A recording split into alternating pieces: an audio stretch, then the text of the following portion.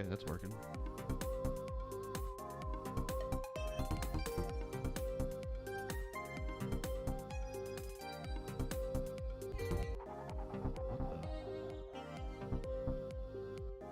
What the what?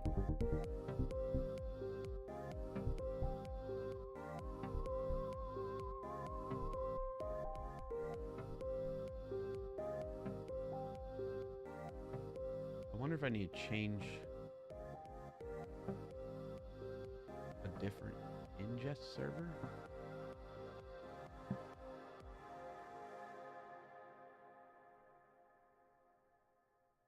Or do they just figure it out based on stream key? I think.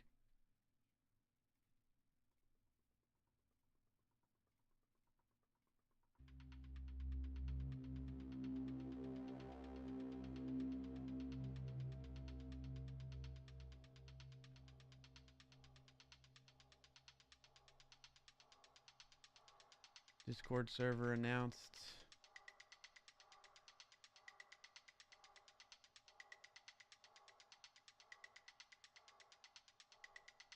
Rename this.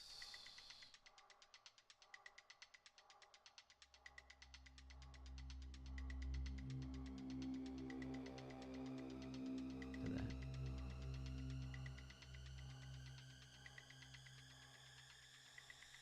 Oh, we got some vertical viewers. Probably myself. Yeah. Oh, yeah.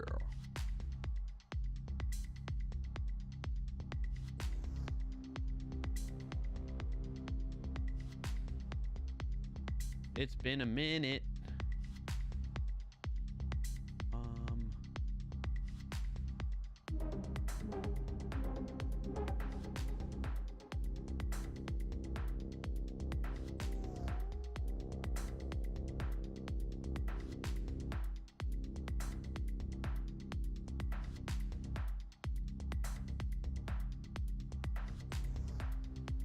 Why can't I shrink this?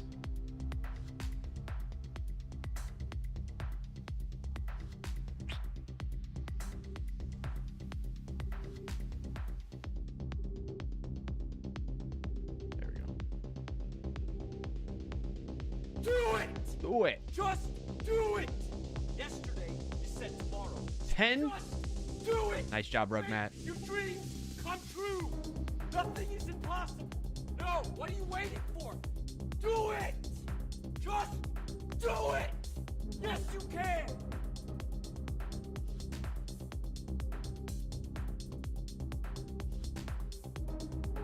All right, we got a lot to speak about. Chat. A lot to catch up on. It's been, what, 2 weeks since we streamed? Oh, I didn't even set up. Oh, Welcome no. and thanks for joining today, clarkio bot. Hey, clarkio bot. So great to have you here. So great. Love having you here, clarkio bot. Huge help. I haven't even set up my cameras. I'm such a noob. Welcome in and thanks for joining today, clarkio. Oh. Hey. Glad to have you here, clarkio. That's me.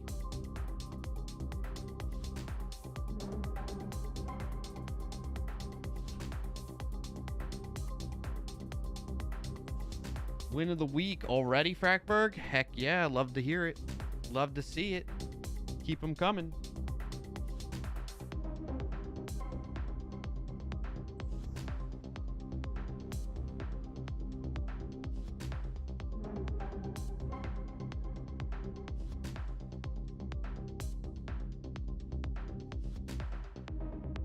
And my office is like a mess.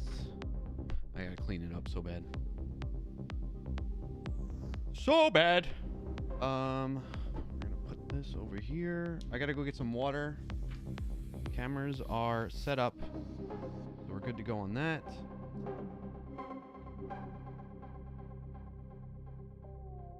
Let me get water and then we'll do the dance.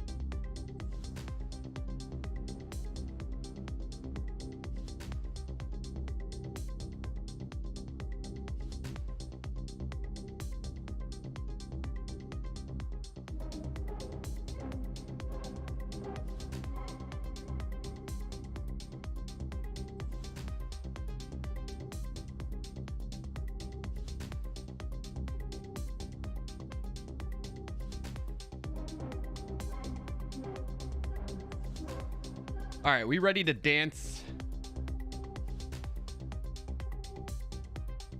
I feel like we are. Welcome in and thanks for joining today Code with CM. Oh, I love to see it. Welcome in, Code with Sean, Frackberg, Rugmat. Good to see familiar names in the chat after so long of being away.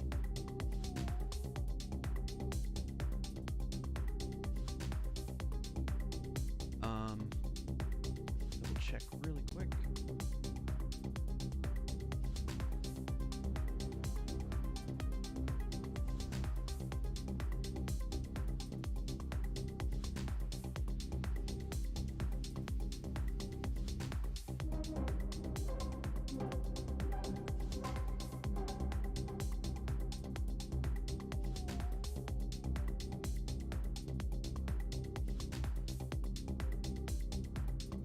Welcome in and thanks for joining today Edward FPE 3.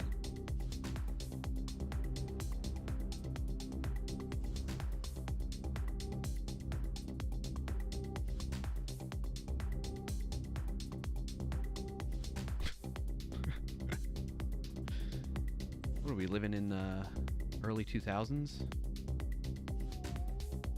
that supposed to be offensive? Gosh, people with these old slurs.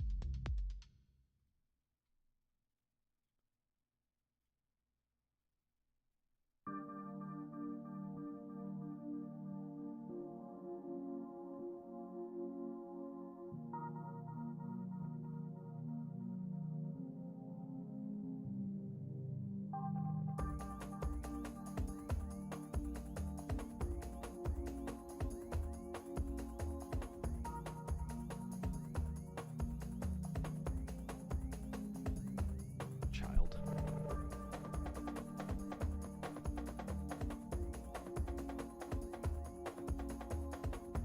Managing multiple chats is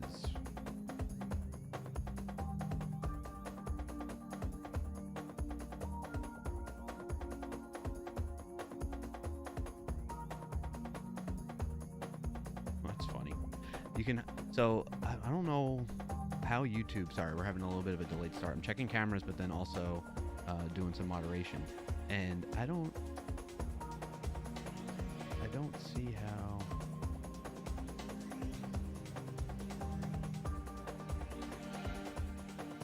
you moderate so much on YouTube.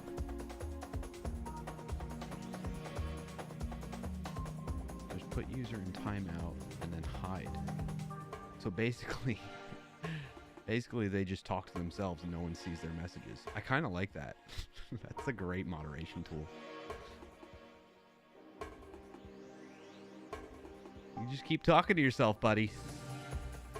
You're basically calling yourself whatever you're gonna call in the chat there. Enjoy your alone time.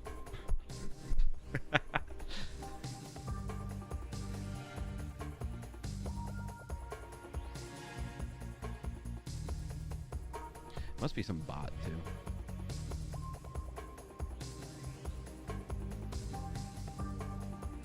Welcome in and thanks for joining today, Susan 21. Oh wow, we're just getting hit with all the bot stuff today, huh?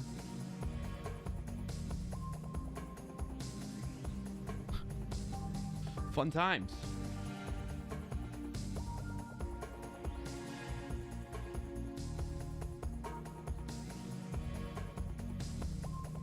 I got it. Actually, StreamerBot actually has great. Oh, there you go. Frackberg, thank you for helping out. I'm realizing I should just go to the StreamerBot chat that I have that handles it.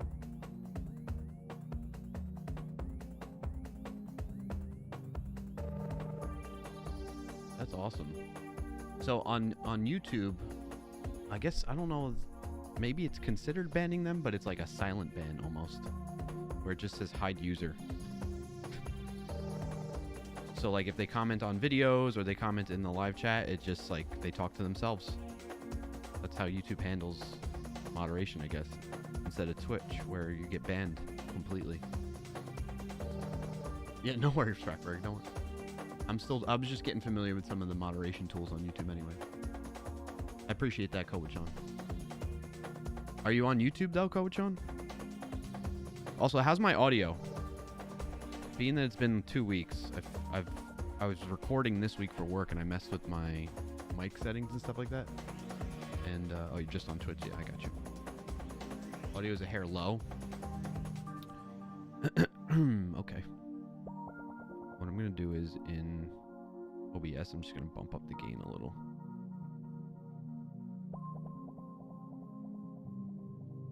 Check 1, 2, testing. Louder, louder, louder. Mic is hair low, mic is fine. Music is fine. Yeah, I'm getting the mic higher. I'm just giving it a little boost. Perfect now. Woo! Hello! Okay. That might be a little loud when I'm talking louder, but I'm normally talking like this anyway. Alright, we'll leave it like that. Alright, cameras are set. We are ready to rock and a roll. Ad is about to start in 5 No, we're not. seconds on Twitch. There's an ad running for 90. Little ad break. Gosh, rusty. I am rusty.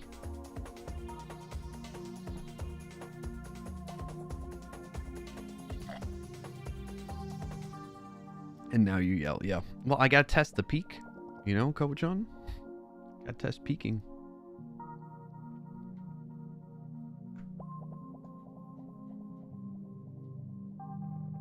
Oh, you're listening from an iPad, Fracky boy. How things going? I guess you probably shared in your win of the week. Hi, I'm new here. First time today, says Kowachon. You're only here for the dance. Gotta go to a meeting. All right. 38 seconds, then we'll do the dance. And we're doing the manuals switching.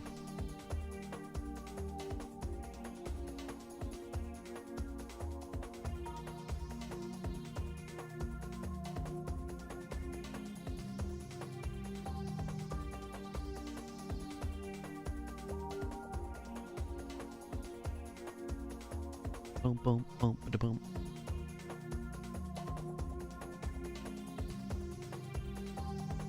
Four, 3, 2, 1. Music is low. For me. Oh! Let's see how this goes.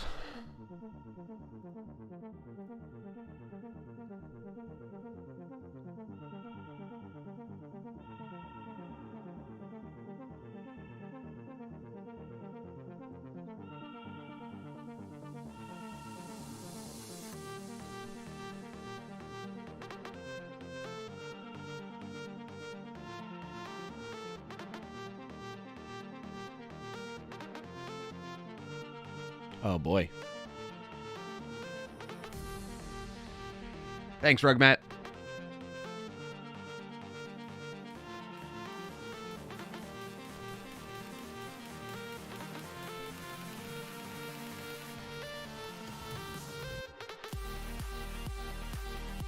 Oh, the GoPro turned off. Turn back on.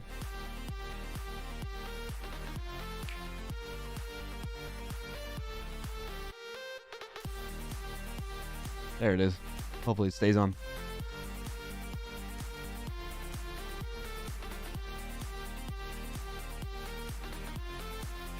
GoPro now, no GoPro.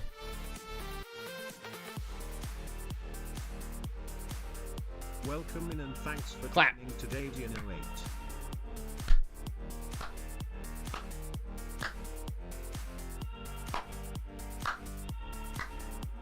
Awkward stairs.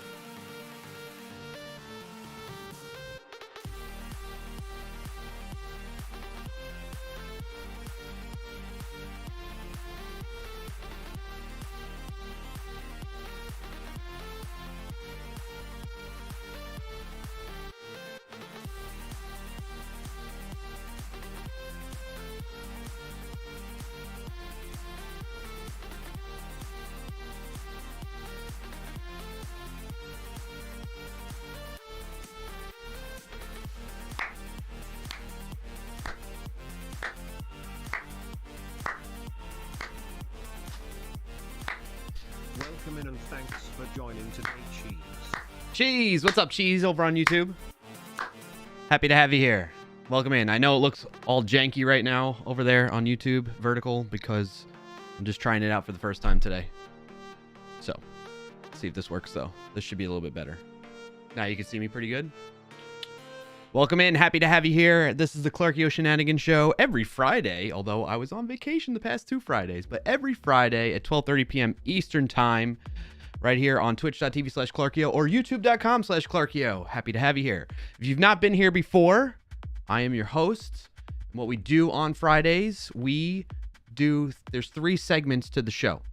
There's the intro opening that you just saw where I do a dance awkwardly.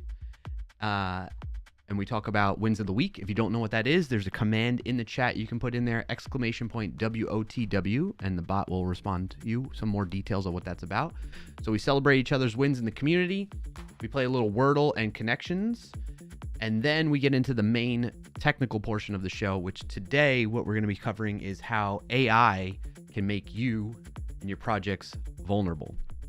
This has been super interesting to me. I've been kind of testing it out this week. And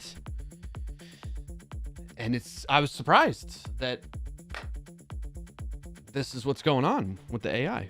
I use AI a lot to help me with coding, and I'm going to continue to. This is not going to stop me, and I'm not trying to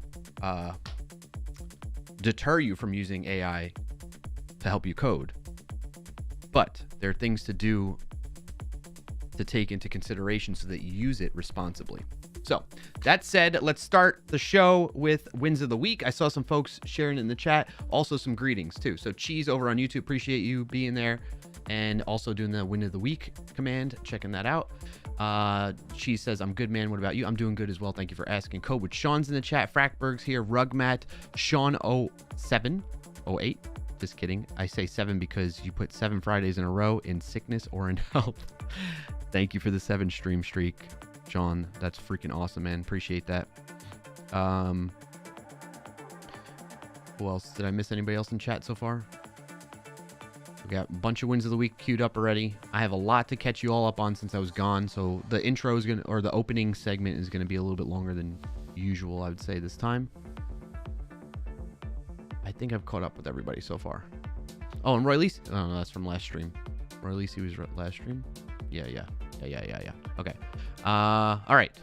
First win of the week I saw was from Frackberg. Win of the week number 1. Frackberg rode 160.72 miles across your state 2 weeks ago.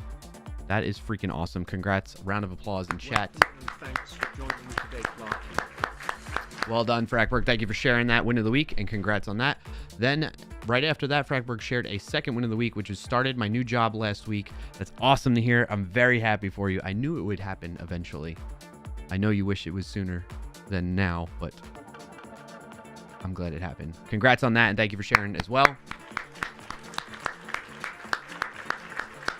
My new old job. Oh, so you went back to the previous job, basically? They finally had something open up? How are things going? You fit right back in? Fastest onboarding ever? Yeah. I could see that. I could see that being the case. Very, very cool to hear. Thank you for sharing again. Coach, on your message from earlier. Hi, I'm new here. First time today. Welcome back.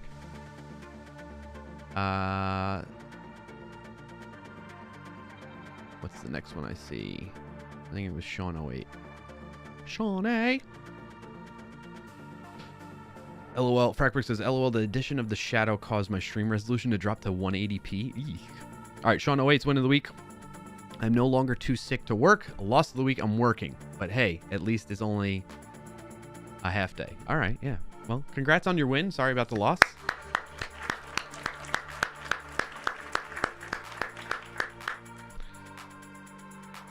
Thank you for sharing, Sean. And thank you for the 7-stream streak. It's awesome. Rugmat, by the way, thank you for all the emotes when we're dancing and stuff like that, man. It keeps me going, keeps me pumped up that, like, I'm not just dancing to blankness, to nothing. You're kind of dancing along with me. I appreciate that. Code Sean, is this another ad but for Dance Studio? No. But I like the way you're thinking. Frackberg says, didn't you get engaged in there too, Sean? He did. So the proposal was over the weekend. Yeah. Frackberg, it's okay having some weird account issues due to former employee. Oh. Okay. All right. If you got more wins of the week, drop them in the chat. Feel free to participate with us. We'll share. It doesn't have to be anything big. It could be small stuff. Like I've talked about my wins where I'm like, I can't think of one. And then I'm like, I had a peanut butter and jelly sandwich today. That's great. Or you had ice cream. I don't know. Whatever brings you joy, you can count on a win for that. Then share it with us if you'd like. But no pressure. If you don't have anything or you don't want to, all good. Just happy to have you here. It's how we want to start off the stream on a positive note, though. So my wins of the week. Why do I sound like I'm peaking? I don't like that sound. Turn the gain down like a little bit on that, but that's not what I'm hearing. What you all hear is not what I hear exactly. Especially now that I added this filter. Do we share our wins of the week here? Yes, Cheese. Go ahead and drop it in the chat if you'd like. I appreciate you asking. All right, so my wins of the week. I was on vacation. And on that vacation, got a lot of family time. My vacation was like 10 days. I left on a Thursday, like a little over 2 weeks ago, and then came back on Sunday. So some wins from the vacation.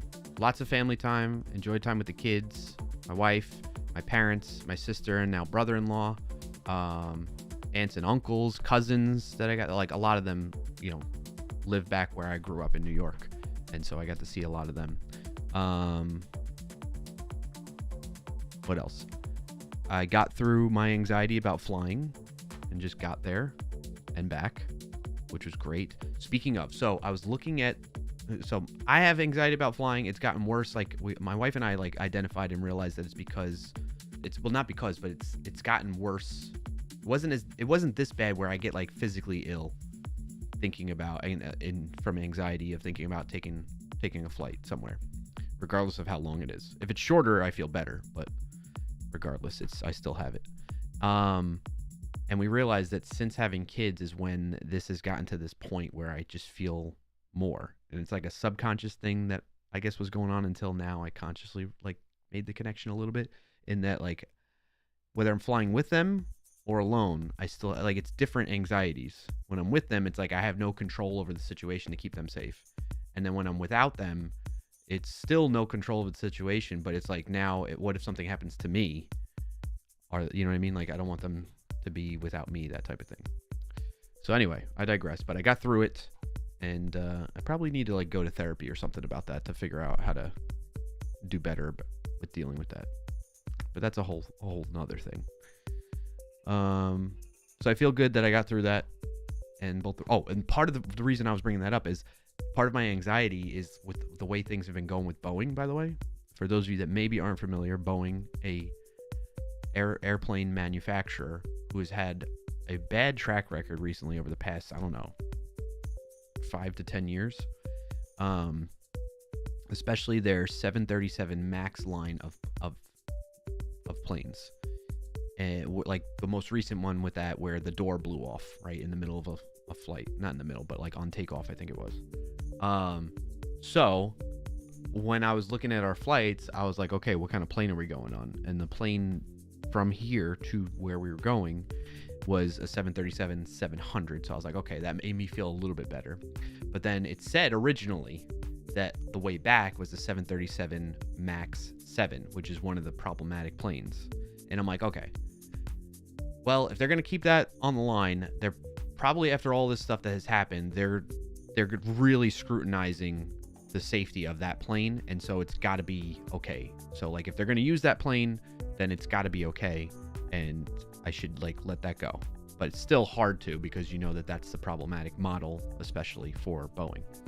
But luckily enough, I don't know if it was just like a blessing or whatever, but when we got to the day of coming back and we got to the airport, I was checking the flight information and stuff like that, and it said it was 737-800 model, so it switched out, so we weren't even on the, so that really took like a huge weight off my shoulders, off my mind really.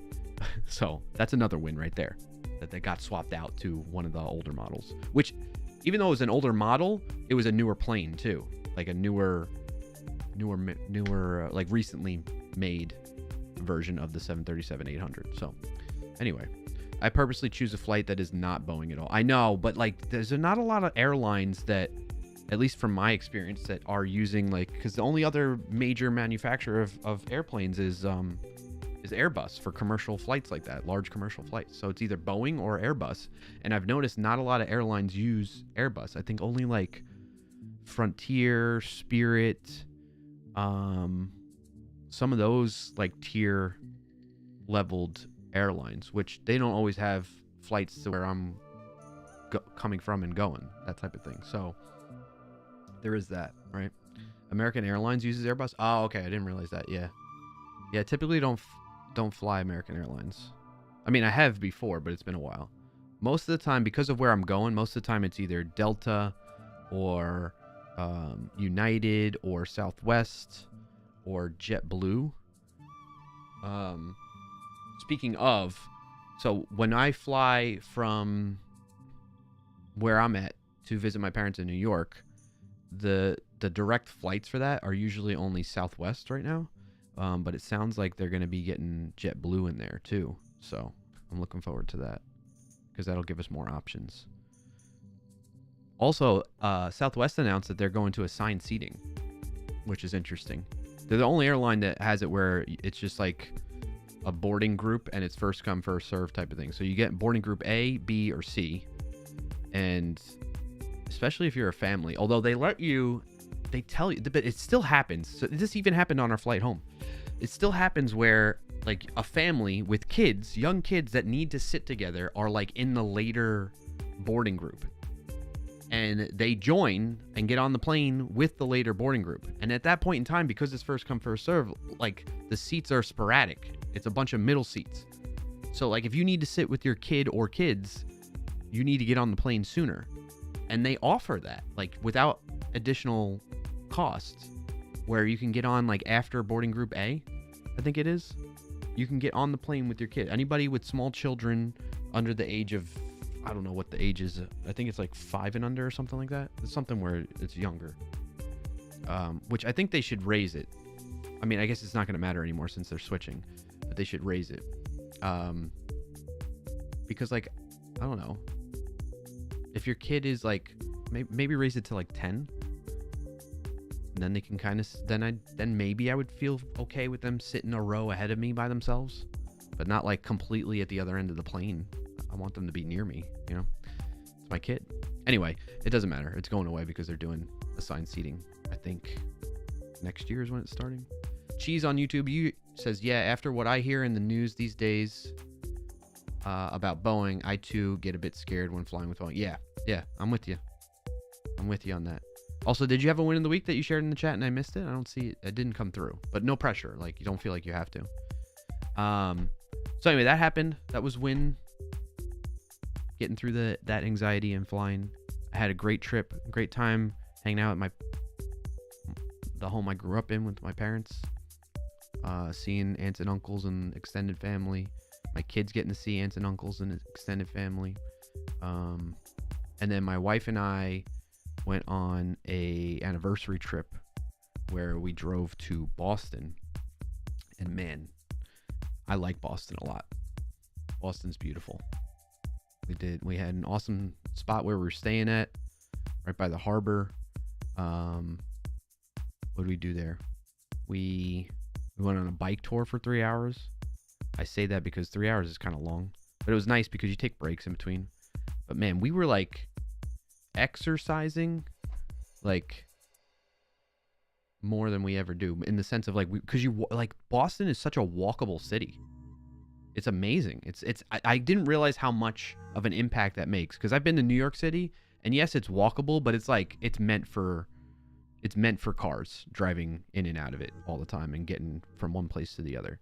Boston is meant for people walking, biking, taking the subway, and like, you know, mass transit type of approaches versus driving a car individually.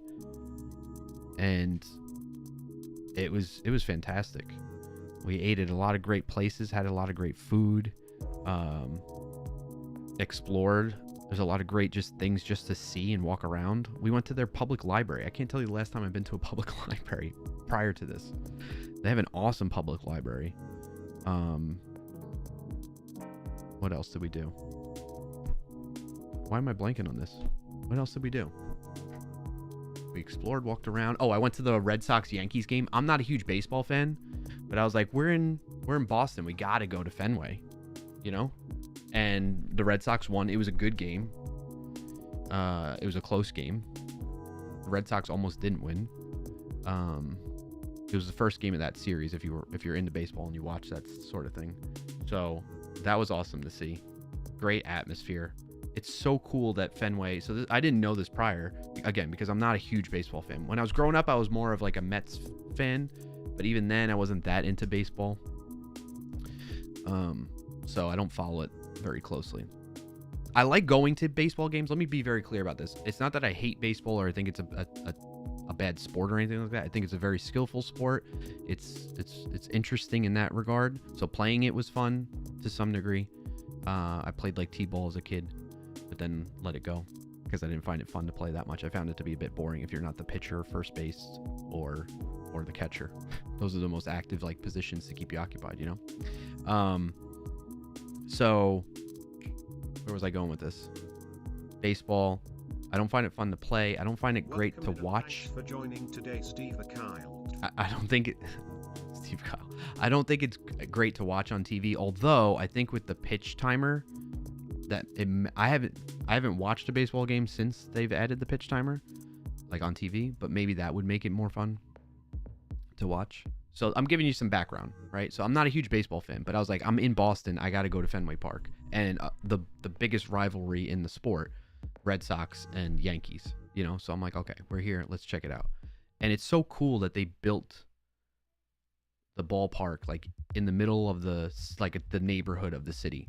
Instead of there being like just this massive parking lot, just concrete everywhere type of thing, it was like a really better, different atmosphere than what I've experienced in the past going to any sporting event, really, where it's built around the neighborhood. And we got the genuine, authentic experience. We took the subway from where we were staying to get to the game with everybody else that's going to the game. So it's like everybody's talking about it or whatever. It was really fun, cool experience. Frackberg says Clarkio hates baseball. Confirmed. I don't hate it. I just don't find it as. I don't like it as much as I do other sports. It's pretty low on the list in terms of like my interest and like of it.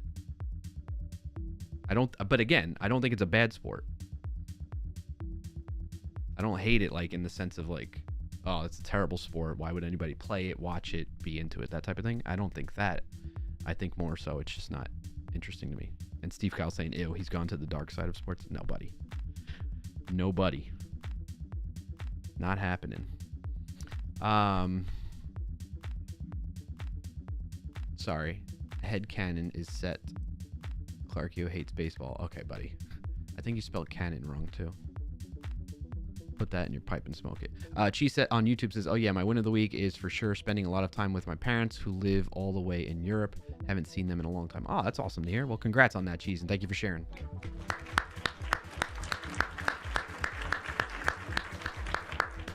Appreciate you being here. Did you sit in the Green Monster? No, we ended up sitting like near, like just off to the side of home plate in one of the upper deck areas because I was like, I don't know. I just figured that was a good spot. I looked into the Green Monster area. Part of my thing was I didn't want to get like fried in the sun. So I picked on the side that would be like in the shade too. So there was that going on. I asked a lot of people that are friends or past coworkers, stuff like that, because a lot of people that work at Sneak, we have a headquarters in Boston too. So I was reaching out to them saying, hey, I'm planning on going to the game. Where should I sit type of thing. So it was a lot of advice from those folks too, guiding me on that decision. So, but the Green Monster was cool. Like looking at it. Oh, good to know for future, Sean. Yeah, I don't think the Green Monster is a bad spot to sit. I think you can enjoy the game.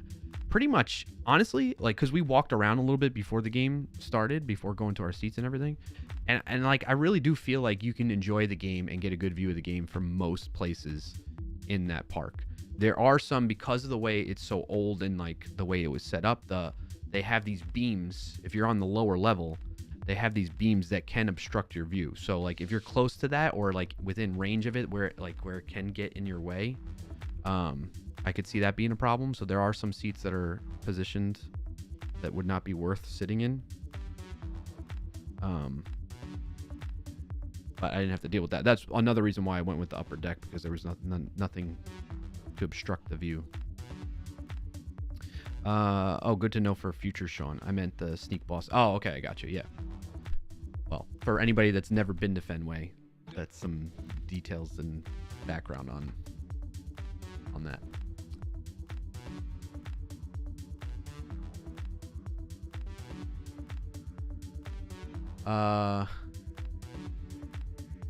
Frackberg says, buried the lead there, sir. Happy anniversary. Thank you. It's not exactly the anniversary. You all know I keep shit private. So, but this was like a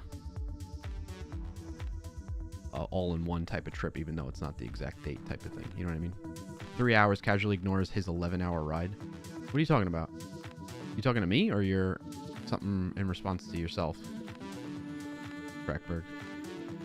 Sean says, oh, I have a great song for you that I'll send via Discord since I know you won't listen on stream. Okay. Did you already message it to me? Okay, I see. Yeah, I'll leave that up as unread for now. Otherwise, I'll forget. Catching up on some more chat here. Your 3-hour bike tour versus Frackberg's 11-hour bike ride. Oh, yes. I know. All right, listen. But you bike ride like weekly, daily, Frackberg.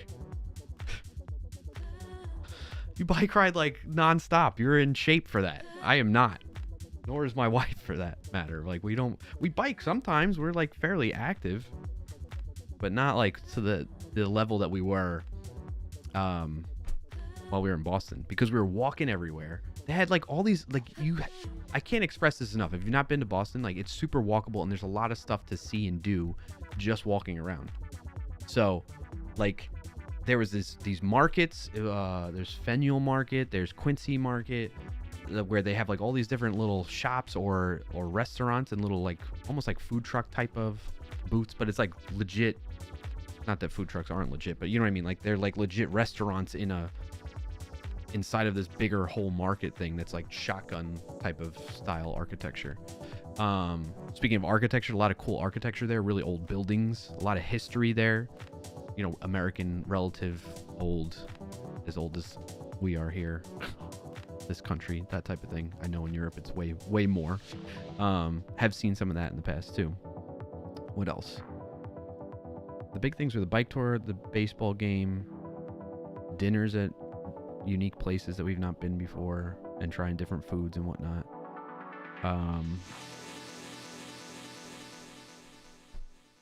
We didn't go out on the water at all. Isn't St. Augustine older? Maybe, probably. I don't know. Older than Boston? Sure. I don't know for sure either way. But Boston's got a lot of history. I've been to St. Augustine's too. I think, what was it? The first time was like a couple years ago, I want to say. Oddly enough. I can't think of what else we did. Why am I blanking on this right now? Is that because of the beer? Is what because of the beer, Steve Kyle? Listening to the pronunciation kills me a little. It's pronounced Quincy. Is it really, Sean? Wait, Sean, you're on the West Coast. You're really? Oh, not remembering? Is it because of the beer? Like, you think I've been drinking beer, Steve Kyle? I kind of actually speaking of that, Steve Kyle, since you and I have that history of like chasing craft beers. Oh, while in Boston. Oh, that's not why we went, but yeah. Oh, why I forget. No, no. Okay, I'm making wow brain catch up brain. I see what you're saying, Steve Kyle. We didn't go to this. I've heard things about the Sam Adams Brewery. Just thinking of one brewery in Boston. Speaking of beer, I know. I hear you. Jeez is right, Steve Kyle. I've heard of friends that have gone to Boston and checked out the Sam Adams Brewery, which is like kind of out of the way. And they were like, it was not a big deal. And I'm like, you know, we've been to a lot of breweries before, and I've gotten tours and stuff like that. The ones, like, the one thing that would interest me, but it sounds like this is not the case, is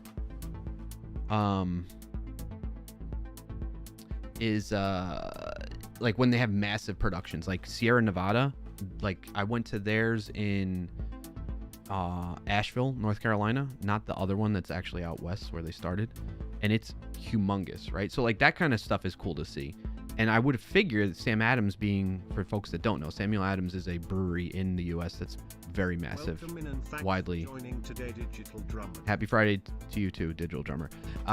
So you would think, but I think it's because it's their original brewery or something. I don't know. Anyway, people were saying it's not that impressive, so we're like, I don't really care. Plus, where we were in the north end of Boston by the harbor and everything, they had like a little Sam Adams kind of mini brewery thing there, which was really cool setup. It was like outside. The weather, that was the other part of it. The weather coming from Florida to there, the weather was awesome. Like everybody else, we were actually kind of chilly. We would wear sweatshirts at times too, believe it or not. So, Bald Bearded Builder over on YouTube. Dude, are you using the new ATEM multi-stream thing? Yes, I switched to that from whatever I was using before. What I was doing before was I was using the ATEM vertical streaming tool, but in not vertical format, in horizontal format, to stream to both Twitch and YouTube at the same time. Now I'm using the multi-stream to stream to Twitch and YouTube at the same time in the horizontal normal mode. And then I have a third one that streams to YouTube vertical that I'm just testing out today. And so it's bringing in people like you right now. I see you in there. And Cheese. Speaking of Cheese, Cheese says, I'm watching you while coding a Discord bot. LOL. Nice. Awesome. Keep it up. Appreciate you watching. It's an auto. The bot you're building is an automod bot. Basically, if you say the R word or any offensive language, it'll automatically delete the message and alert an administrator about it, and it'll warn you. Nice. That's awesome. Good project. Settings are wrong. You're sending vertical only to YouTube. On the third one. Yes. So YouTube's getting, there's two separate streams. If you go to the youtube.com/clarkio, you'll see the horizontal one and a vertical one. Yep. Chi says, I feel like horizontal streaming is better than vertical streaming is better than horizontal. I think so, at least the way YouTube's pushing things. From what I can tell as a user of YouTube, they tend to, as part of YouTube Shorts, they push a vertical stream in there. So that's why I wanted to test it. Well, one of the reasons why I wanted to test it out. Steve Kyle says, I heard that one in Asheville is a whole compound. Yes, it's crazy. It's a crazy, massive setup, Steve Kyle. Definitely. I mean, Asheville in general, as I'm sure you already know, but for folks that don't know, Asheville, North Carolina is like the mecca of craft beer. There's like a ton of breweries there, really well-known breweries, but some smaller ones that all produce great beer. What I was getting at about that, Steve Kyle, is I don't know about you, but I haven't been as into trying new beers as we used to be, man. I still have a ton of that beer sitting in the fridge. Like, you know, the bottles that we would go to like beer shares. And that stuff's like, I don't know, 10 years old. I don't know if it's good anymore. You know? Definitely not into most of craft beer. Yeah. I've kind of gotten out of it. Drinking in general is meh after. Exactly. It's crazy how that does that to you, huh? Sean Away says, as a viewer, screw vertical streams. Fair enough. Still have the Clarkio After Darkio beers? No, I don't have those. I don't have beers like that. But I still have the tall, like, you know, like the 750 milliliter type bottles that you get at like special craft beer releases and stuff like that. Like, I still have a bunch of those sitting in the fridge in my garage. Yeah, throwback, exactly. Beer and game night, bag night. Clarkio After Darkio. Those were the days, man. Those were the days. What else did I miss in chat? Also, Triple B, by the way, thank you for the comment on the last Sneak video, which reminds me, shout out to Sneak. I usually start off the stream that way, but shout out to Sneak. Thank you, JT. I'll get to that in a second. Shout out to Sneak, who makes this stream possible by enabling me to stream on Fridays during my work hours. Not sponsored by them or anything like that, or endorsed. All this is me. So, what's the official word to say? What's up, JT? Good to see you, buddy. Schmerple, right back at you. What's the official way you say it? Opinions and comments are my own and not on behalf of my employer or something like that. Anyway, shout out to Sneak. Thank you for making this possible. And speaking of them, we had a new, because I've been working on the YouTube channel for Sneak, creating content there. We had a new video out that is related to what we're going to cover today, which is using AI coding tools and seeing how they can make your code and projects insecure. JT, thank you so much for the 53 months resub, buddy. Appreciate that. Also, Coach Sean, thank you again. I forget if I mentioned it earlier, looking at all my activity feed. Thank you for the 3 stream streak. You've had the pleasure of having me in 3 streams in a row. Yes, that is true. And Rugmat with the 10 stream streak earlier. Appreciate that. Thank you for the snooze. We got an ad starting in about 3 minutes. In the words of Corey Hurricane Weathers, just paying the bills. Yes. Good words, Corey Weathers. Good dude right there. What else am I missing in chat? I think that's about it. We've been talking about wins for a while. So yeah, lots of family time. I went golfing while I was in New York with my brother-in-law, which was a little bit scary because the course we went on, the holes were kind of close to each other and it was pretty open. And so a lot of times people will be hitting balls like right in your direction. There was one time one landed like within 10 feet of me. And I was just like, and there was no one yelled for or anything like that you would expect. And I just looked at them and I was like, I just put my hands up like, what are you doing? At least give me a heads up, you know? So, anyway, still loving golf. I'm itching to go again since being back home. And, I don't know, maybe this week. We'll see. I think that's about it. And then the other win is with work that I wrote down was like, I've been just experimenting and learning how to use different AI coding tools outside of GitHub Copilot, which I'm realizing are free, and I could stop paying for GitHub Copilot like a knucklehead, because you're getting just as good results in terms of just code in general. But yeah, I digress. All right, that's enough of that. We're done. If you have more wins of the week, drop them in the chat. If you're not familiar with it, ! WOTW. We dedicate the beginning portion of this stream, especially when And thanks for joining today, Royalies. especially when I've been gone for a while like this. So you get. Oh, that was the other thing we did. I went and saw the Sneak offices in Boston because we were close enough. So we went and walked there. So I got to see a lot of people in person, a lot of my leadership team in person in the office. And they're like, what are you doing here on vacation? I'm like, I don't come here or travel that much. So, and we were like a 15 to 20 minute walk away or something like that. So they were like, oh, okay, that makes sense. So they showed me around the office and everything. I got some new swag. I got a new Sneak hat that actually has the Sneak logo. Well, the name on the back, and then our newer like logo styling thing that they did with the merch. It's really nice. I like it. And I'm wearing them in the videos now. So there you have it. I got more swag. I love swag. Also, I got this. The Sick Pick shirt from Syntax. I didn't really like their other one. The race car, NASCAR one. That's something where I'm like, NASCAR is pretty, I don't know. I'm gonna probably annoy some people, but I think NASCAR is kind of a silly sport. I think it takes skill to do that driving, but I think it's a silly sport to get into and find entertaining. I just personally struggle with that. Like, I just don't see it. I'm glad your leadership yelled at you for showing up at the office on your vacation. I know, me too. But the funny thing is that the same leadership that was saying, the folks, was it the same person? Anyway, in the same moment though, like while I was there, someone said that, and then someone else started talking to me about work, and it was really quick and brief. It was fine. It was not a big deal, but it was funny. They were like, oh, you're here? We were just talking about the videos and stuff, so let's talk to you about it. And then my wife's with me, and I'm like, all right, we need to get going. She doesn't want to sit here listening to me talk about work in the office. So yeah, that was cool.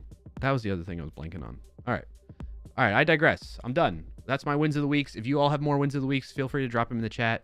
They are welcome. So next up, we have Wordell. See if this all works. Oh wow, that's an interesting transition view on vertical.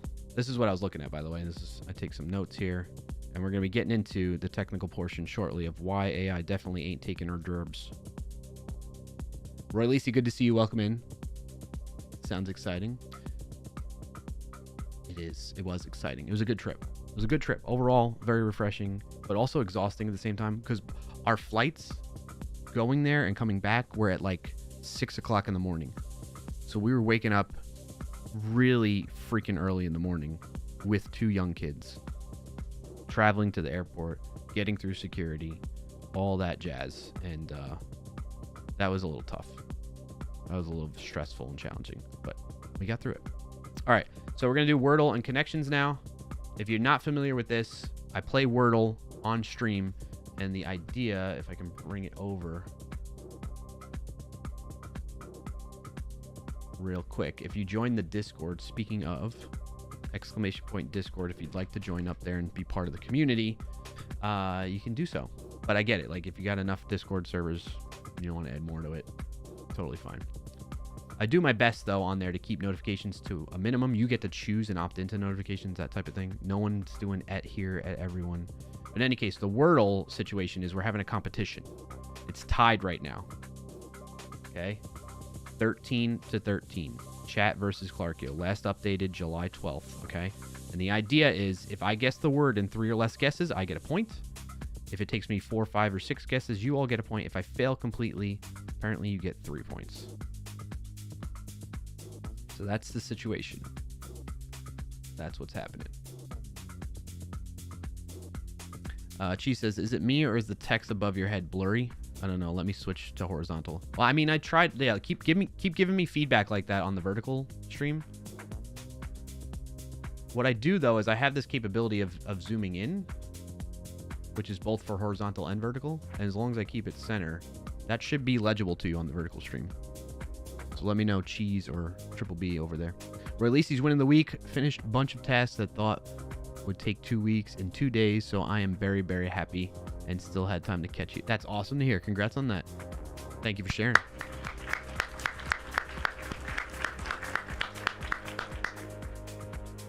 Okay. All right, time for some Wordle. Ah, my eyes. All right, as always, we start with farts. Ooh, okay, good start, good start. We know it starts with an F. And there's an A somewhere. Is it like fault? No, not fault, because there's no T.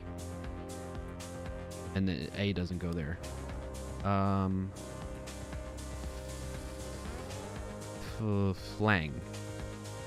Flang.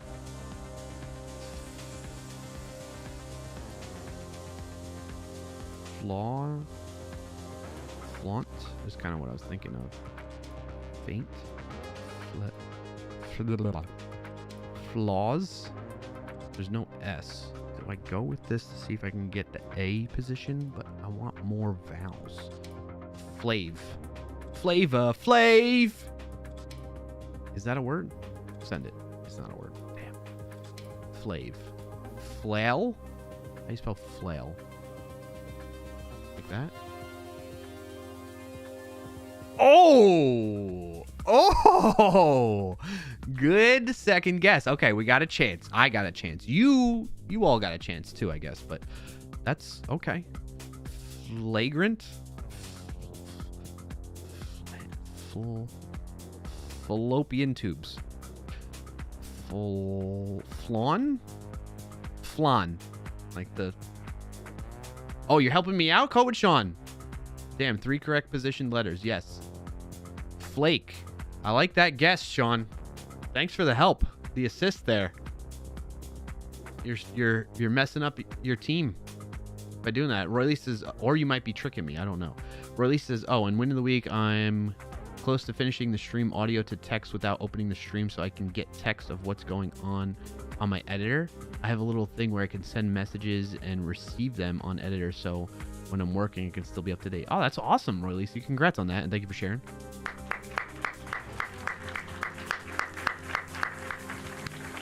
Coach Jones says, oh, should I not? Don't. Rugrat's calling you out. Are you Team Clarkio or Team Chat? Yeah, so Coach Sean, it's me. To start in 5 oh, we'll pause for a second. seconds on Twitch. Pause for a second. Pause for a second. Unless you're watching on YouTube. For 90. If you're watching on YouTube, you don't get ads. Or I mean, I shouldn't say YouTube, because then Twitch is probably gonna, I don't know what they're gonna do.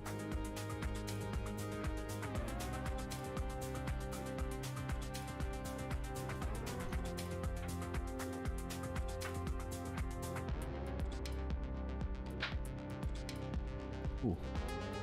You know, like eat something.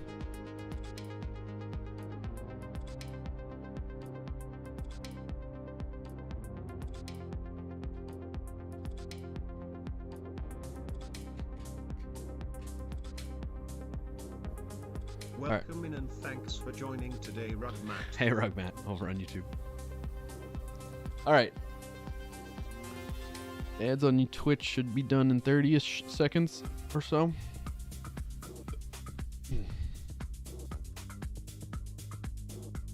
I just spilled water.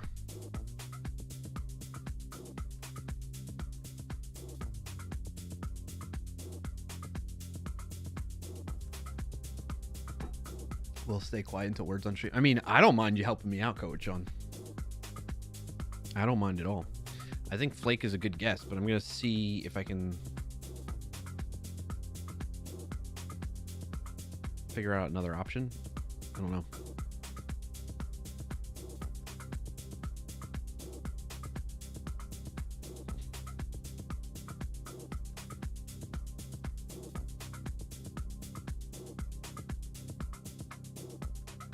Yeah, I don't know if zoom in's better on vertical. I'm looking at my vertical canvas. See what's going on there. You know what I want to do is, like, I want to, you know how I am zooming in, by the way, like this? It's with like a OBS script.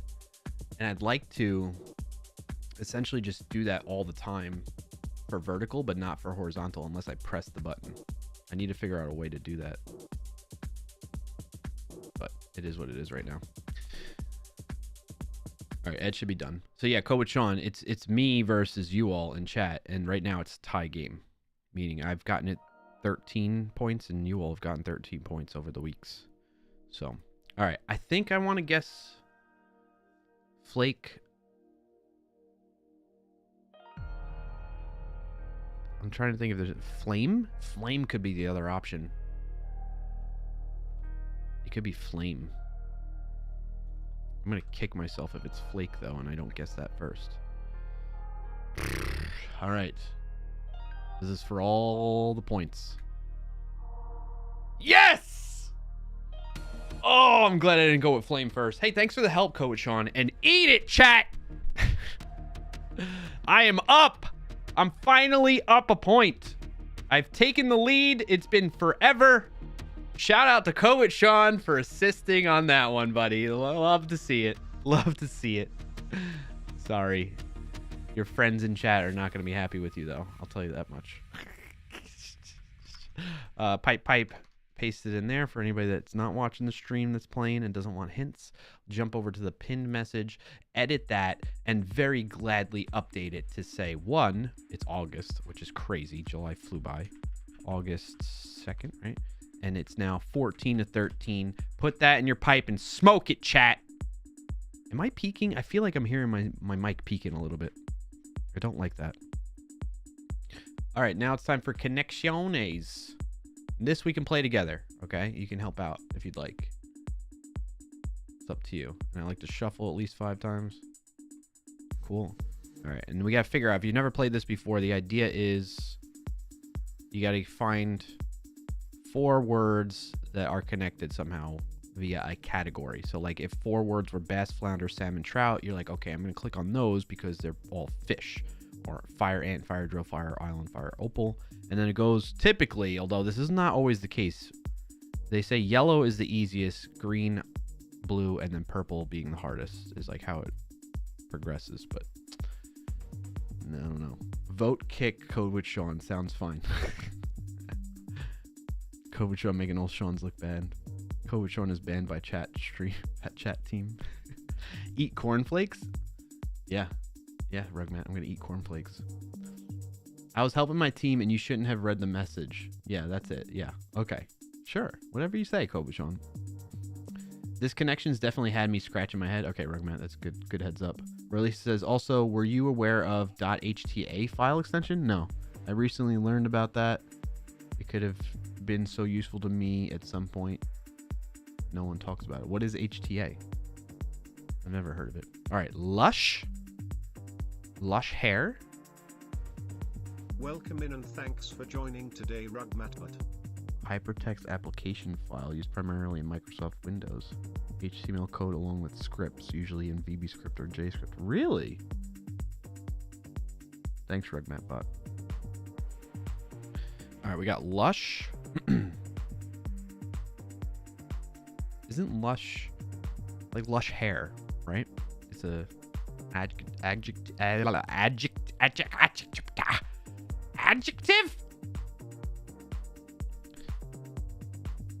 But it could be like, what's a lush? Like if you get drunk, right?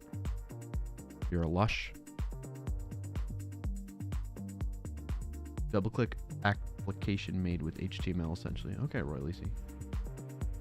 Windows has a runner opens real window with that HTML. Okay, interesting. Scratch. Possessive. Direct. Present. Try. Try. Sample. Them hair in front looks so luscious. Yes. Oh, wait. Oh, luscious is spelled L-U-S-C, right? Essentially electron before there was electron by the sounds of it. Yeah. JT has a suggestion on this. JT says spin, mix, sample, something to do with music or DJing. Oh, okay. And scratch, right? You scratch. Yeah, that's probably it. Nice. Good work, team. Good work, JT, working together on that one. I meant your hair, you silly head. Oh. My hair? My beard? Thank you. I was talking to my youngest the other day, and because we were looking at like wedding pictures of me and my wife, and I didn't have a beard then when I got married. And she was like, "Where'd your beard go?" And I'm like, "I didn't have one." I said, "Do you want me to get rid of my beard?" And she goes, "No." I was like, "What if I wanted to?" "No." It's like, okay, I won't do that. Possessive, direct, strain, nauseous. Nauseous, jealous. I don't know. No taxation without representation. Can you tell I was in Boston recently? Ecological. Test. Try. Test. Try. No. Possessive, irregular, present. Types of verbs. Maybe. Direct. I'll try it. I'll send it. JT. Oh, wow. Adjectives used in grammar. Nice job, JT. You're on a roll, buddy. All right. Now we're down to... See, this is what I'm saying. Like, yellow should have been the easiest, but we haven't even gotten yellow yet.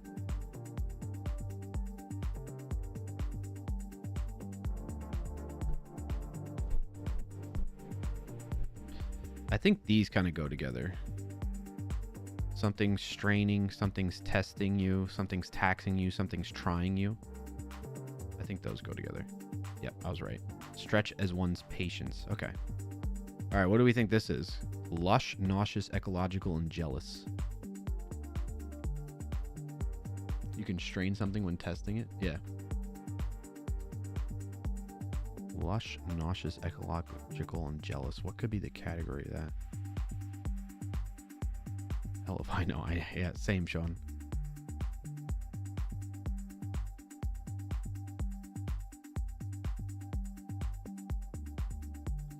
I was thinking maybe like the way the words sound, like lush, nauseous, jealous. Love. Love makes you lush. Love is ecological. Love can make you jealous and nauseous. Yeah, maybe. It says emotions. I'm gonna slap someone. It might be emotions. Emotional things. What green might mean? I could see lush meaning green. Nauseous. I don't know about ecological. Like meaning like financially like ecological? Maybe. These are a bit of a stretch. Jealous makes you green and ecological. Lush, sure, like lush green, right? Nauseous, green, because you're going to throw up. The ecology, like tree. Oh, like trees and stuff. Okay. I'm thinking economical, not ecological. Okay. All right. I don't know about jealous, though. I don't know about jealous. All right, share these results in the Discord. Again, folks, if you want to join up in the Discord, exclamation point green with NB. Oh, yeah. Exclamation point Discord for the link, or go to clarkio.com/Discord for access to that. Chat help. All right. We have a connections channel in there. All right, so I can wrap up and do like a quick, not wrap up the stream, but like I can see myself doing the technical portion pretty quickly to demonstrate to you all why AI is not going to take your job. So do we want to play words on stream, or do you want me to jump into demonstrating why AI is not going to take your job? What do you want to do first, chat? It's up to you, because we're doing pretty good on time. I mean, we technically started actually the stream at like 12:45, so we did all the catching up, wins of the week, Wordle, connections in about an hour. I'm happy about that.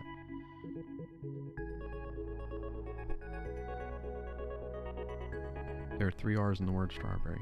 Oh, silly GPT. You were supposed to get it wrong. Oh, really? Here, let me demonstrate. Yeah. Why, does it normally say it's got a different number of R's in strawberry?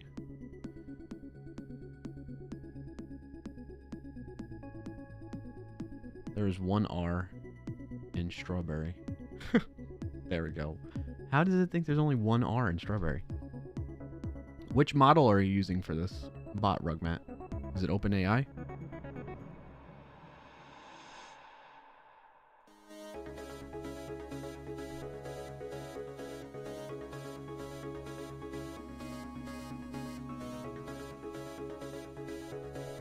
Because it's not thinking / counting. GPT-4o mini, yes. Okay. All right, let's play a little words on stream.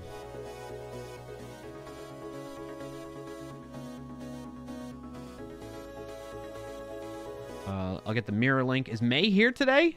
Or is May missing the stream? No way, May's missing stream. May is probably on like a huge streak. Did the Discord notification go off? Because that's usually how May gets in here. Yeah, it went off.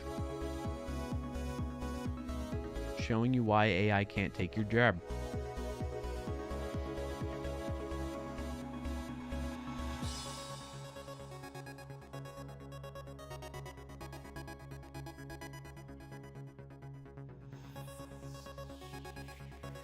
What was that?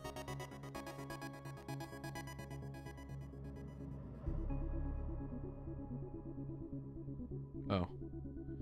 I got a notification from Twitch. I was like, what is this? It said featured clips permission changes. I was like, oh, I didn't do anything. But it looks like CM Griffin granted me permissions to feature clips on their channel. Okay, that's cool. Thanks, Chris. Appreciate you trusting me with that. Did I drop the mirror link? Yes. All right, that's my cue to get a shower / brush my teeth and such. All right, Sean. Enjoy all that. 20 streak, Roy Lisi. Jerb. Today, 21. I wonder, Rugmat, does your GPT keep history of what you ask it? Say, I ask it to always put the time in front of it. Will it forever do that? Oh, maybe. Let me switch sides here.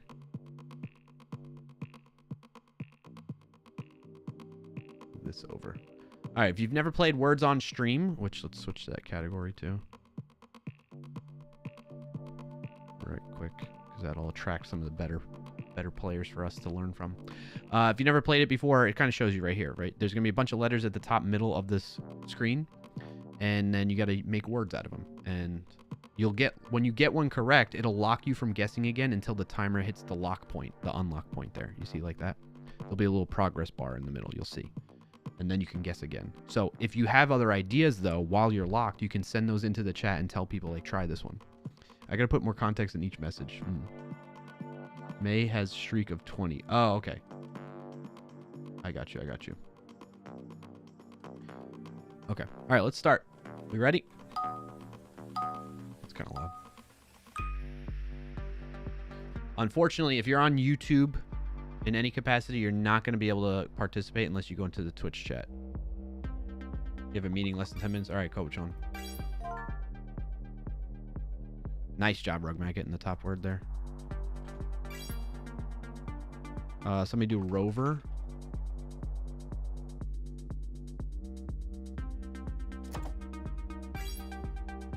Rover. Viewer. Nice, I got that one. Somebody do rover yet? Oh, there's not 2 R's. You can't do rover. What am I saying? Wove.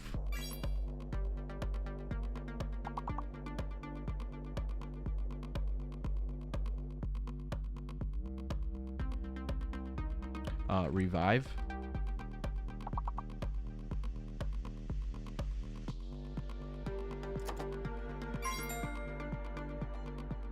Rewove.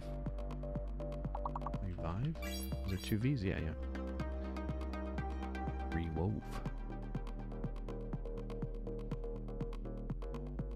I'm doing great, chat. Great job on this first round.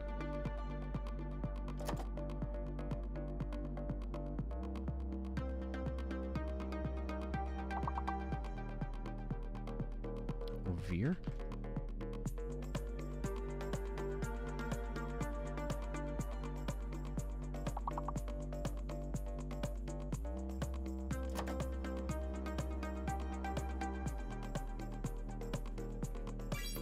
Rove. War.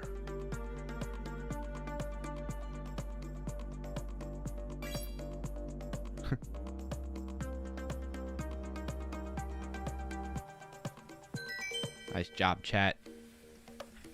Skipping 2 levels.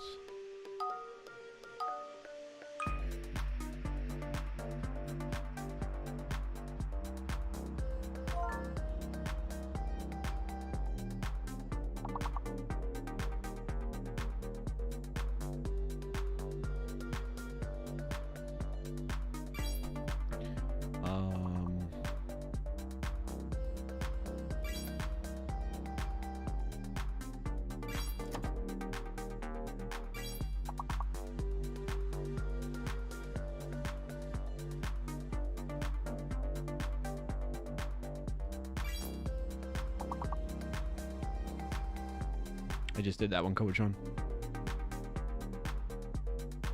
Oh, earn.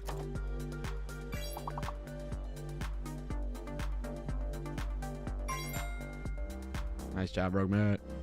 Manure.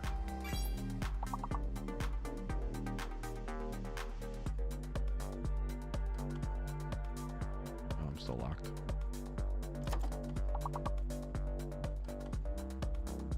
I've seen mane in way too many games. I still don't know what it means. Like lion's mane, right? Isn't that how you spell it?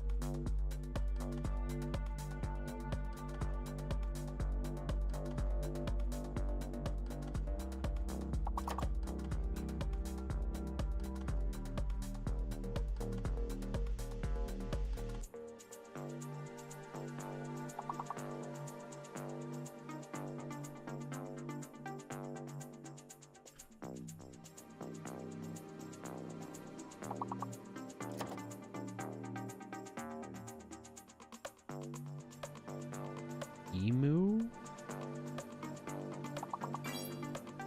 Amen.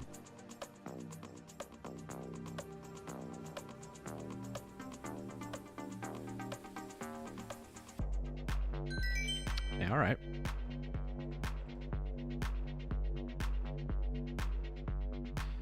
All right, good job, Coach Sean, Roy Lisi, Rugmat Bot. Rugmat Bot got a word?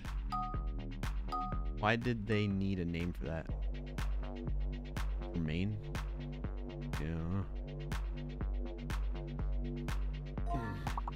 Dang, Rugmat. So we do cuff.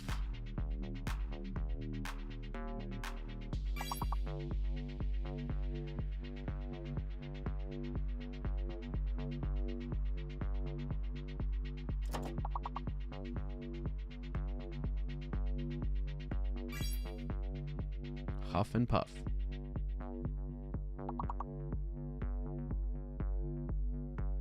Chuff? Okay. Duff, I think, maybe? Yep. Chaff.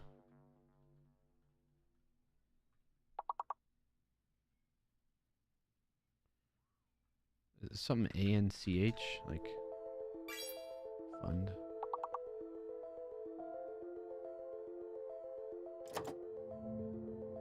Fawn? Fawn. Damn, I've never seen one of these games having more letters than the biggest word.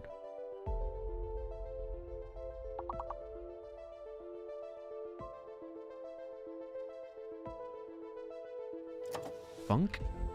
Oh, it's gotta be C. Alphabetically before cuff. Calf? Calf? Chaff? Chuff?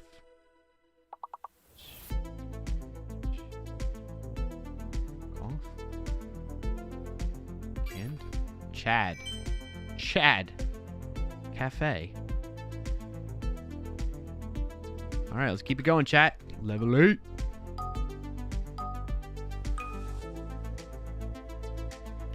Bagel. There's a fake letter there. Huh? Bear. Care.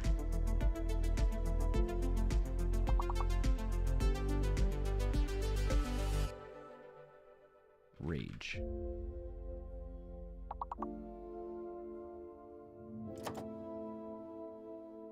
Rice. Oh, you got me. Oh, I had an extra C in there. Nice job, Roy Lisi. Okay, we know rice is in there. R-I-C-E. What's the fake letter? This music's intense for this moment. Welcome in and thanks for joining today, Colfon 105. What's up, Colfon?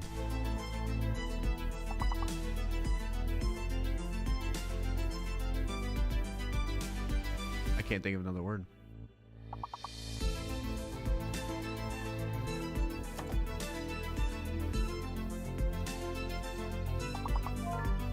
Iceberg.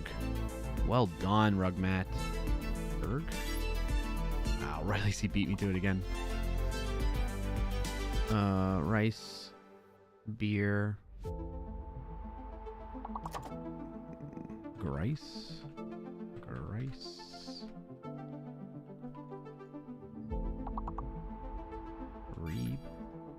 Brie. Good guess, good guess. Brie?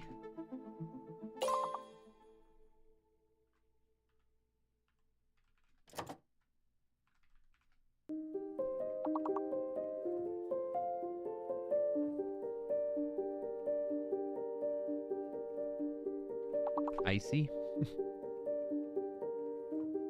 Oh no.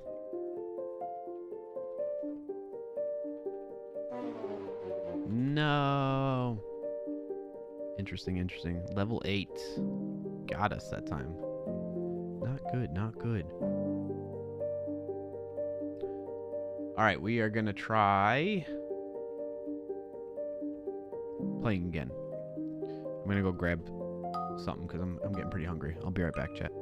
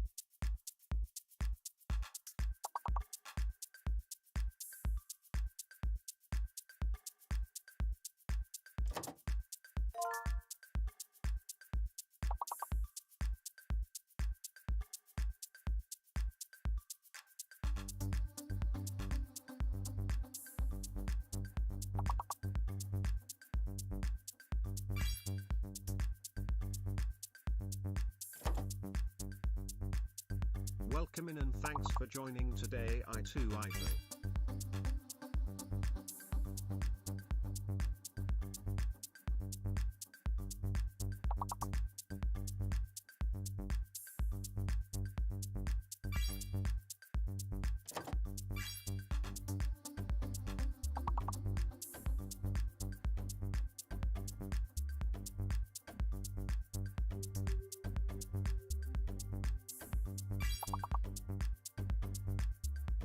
All right, I got some lunch, so perfect timing. What's up, rival? I bet AI would win words on stream. You probably can build something like that, but it certainly ain't taking your job. I'm going to show you why once I'm done with my lunch.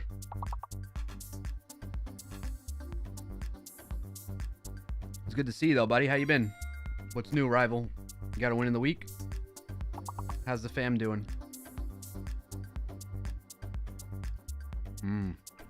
I grilled a London broil. I'm having leftovers. I grilled a London broil for dinner last night, and I'm having leftovers of it for lunch.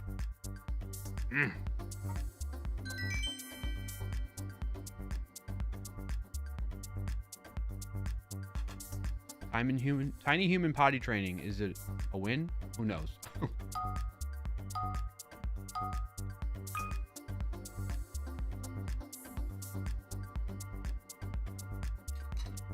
You'll get through it.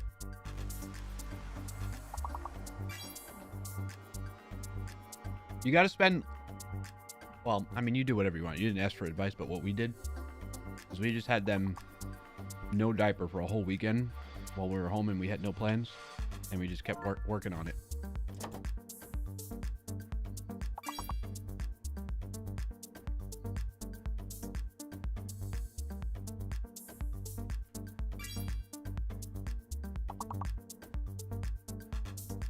You people and your tiny humans, yeah. Oh, speaking of tiny humans and not wanting to make any more tiny humans, that's happening next week for me. The old snip. I had a dream about it, and it made me all freaked out and nervous. What age were what? My kids? I don't share that. I'll talk to you privately, rival, but I'm not gonna share it on stream.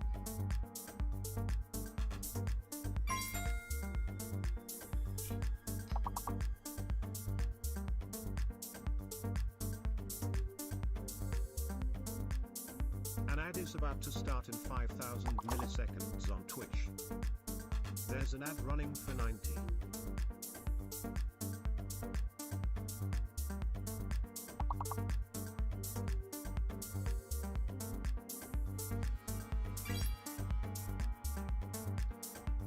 Everything will go great, thanks, Sean. Or at least is what you mean, snip. I mean, like, it's a procedure you have done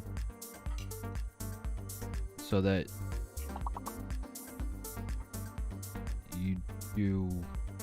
it's like male birth control. Put it that way.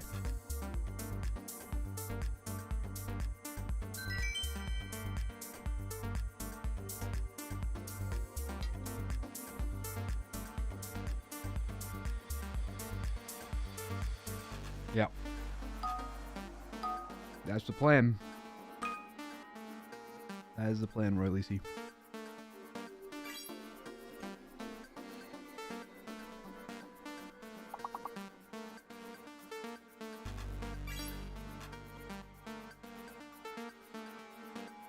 Oh, I know the big word. It's knockout. Yep, there it is, Sean. Any particular reason that is necessary? It's not necessary. It's just a choice. Okay, never mind. I won't ask about that. No, I don't mind. It's not necessary. It is a bit personal, I would say, but what can I say that I feel comfortable saying without... Because it's getting into, like, you know, personal relationship reasons and stuff like that, you know what I mean?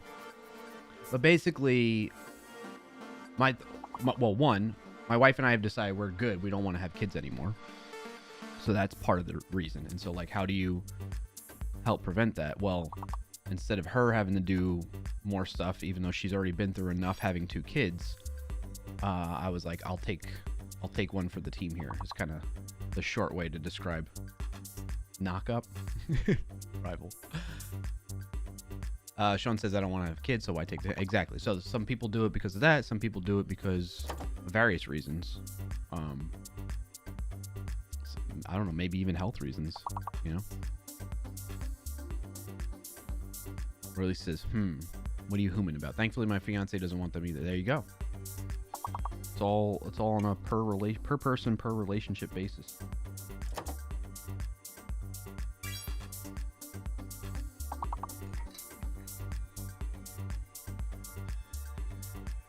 Yeah, you just drop answers in the chat, rival. Use the letters on the screen, and then you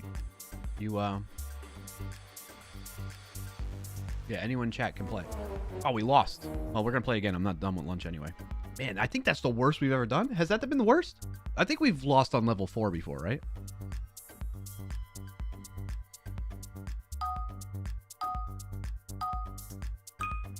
So, Rival, all you have to do is just, like, type in your answers into the chat.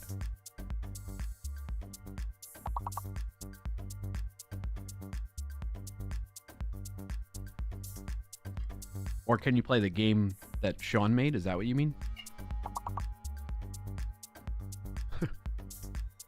Okay, I got your Rival.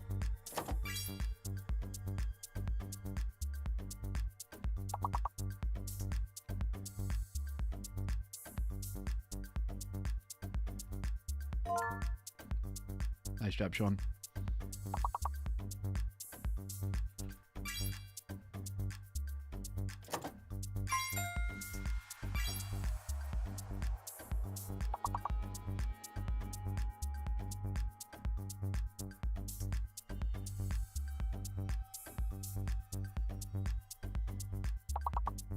Yeah, I do.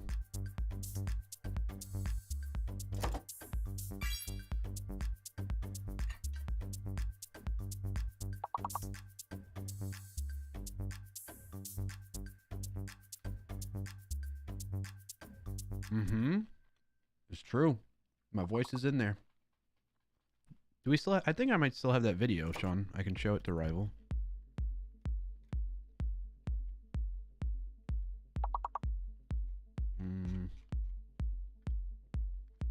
Or we have a clip of it? I don't know. I don't have it handy right now, but if you do, Sean, feel free to share it in the chat.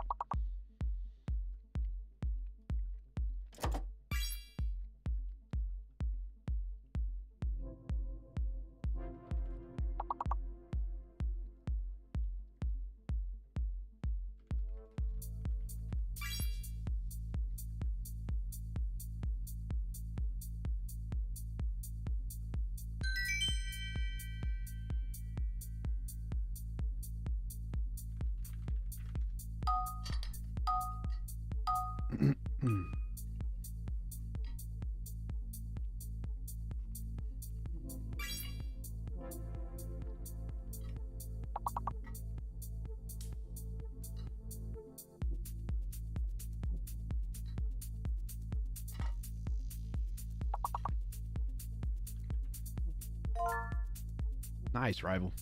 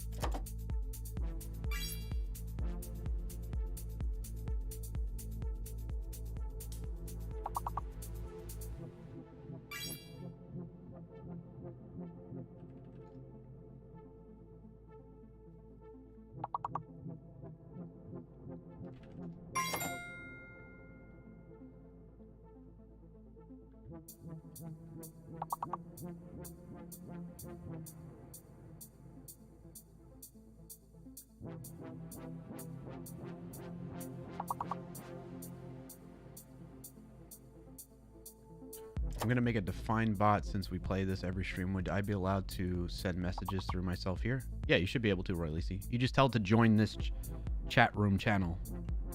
So it's been a while since I've built like a Twitch bot type of thing. But you tell your bot to join, instead of your own channel, you have it join Clarkio. And it will be in here and listen to messages. All that jazz. I know, but I mean, do I have your permission? Yeah, you do.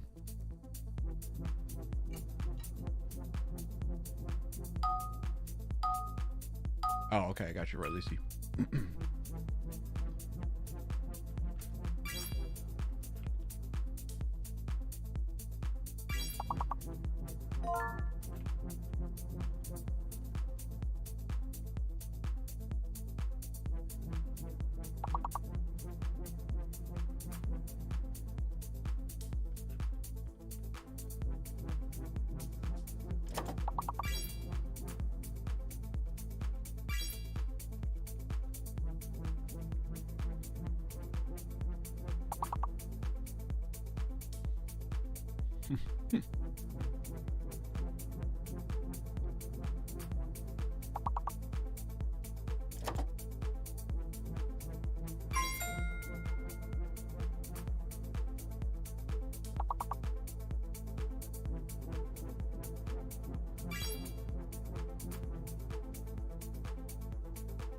Oh, did the vertical stream? Okay, there it is.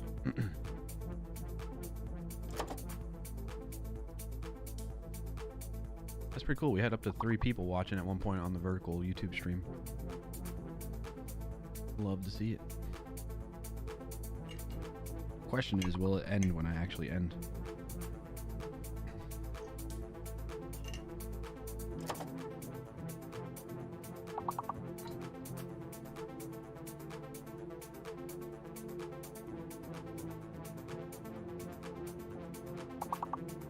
Cucumber?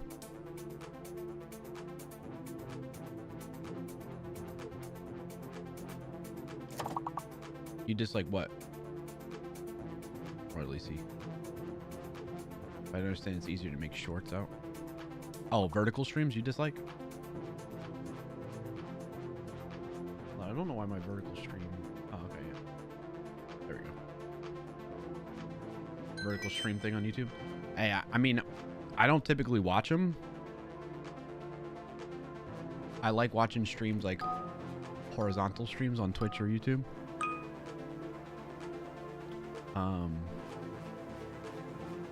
But I get what YouTube... I mean, YouTube pushes it out, though.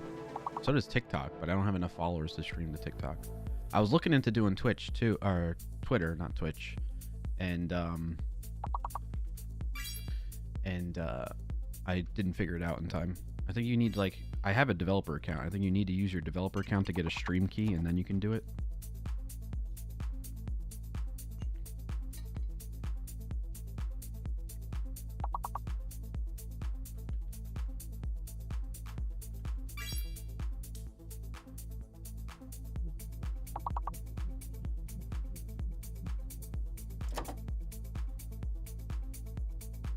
Welcome in and thanks for joining today, Ayush Sharma. Hey, Ayush.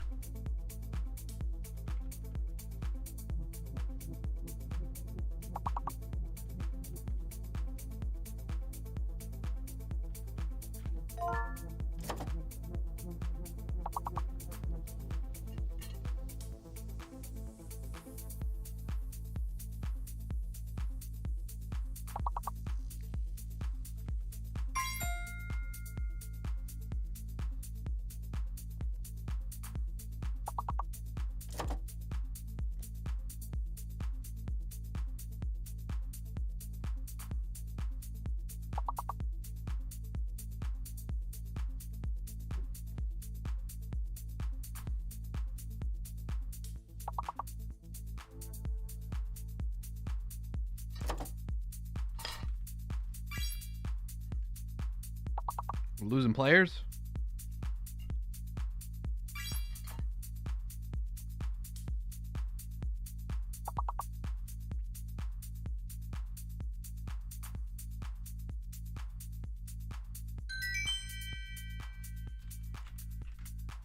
I'm almost done with lunch.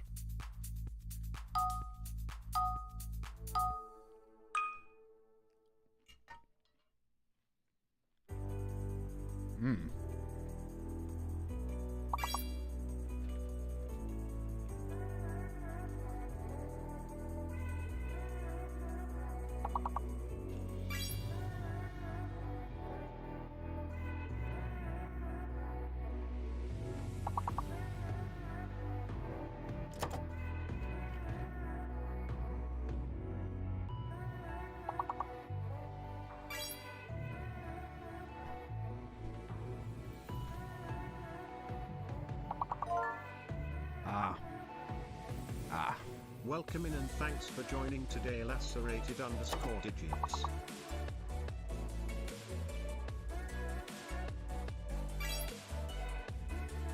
Hey, happy to see you. Good to see you, lacerated digits. I think N is fake letter, that's why that didn't work.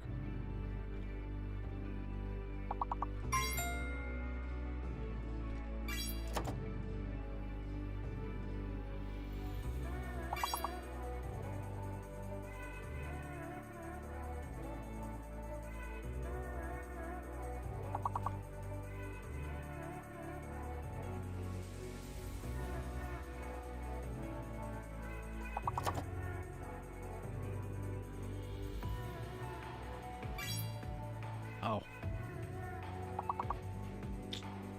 All right, last one. Alphabetically between deer and edge. 4-letter word. Eden.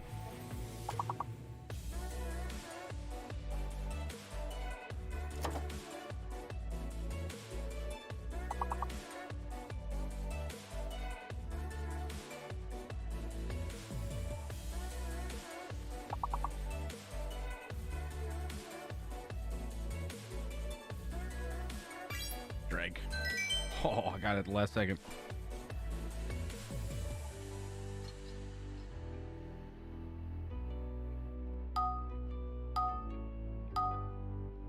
Made me think of, I think, dregs. Elite. Hmm.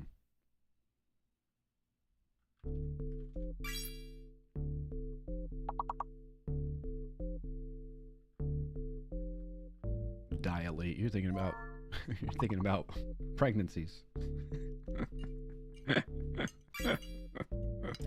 or maybe your eyes, your pupils.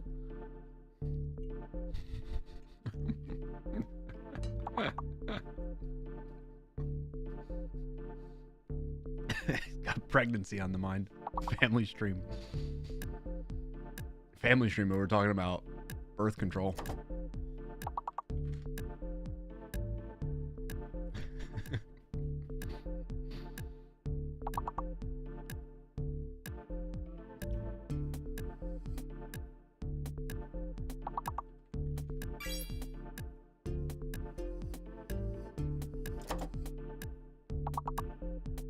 Birth control is family friendly.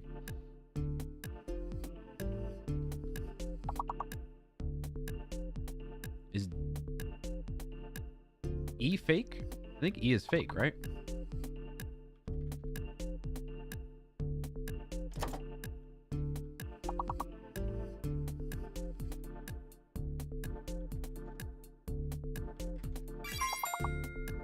Nice.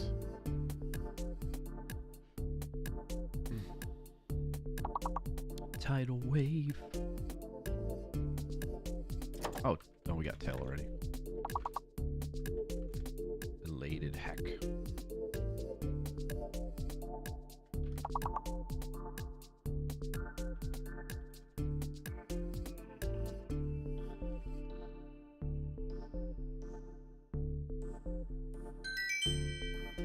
That was a rough one.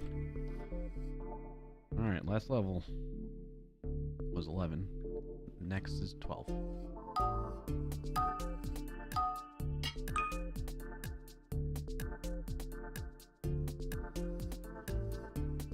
So I do chat is you cut the London broil in like slivers, strips. And then we also had potatoes, baked potatoes. And then this like green beans just covered in mostly garlic, but other things too. And then what I do is I just swish the steak in the garlic because I freaking love garlic. I love garlic.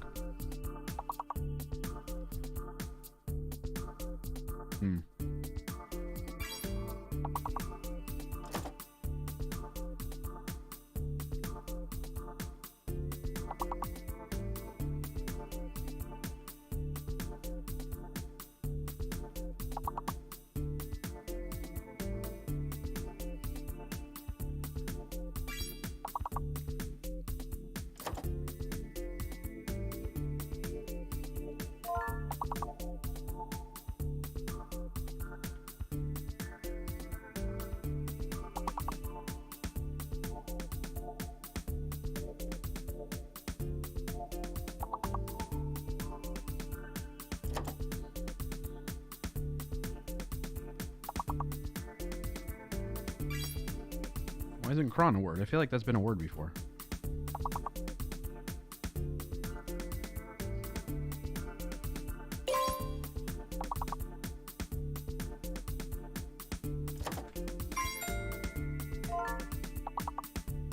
What is a crooner? Say crooner.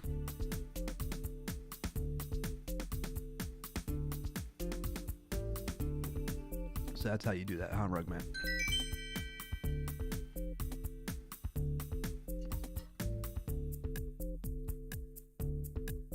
One that croons. Okay.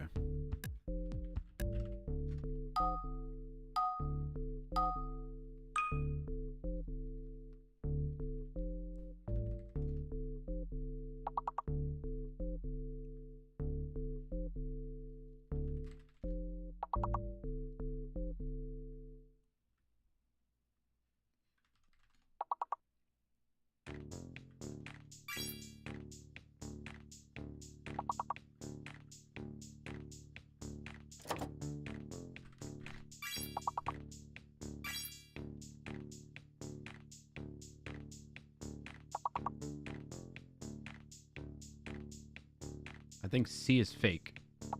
C or I is fake.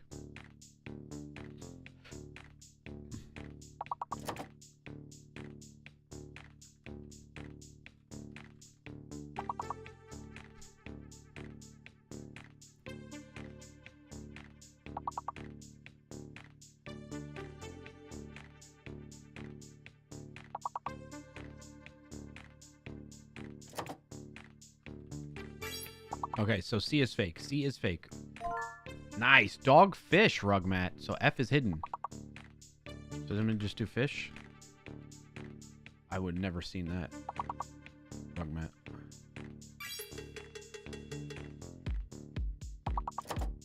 Shift.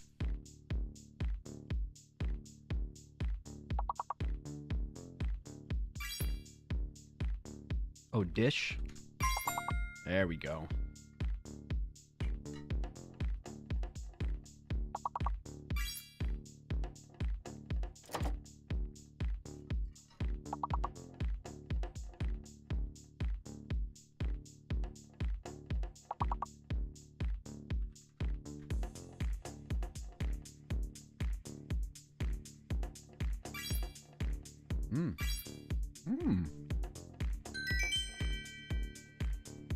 Nice job, chat.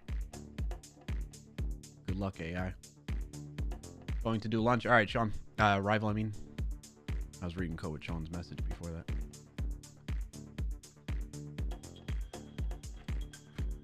Thanks for popping in, buddy. Appreciate it. Glad to hear the family's doing good. Good luck with the potty training if I don't talk to you. Enjoy lunch.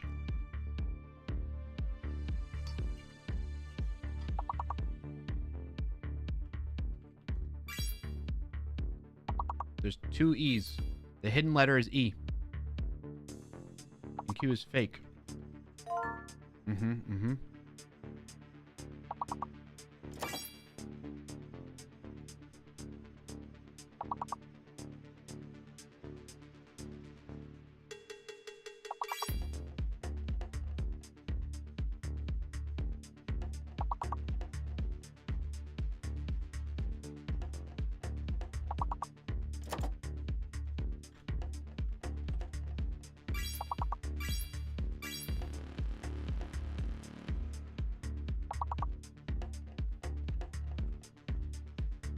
I'm just throwing Reets, Pete's.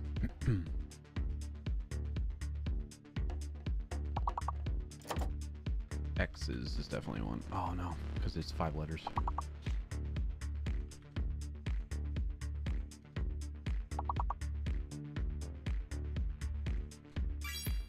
Oh, pester.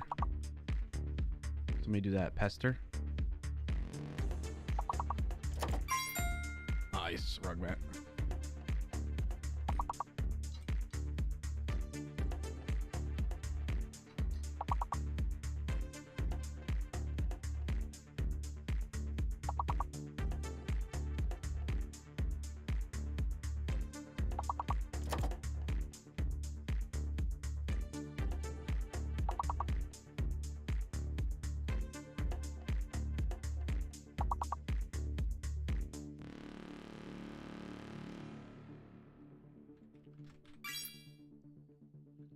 Oh, nice code, Sean.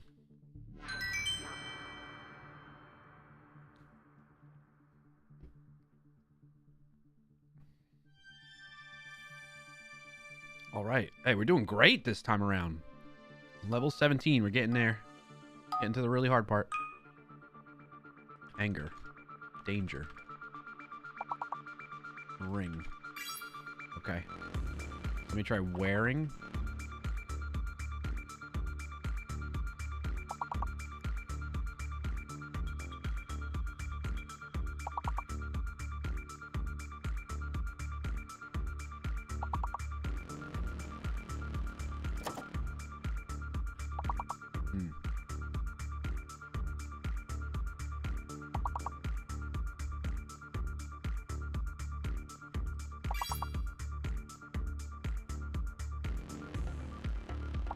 I think we got all the letters, right? Except for P. P is fake. So we just need to figure out the hidden one. Wrong?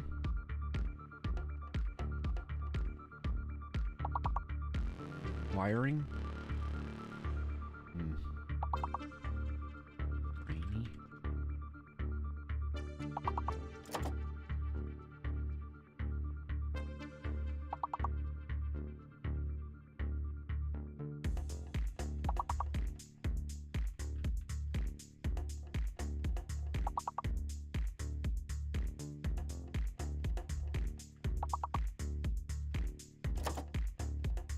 Dang it.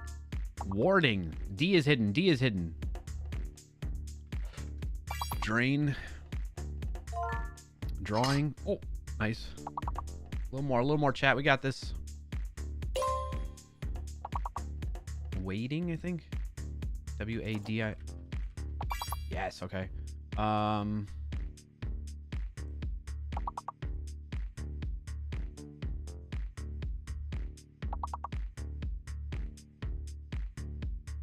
Grade. Grading. Grading. Grading. G-R-A-D. Oh! Grading. Should have worked, didn't it?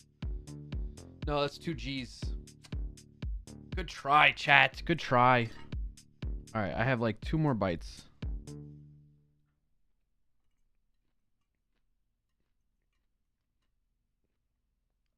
I'm going to call it there.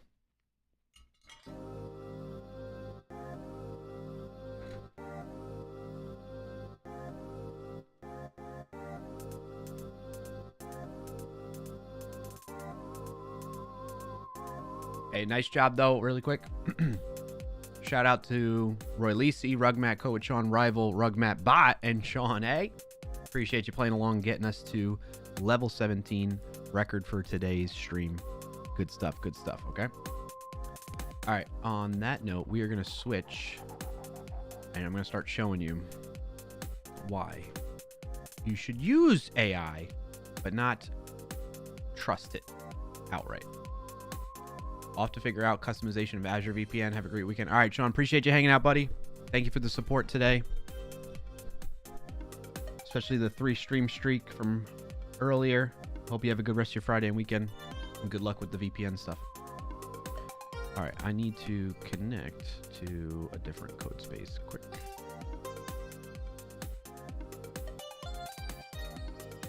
That one. All right, so we are now going to take a look at why AI is definitely not taking your job anytime soon.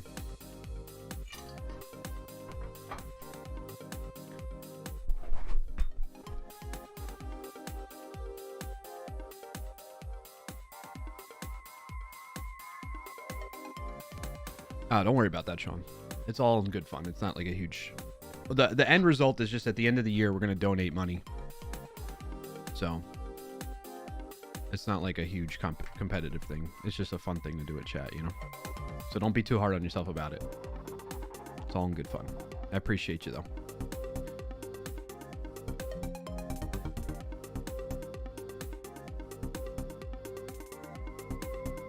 Okay. And is this working again? Okay, cool. Everything like that. Everything like that. Okay. I'm going to take a little drink here.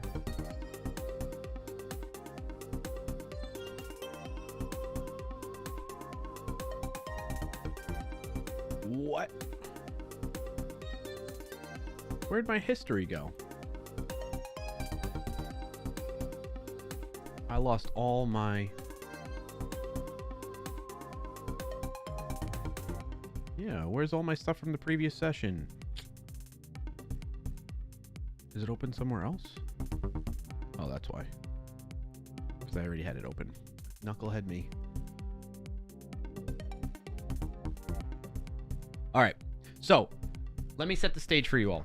Whether you're watching on Twitch or YouTube, this is the moment. Actually, I kind of want to figure out how to stream on Twitter really quick. Because I think this would be worth posting to Twitter too.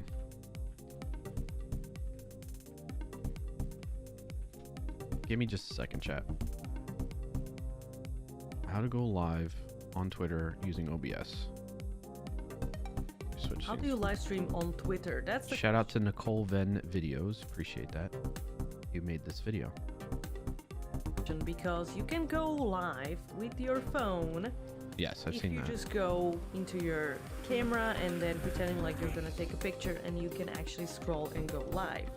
But what if you want to go live with your computer, with your OBS, with your software streaming Oh yeah, good point, Sean. 2023 might not work anymore. software? You need a stream key. Yes, how do I get that key? Banners and everything. You can also connect using with. So what do you think? Move this channel. An ad is about to start in 5 Oh, perfect timing. milliseconds on Twitch. There's an ad running for 90. Alright, I mean, using Restream, sure. This says with OBS. What the funk? Oh, is she like streaming from OBS to Restream and then Restream is doing it? Is that what we're saying here? How to do it and actually go live. We're gonna go live together on Twitter. But what we need for this is an account with something called Restream. You can also have free version. Right now I'm using free version and I can actually upgrade. It never fails. That's not what I want to do.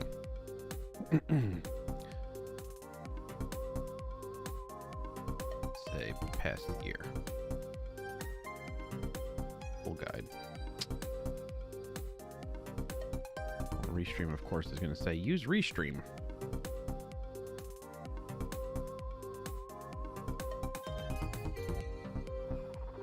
Yeah, log into Restream.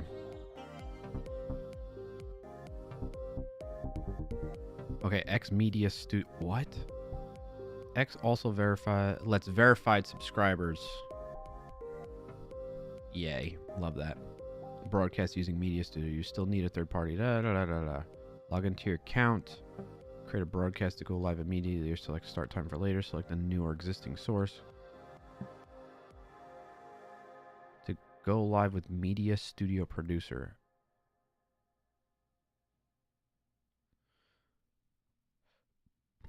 What?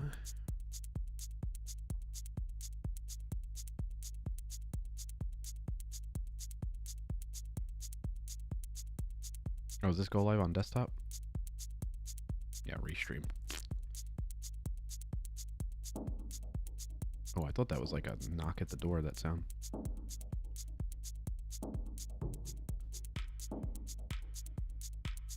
So, this is weird. So, I can go live without a... No, your X account needs a premium subscription to go live. You can... No, because I just checked on my phone earlier today, and I was able to go live from my phone if I wanted to. X is Media Studio, which is business Twitter. You can only get that if you're a verified X subscriber.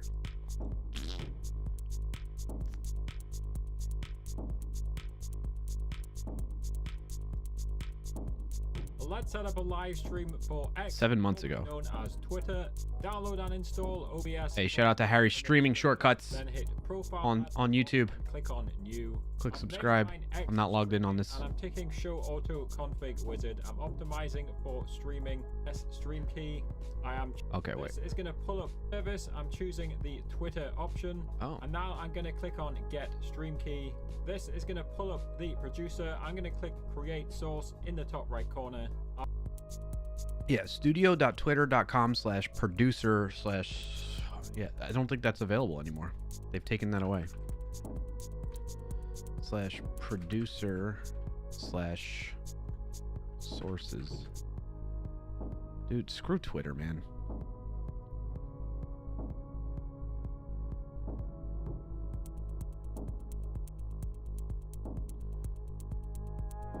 So if I pay $5 a month, I'll get access to this? Is that what we're saying here? I don't want to give Twitter any of my money. Screw that platform.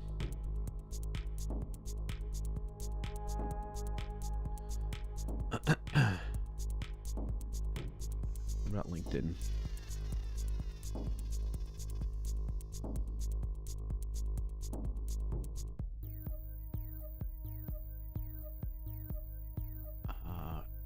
Go live on LinkedIn.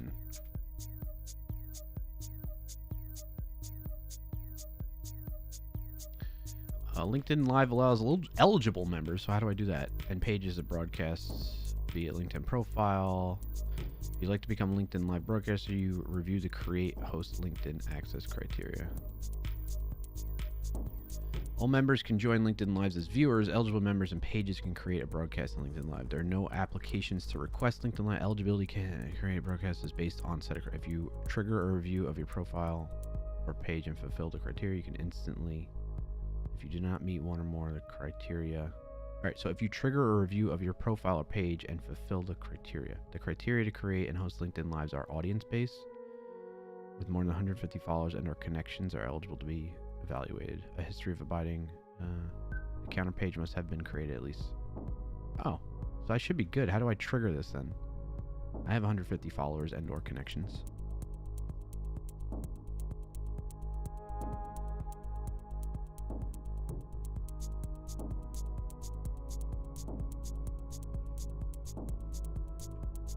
Create an event. Oh yeah, online LinkedIn Live. I think I already have it. Oh, this is cool. All right, I'm gonna try going live on LinkedIn at the same time too. It's gonna be fun trying to keep track of all these chats, assuming anybody even shows up. I have to schedule it for a time.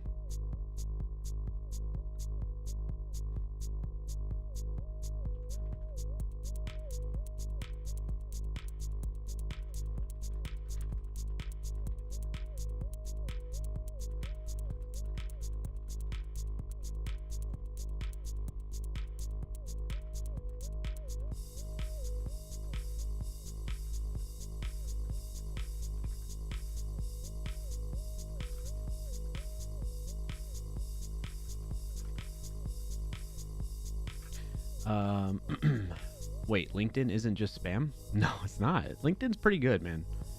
I don't frequent a lot of social media that much.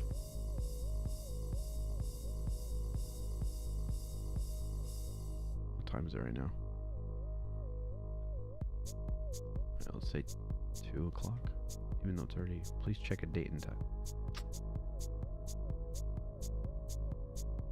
Let's say 2:45.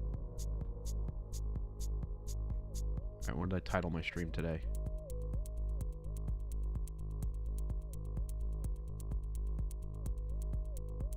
Showing why AI can't take your job.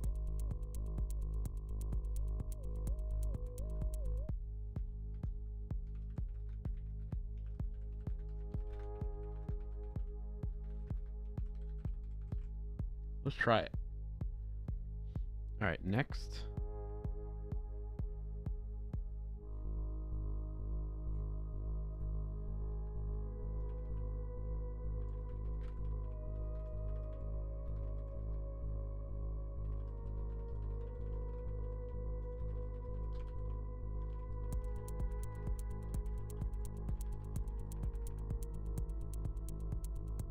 I gotta post about it. Okay. Not now. Alright, now what do I do? Now how do I stream to it?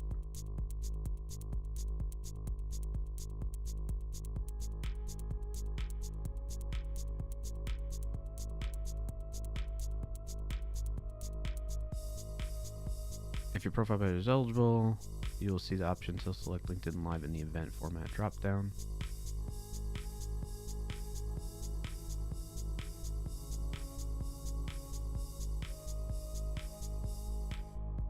I created the event. Free live. Your event will start soon.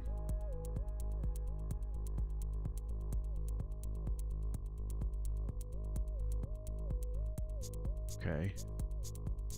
What do I have to do to connect to that?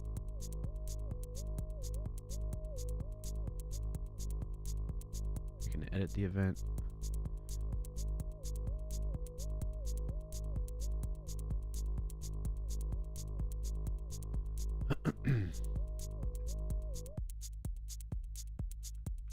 Can I do it with OBS? Go live using custom stream RTMP. Yeah, this feature is only available to members who meet access criteria. Go to this.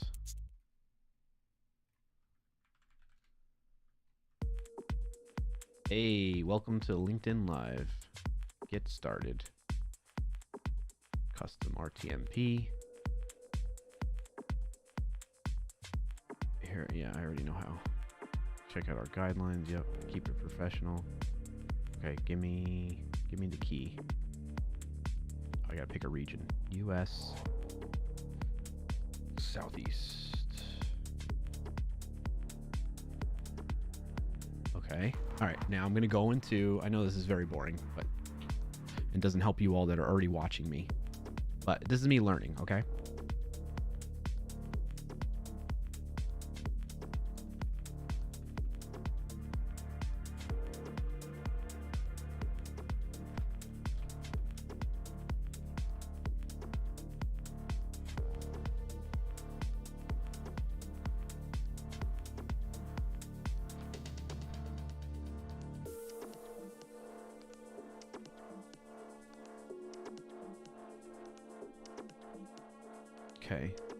Okay.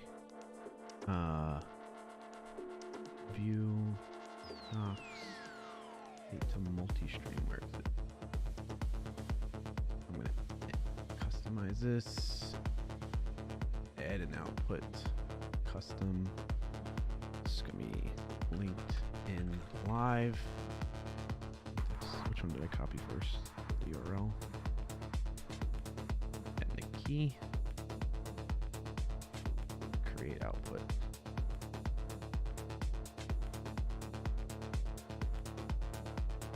Like every time I mess with this is a note for Atom devs. Every time I mess with the multi-stream settings, it knocks out the vertical one. All the other ones stay live, but the vertical one seems to get cut off.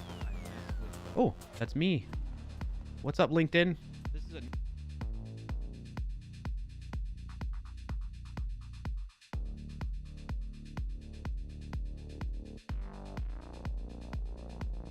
I think I gotta cancel that other event.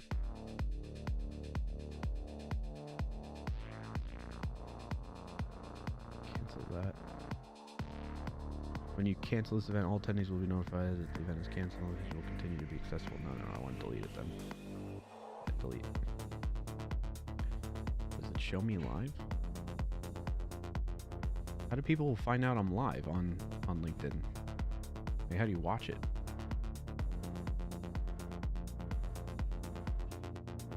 Oh, go live. I gotta click the go live. The preview window for a live stream has been temporarily restricted to 10 minutes. So please start the stream when you are ready to go live. Oh, I'm ready. Send it.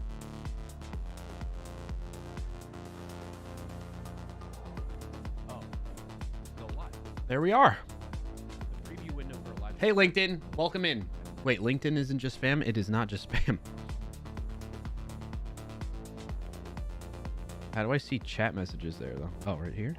Be the first to comment. Okay. All right, cool. All right, so I'm going to show you now that I'm live everywhere I want to be live. Why AI is not going to take your job. I'm going to show you a couple different ways. Right now, which is the most recent way that I have set up right now, is using VS Code extension tab 9. So first of all, let me preface it with all these AI coding tools are fantastic.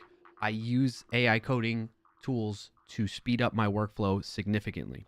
However, the main point you're going to get out of all this is that you need to be a little bit more cautious with the output that the AI gives you. We cannot just, and I'm guilty of this myself, we cannot just blindly accept that the code that the AI gives us is going to be following good practices, and it's going to be safe and secure for us to use in production, let's say, right? So the idea behind this, and I'm going to show you and prove it why I believe AI is not going to take your job, at least right now, is because of the results that you're going to see with using this AI. So again, this is not picking on any particular AI. We can switch and try out new ones that I haven't tried yet to show and demonstrate this and see what the results are. And if we get anything better, I'd love to try that out. So if you have ideas around that, feel free to drop those in the chat wherever you're watching the stream right now, and go from there. And we'll go from there. Copy this. I want to see. Here's the LinkedIn. Actually, I don't know if I should be sharing that or not. The LinkedIn link really quick before we dive deeper into this. What does that do? Oh, okay, I can watch it that way. Oh yeah, so I could share this. This is kind of hilarious. Why do you say that, Roy Lisi?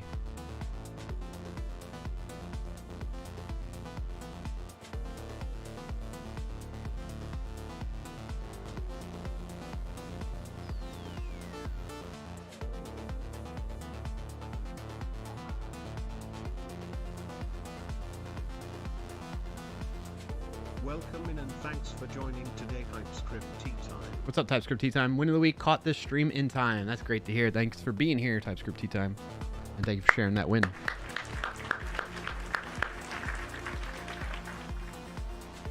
This is kind of hilarious, the whole LinkedIn streaming thing. Yeah, it's going well. Thanks for asking, TypeScript Tea Time. How are you, man? How's it been? All right, so what we're going to prompt this AI to do is we're going to give it a scenario. Let's say your boss comes to you and they say, hey, listen, we need to get this app done tomorrow. And you're like, oh, snap. Like, how am I going to do that? Well, one way that you might think to do that is to leverage AI to speed up your workflow. Duh. So, of course, we're going to do that. But if we do it just blindly, you're going to see, and we're going to run into issues. So what's nice about Tab9, so shout out to Tab9. They have an awesome product. I signed up for their account previously through my research. What? I guess I got to restart it. I signed up for an account with them when I was doing some research throughout the week for work this week. And they have a great product. I tried Tab9, I've tried Codium, and I've tried GitHub Copilot. All three having VS Code extensions, which is the main reason why I tried those. Sean says, I would choose to invest in making a time machine. Okay. Kappa. I don't know why it does that. It opens up a port right away. Must be a Tab9 thing. Okay. I think this is fully open now. Yes. Yes. Yes. All right. So Tab9 has what's nice about Tab9 compared to like Copilot or Codium, although Codium kind of does this, but Tab9 lets you switch between different machine learning models that they have available through it. So there's the Tab9 one, and they tell you details about it of like, hey, this is protected, in the sense of performance, it's going to be pretty good. It's got your privacy in mind, and then protection against things like IP violations and stuff like that, these are the things that you need to be cautious of when using AI in the first place. Speaking of that, if you want to know what are the 4 reasons why 4 hidden AI coding risks and how to address them, you can watch this video that I made over on YouTube as well for the Sneak channel. There's a link to it in the chat right now. So I kind of cover that from. Welcome in and thanks for joining today, Janice Q7. Thank you, Yanni. Good to see you, buddy. How you been? Happy Friday. TypeScript Tea Time. My other win is I finally took the time to start a private coding learning project again 2 days ago. Been 2 months or so. I blamed my motivation, but now that I started again, I'm having a blast. That's awesome to hear, TypeScript Tea Time. I feel that, man. Congrats. And thank you for sharing. Okay. So I covered those hidden risks, one of them being like intellectual property issues, right? Because depending on what data the machine learning model was trained on, it could be using things that would infringe upon somebody else's intellectual property or some type of patent that they have, that type of thing. And you don't want to have any violations of that in the output that you receive from the AI. So that's what Tab9 is talking about when they talk about protection. Okay, so their model is pretty good, right, in that regard. And then you can see more details about these other ones. Oh, There's Codestrel. There's Tab 9 plus Mistral. And then there's Claude 3.5 Sonnet, which from... Well, I'm in the way, aren't I?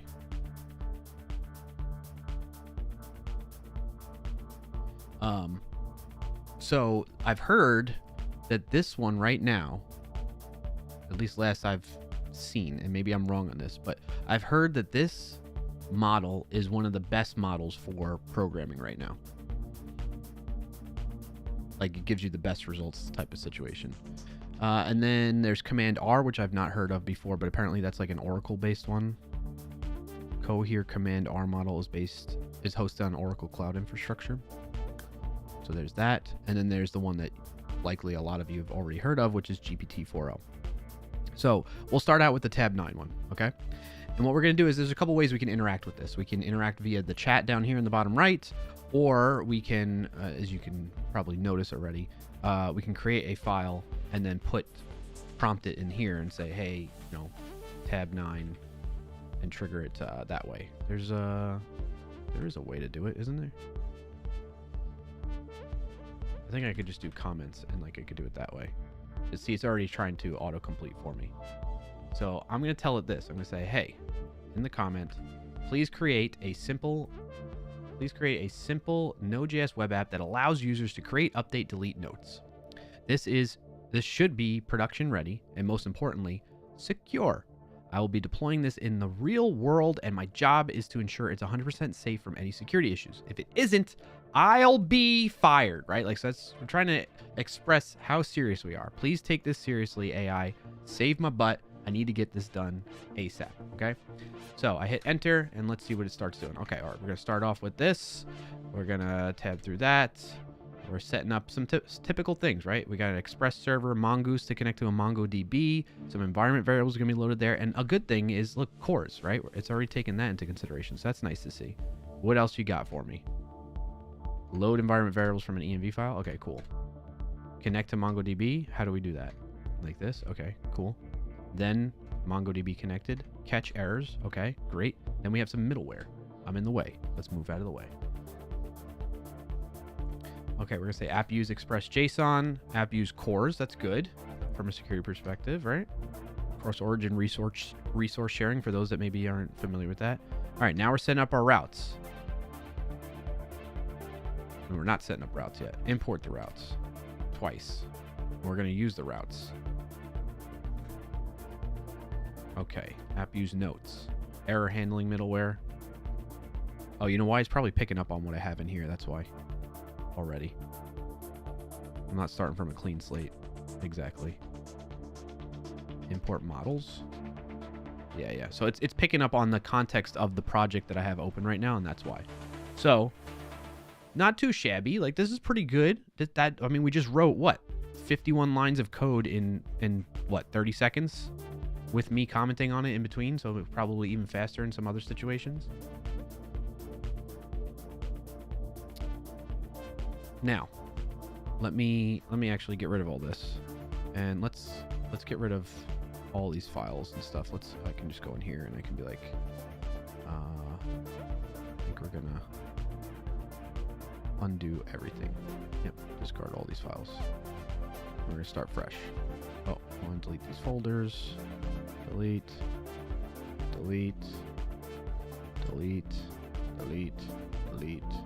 All right, so now we just have the README. Okay, we're going to start completely fresh. Sorry, I should have done that from the start. All right, so now I have the server.js. We're going to prompt it what I said before, right? It's going to do its thing again. We're going to go a little faster this time since we're repeating ourselves.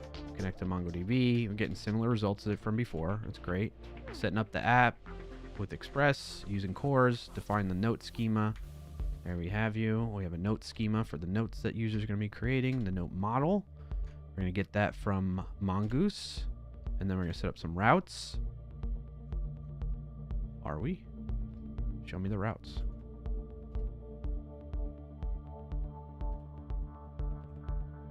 Come on, tab 9. Create a new note? Okay. Okay. We got a post to create a new note. That's correct. That looks good to me. Welcome. Get all notes. Thanks for joining today, Leonajurin. We're gonna get those. Thank you, Sean. Get a single note. move out of the way here. Update a note. Okay. So far so good. This looks like code that I would find normal, right? Typical. This has this get note middleware function going on here. Error handling middleware. Good to have error handling. Nice job, AI. Picking that up. Start the server. Awesome. That's typical code right there for an Express server. And please create a simple note. Why is it commenting that?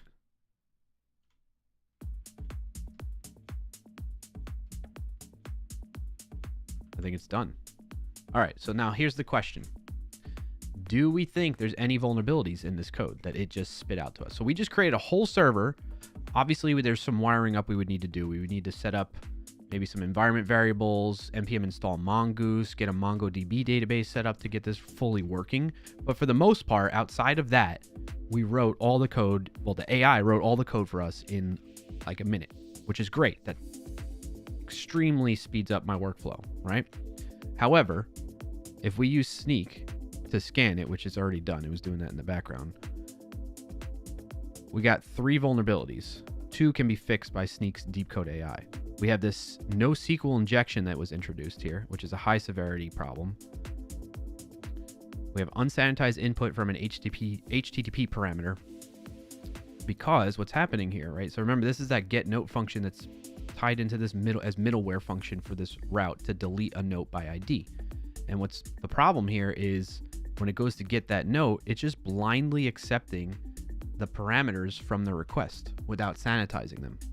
And then that gets passed into the query to the MongoDB database, in which case that can lead to a NoSQL injection attack, right? You need to sanitize it and make sure there isn't any unnecessary extra stuff that you wouldn't expect in a NoSQL query, right?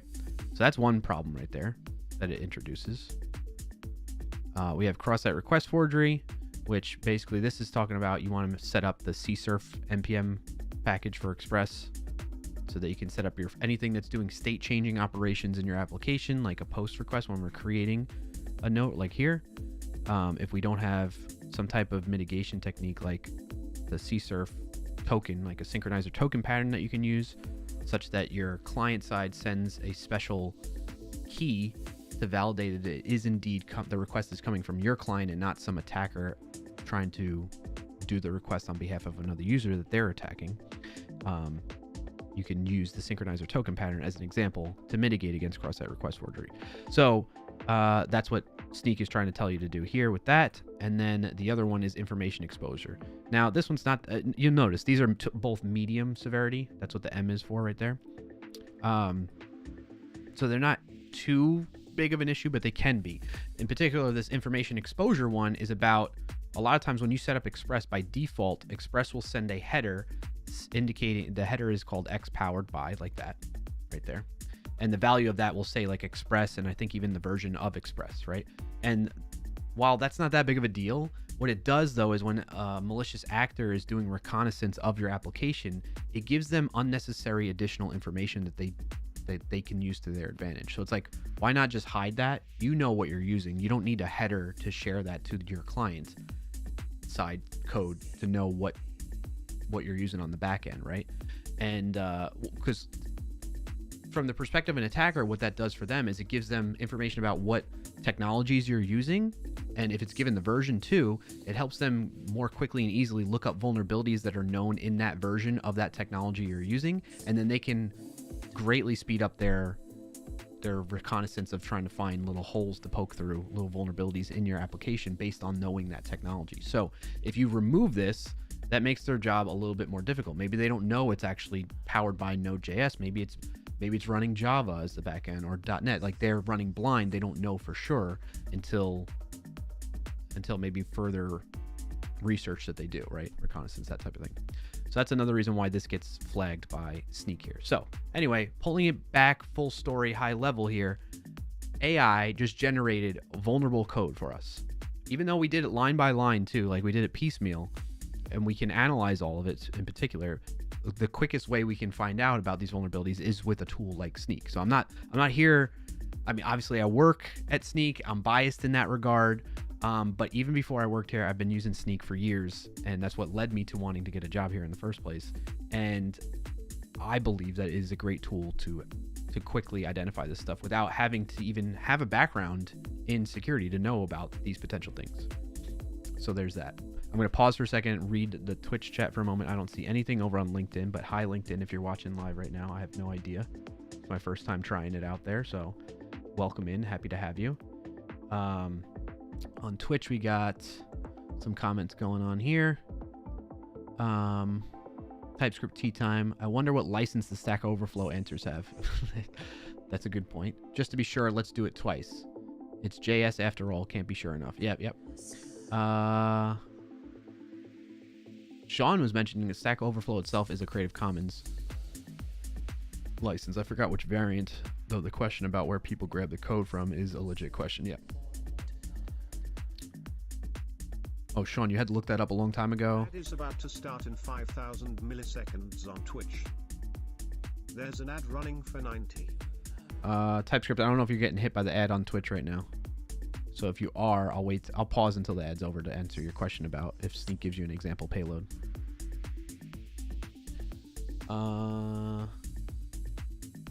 Is even the share alike version, that's actually not great for proprietary software if I'm not mistaken.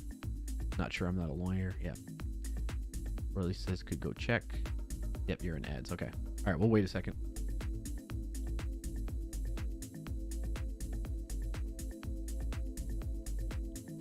So one thing to know as a side note right now, this is pretty awesome. I'm streaming to Twitch, YouTube, and LinkedIn, and then vertical on YouTube. So 4 outputs at the same time.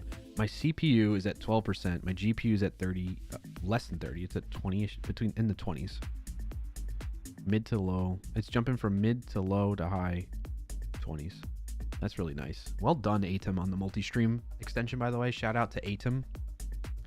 Atom.tv. AITUM.tv. I'll bring it up real quick, too, so people can check it out. Atom TV. I think it's .tv, right? Yep. If you're confused by what I'm talking about right now, they create a chatbot software that you can use along with other automations for your stream for whatever platform you're streaming on, whether it's Twitch, YouTube, TikTok, and whatnot, and software, OBS or Streamlabs, but don't use Streamlabs OBS. I've already gone over several times ago why Streamlabs is a terrible company and you should not use their tooling or services. You can just do a simple Google of why if you'd like. But so they have the Atom app, they have Atom Vertical, which is creating a vertical version of a live stream like this instead of horizontal, and then they just recently announced this multi-stream tool, which I'm trying out today, and it's been fantastic so far.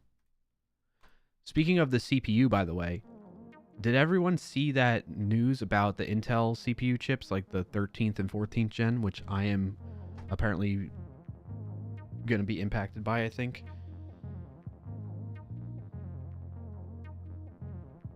So many people with your name on LinkedIn. Oh, yeah, thanks for sharing that, Sean. The link to it there. Ads are done. Okay, TypeScript T-Town. I'm going to answer your question in just a second. So if you haven't heard about the Intel chip issue, but apparently they have something where the CPUs have a 100% failure rate over time. So who knows? Mine could be damaged right now. And apparently there's going to be an update to the BIOS that comes out this month, mid-August. So I'm hoping things stay good until I can get that update. Or maybe at least they'll cover under warranty or something like that. I think I've only had this PC for like a year now. So we'll see.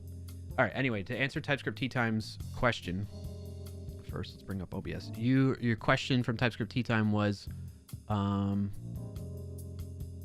where is it? Does Sneak give you an example payload too for an attack? So yes, so like if we go to NoSQL 1, and if I want to look at,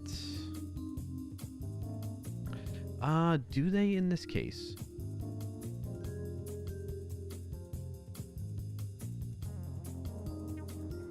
I think if we go to these links that are provided here.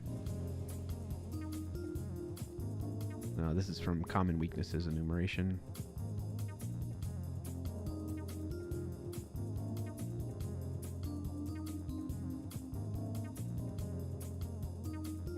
I guess we can learn more about that there, but no.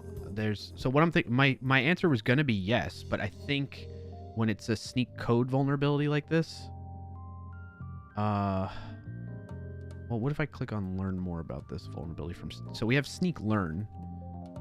Yep, that's what this is gonna be. A NoSQL injection attack. Okay, so I open that up. We switch it to Java. So this is the other resource. The other reason why I love Sneak, not just because I work here, is it's very focused on education too, so that you can not just know that, hey, you have this problem that you need to fix, but here's why it's a problem, right? So maybe you don't know what a NoSQL injection attack looks like. You can go to Sneak Learn to learn more about that, and in here they likely have a payload that you can try out. Let's see. I'm kind of skimming through it fast. Where's a payload that we can use? The resulting Mongo query can be seen here. All right, we performed the query selector injection and all right, let's try this. Let's do start. Let's bypass the authentication. $NE is an operator that means not equal. The query will find the user where the password does not equal 123. So look, they're changing this. So if we use NE, $NE, then that authenticates us apparently. How do I go to the next step? Oh, look at this. Mongo error. All right, so the Mongo error means we've broken the query. There isn't sanitization happening. Let's inject a while loop and see how the application responds. We start again. Crashed it. All right, so to bypass this login, knowing that it's using MongoDB, you pass in n password NE equals, right? Like if you passed in that value.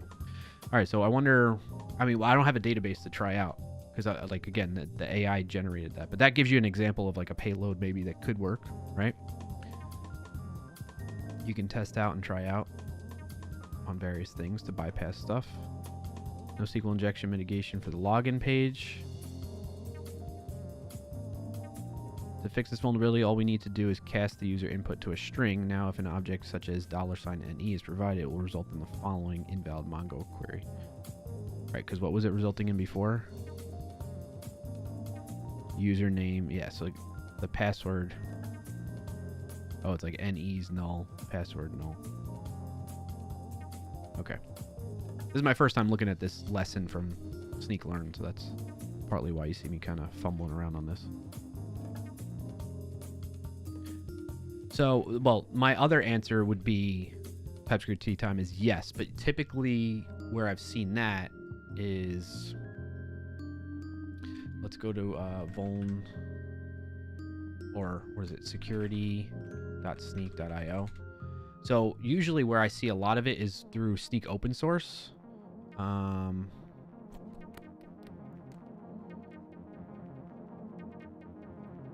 See all Sneak report a new vulnerability. Where's that view?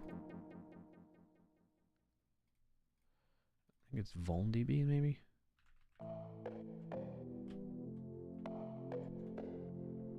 No.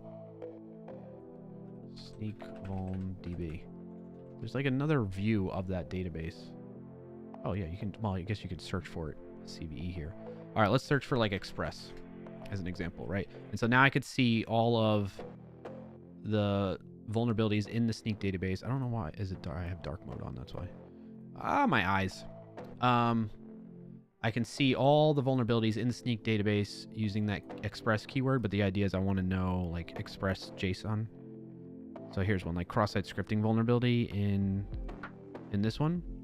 And whenever they have a write-up on a particular CVE or vulnerability that's in the vulnerability database, they usually share a payload. Well, not usually, but I guess in some cases. So for example, in HTML, angle bracket can be coded as at less than and greater than. So their escaping means the application is, so it's failing to do that. And then maybe that's not a good example. Let's find another one. Maybe this cross-site request forgery. Here's a proof of concept for you. So they give you a proof of concept like that. I feel like a cross-site scripting one. What's one that it came up that I've seen the payload before? Like a regular expression denial of service usually has. Ooh, remote code execution. Let's see that one.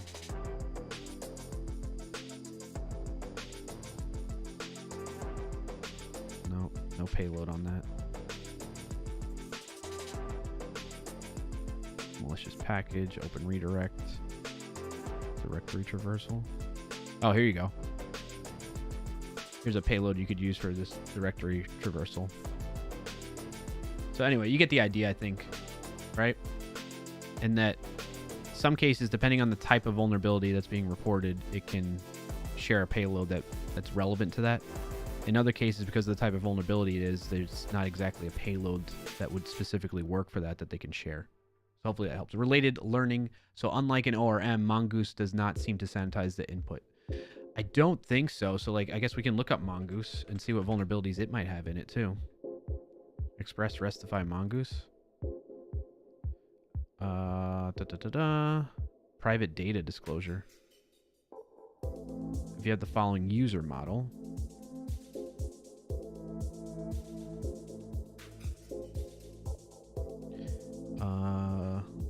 Private password. To keep from exposing the password, you likely want to call it out as a private field like so.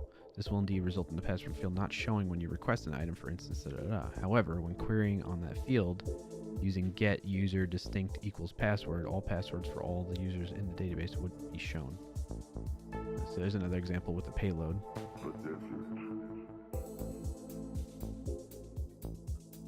I guess we can look up Mongoose, like Mongoose ORM. Oh, maybe it's not an ORM. What's ODM?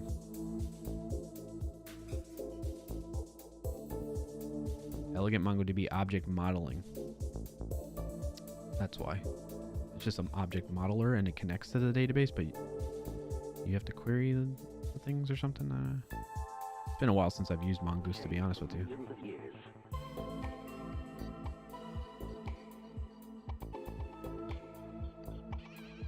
Queries. Yeah, so it's based on the model. Let's look up security maybe.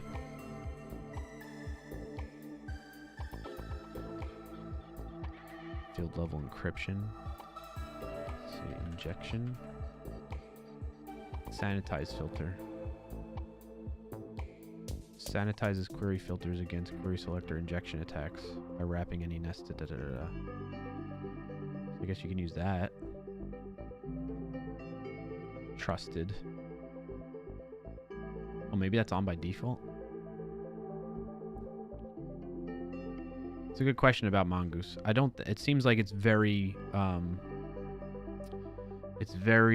focused on what it's doing, and it's not. In my mind, maybe it's not intended to be a full ORM like you would expect some other tools, right? Like Drizzle, or what's another one I've used recently? I didn't use Drizzle recently. I used Prisma. Prisma's great. I like Prisma a lot. But anyway, thank you for your question, TypeScript Tea Time. Hopefully that helped exploring all that. Catching up on some more chat things.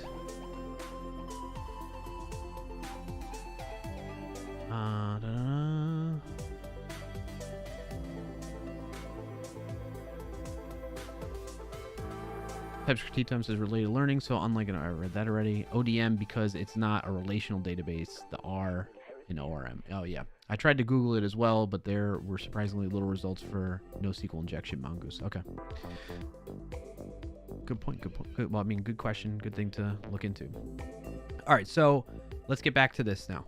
So we saw that tab 9 with the auto completion, just from prompting it like that, led to vulnerable code. Another way we could do that is we could be like, hey, send the same thing in here, right? Like, hey, tab 9, let me get out of the way. Using the tab 9 model, let's ask it to do that. Now, what's good about this one is it tells you, like, look, you're misunderstanding me here. I'm not, like, as a code assistant, I'm trained by tab 9. I'm not capable of creating a production ready Node.js app with built-in security measures. Like, so it's kind of like prefacing its response saying you shouldn't be using me this way without explicitly saying that. And it's saying, but I can provide you with a high-level overview of how you should do that and whatnot. And that's what you saw me have before. Well, I mean, I can copy this code straight up, right? And just insert this in here, right? So it's basically generating that same code as from before. And now if we scan it, and it tells you like, hey, here's some security best practices you should consider. And this is all good advice. Use HTTPS. You got to have authentication, authorization. If you're going to be doing that type of stuff, input validation, error handling, secure the database, regularly update dependencies, which is crucial, have code reviews, do pen testing, and then use security headers, right? Which, oddly enough, even though it's advising that, it's not using the typical package helmet for Node.js servers to set up those security headers. But it gave us all this code to be like, hey, here's a simple example of Node.js web app using Express and MongoDB. Now, if I scan that, which it's already been done, we'll do it one more time.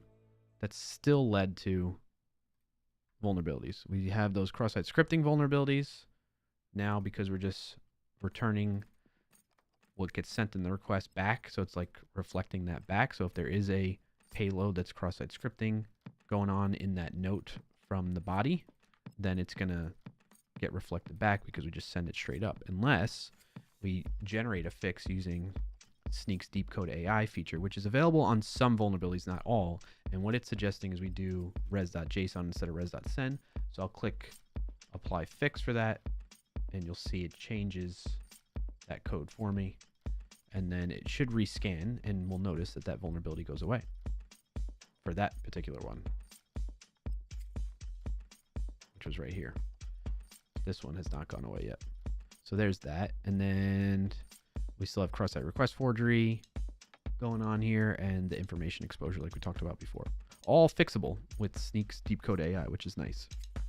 So that way, what's nice about that newer feature that we have is that way you can accelerate fixing these vulnerabilities, especially in your code, without having to learn about what, okay, maybe you never heard, you're a new developer, or even if you're a senior developer and you haven't heard of cross-site scripting before because you're not well versed in application security. You're like, all right, now I got to spend a lot of time figuring that out, which you should, honestly, because it's important. But if you need to get something going quickly, you can use this Deep Code AI from us as well. So there's that. All right, so let's try another thing though. Instead, let's try a new model. We'll clear out this one. Let's go with the CodeStroll model. Click on it that way. Okay, there we go. It was just delayed. And send it the same prompt from before. And let's delete all that. Save it. Come in here, send it. What's going on? It's acting real slow. Now the question becomes, if the first AI didn't mitigate it, will the second AI do it? Exactly. Exactly, TypeScript tea time. Now, you're going to see we're getting slightly different results now, which is fine. I think that's good. Does it prefix it saying, hey, it doesn't tell you, it doesn't give you any warning of like, hey, you shouldn't really do this. Object data modeling. That's what an ODM is for Mongoose. It's not an ORM. Okay. Today I learned. Please note, all right, there's this note though, right? It's a simplified version, doesn't include all the security measures you should have in a production ready app. For full secure app, you should consider implementing features like input validation, output encoding, all that. So maybe we'll ask it about this. All right, so let's insert this in here. This is a very basic example, doesn't include any form of authentication or authorization. In a real-world application, you should consider adding these features to ensure that only authorized users can create, update, delete notes, of course, right? Well, let's see. Oh, jeez. We have 10 vulnerabilities found by Snyk. We have no SQL injection vulnerabilities from the CodeStroll model, okay? A bunch of cross-site scripting, cross-site request forgery, and more information. How is there more than one? Information disclosure. Where is this one? On line 69. 69. Oh, we're sending the error back. Let me get out of the way here. Look at that. When there's an error, catch error and send it back just plainly to the front end. That's a bad practice too in general, but also for security purposes. You should really be like just logging these internally and then sending a generic message back to the client. So that's interesting. I hadn't seen that one before. Okay, but let's leave it as is and see if tab 9 with CodeStroll model can implement some of these other things. Okay, thanks. Oh, let me get out of the way again. Thanks for the help in getting started.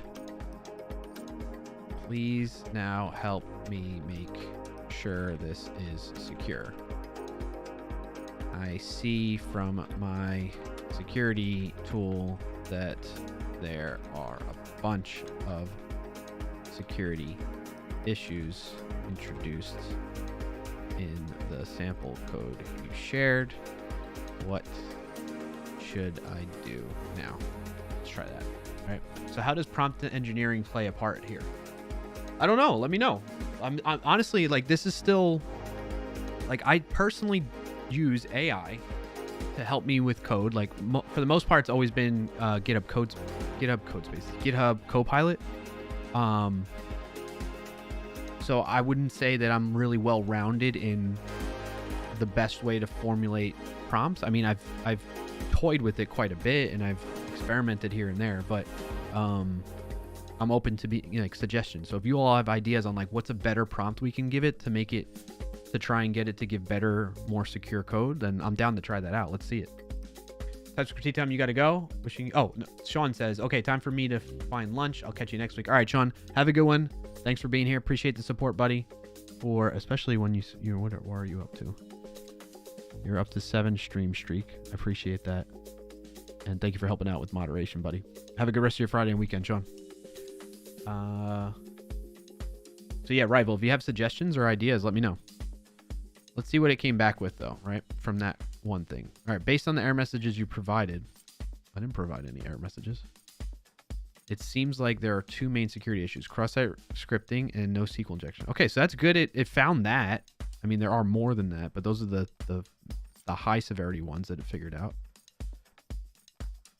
Oh man, that's the one. So tab 9, folks, if you ever watch this or by any chance, the one thing that's super frustrating as a user of this is if I click out of this, it doesn't preserve. I don't know if this is a VS Code thing or a tab 9 thing. So sorry if this is a VS Code thing.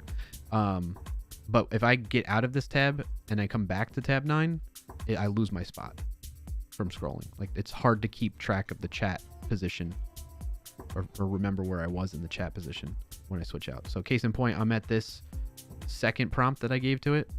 If I go to like the sneak one and I come back, it brings me all the way to the top again.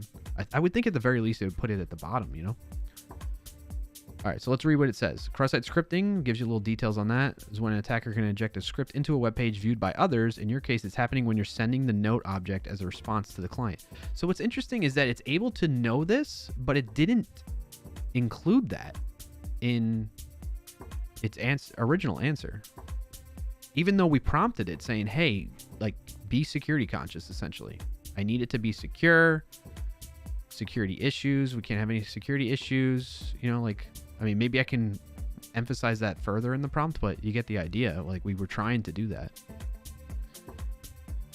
But this is cool. This is good to see. See, I think this is a prompt thing. It might be. It might be. NoSQL injection. This occurs when, but think about this for a second, right? So even if it is a prompt thing, okay? Think about what developers will typically do, or any end user will typically do. They're not gonna write a book in their prompt.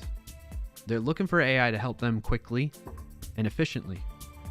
So they're gonna write something like a paragraph is pretty good. I mean, I typically am like writing 2 sentences. Well, the way I typically interact with like Copilot is I'll run into an error and I'll be like, hey, how, like, instead of me spending too much time banging my head against the wall on something, on an error that I don't know how to fix immediately, I'll just be like, okay, let me see if Copilot can help me out here and figure it out, right? And so I've done that. Or I do like a few sentence things like, hey, I need to create a function that does X, Y, and Z very specifically, and then it gives me that result, right? You're asking for a whole app with 4 endpoints. Yeah, I know. Don't you think, though, that a lot of people will do that when they're trying to use this stuff? Maybe it's a startup, a lean startup that's trying. No shot? You're saying no shot. Nobody's going to do that. No developer's going to do that. Junior Shore, says Rival. I think even experienced developers with years under their belt that are not considered junior will do that too. Absolutely. I don't doubt it in my mind. I mean, we have a white paper, we being Sneak, and we did a report where it was like 1,500, I think, respondents saying, are you or your developers using AI to assist with your coding practices? And 96% said yes. So, I mean, given that's a small, like, compared to how many developers there are in the world and how many companies or whatever, but like, that's to me is surprisingly high. 96% are using AI. And then of those, how many of them are inexperienced with using AI and they're using it, they're still early on and they don't know the best ways to construct prompts to get better results, that type of thing, right? And they might just, I mean, think about it. I think we've already seen this behavior with developers in general, regardless of whether it's AI being the subject here, with Stack Overflow as an example, right? Developers will just take answers.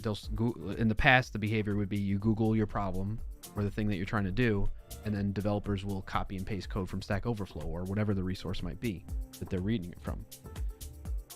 And somebody could intentionally put vulnerabilities in that code. It's a high upvoted answer or something like that. I mean, given community, crowdsourcing, whether an answer is really good or not will help mitigate some of that.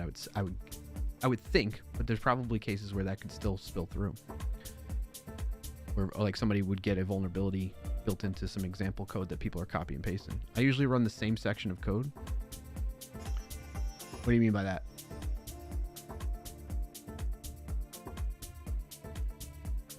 In the prompt,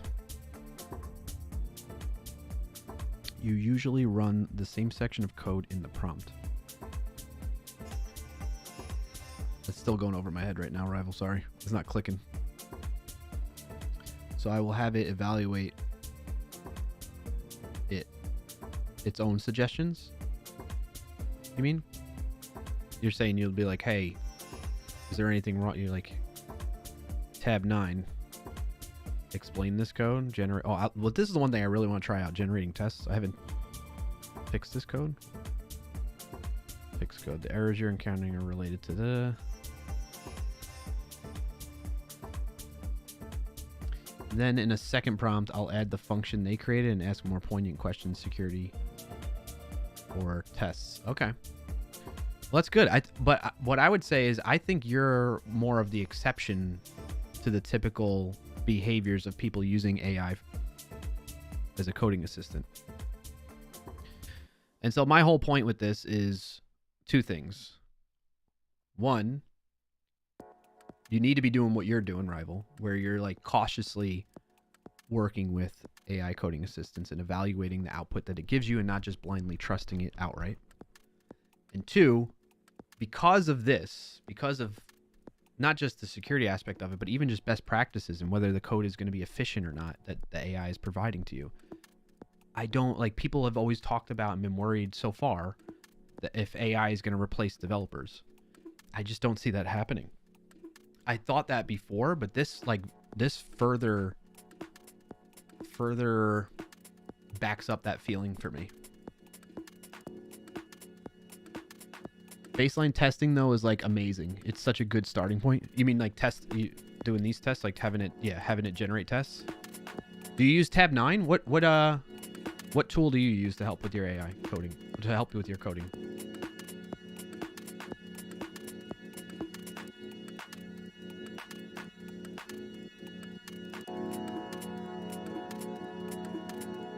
You use Copilot and ChatGPT? I feel like those are the big ones. Yeah. Haven't tried Sonnet, but they seem to be blown up. Yeah, they are blowing up. It offers really good results from what I've seen in examples. And then when I ran through this whole like demo and explanation I'm doing right now with you, I think it generated the like sample code or startup code like this with the least amount of vulnerabilities in it, if I recall correctly. So it is an improvement compared to some of the other models. All right, so let's take this advice that it provided here. We had it, well, this is different chat, right? Let me go this one. Actually, you could see from my chat history with it. I did yesterday. I was using the Code one and the Claude 3.5 Sonnet. Let's go back here though. And this is the other thing too to mention for folks that are new to this and starting to leverage AI for their coding needs. A lot of time, this is probably the third point I want to make, and I show this in the GitHub Copilot video that we already have up on the Sneak YouTube channel. When the AI has the context of your project in mind, or a history, a chat history with you, it's picking up on the behaviors and the approaches and your style of code, and it's using all that to give you, the intention behind that is to give you more relevant, better answers that are tailored to your needs. The downside of that, though, is if you or people on your team are writing code that is not following best practices, or it's inefficient, or whatnot, or includes vulnerabilities in it, like the example I do in the video is a SQL injection vulnerability, is written elsewhere in the project. Damn it! In 5,000 milliseconds on Twitch. Damn ads. There's an ad running for 90. But the point I'm getting at, though, is it's going to give you the garbage in, garbage out is the short of it, right? So if it's using your project as context to give you better answers, and your project has garbage in it, garbage code in it, with vulnerabilities in it or best practice issues, then you're going to get more of that from the AI because it wants to tailor its results to you. That's the idea. What time are we at? Okay. 3:30. We're going to let the ad run for folks on Twitch, but if you're watching anywhere else right now, thank you for sticking around while we just pause for a moment here. I don't want to people to miss out on the conversation that are chatting with me on Twitch mostly anyway.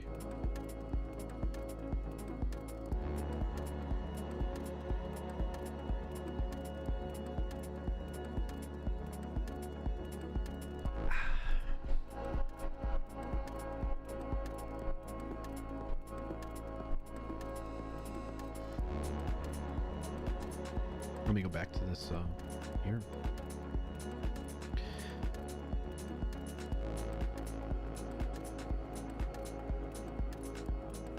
All right, so we have cross-site scripting still, no SQL injection still in this. Is the ad over yet? 5 seconds. 5 seconds. Your ad was like 5 seconds? Nice, Rugmat. I like when that happens. All right, community's back. All right, so the third thing that I was closing out on is garbage in, garbage out. So that's one of the downsides, or things to be aware of, at least when using AI, is if you have garbage in your project anywhere, whether you wrote it or somebody else wrote it on the team and you're working within that same project, the AI is looking at that context and wanting to give you more tailored, relevant results to the project that it's working within that context, right? So if you have vulnerabilities in it, you have best practice issues in it, it's going to give you more of those types of answers that support that further. So that's something else to keep in consideration. Those are the 3 points around AI that I've been learning, that I'm trying to amplify through my content and messaging here. So as TypeScript Tea Time is mentioning here, you also need to be fairly aware of some security issues to ask for them, right? So if you don't have a background or knowledge in application security as you're building out these apps like this, you're not going to know to ask the AI to like double check this stuff, and you're just going to go your merry way, because you think about this too from a perspective, from a typical developer at a big company, small company, whatever, your performance is based on what? Let me know in the chat. What is your performance? Like those of you that are developers at companies right now, what is your leadership judging you on for performance? What's the highest priority thing that they like met in their messaging to you, that end in you getting better compensation or moving up to the next level, that type of thing? What are those things that they judge you on? I'm curious. I have an opinion on it. TypeScript Tea Time hit it on the head right there. Delivering features, right? That's like the main priority. Delivering features. Anybody else have thoughts on that? Do you agree? Do you have other ideas on that? I think it'll vary depending on the type of position you're in. Like if you're in a more senior position, there's going to be expectations of you collaborating more with other teams, building pulling people together on a project or an idea and getting things done. But at the end of the day, all of that still leads to, are you delivering, right? Are you delivering features? Are you adding things to the project to get it to the deadline, to hit the deadline, right? And if that's your main objective, and that's the thing that's giving you the motivation to work well in your position, that's all you're going to be focused on, right? Is that. All these other things are not going to be the highest priority for you, because that's not what you're getting judged on. You're not getting judged on performance-wise in a lot of cases. I wouldn't say all, but in a good amount of cases, you're likely not getting judged on whether you're finding and fixing security vulnerabilities in your projects, right?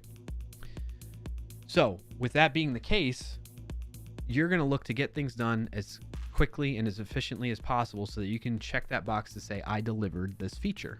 Now, if you start delivering features over and over again with lots of bugs in it, yes, that's going to be a problem, but that's a whole nother discussion, I think, too.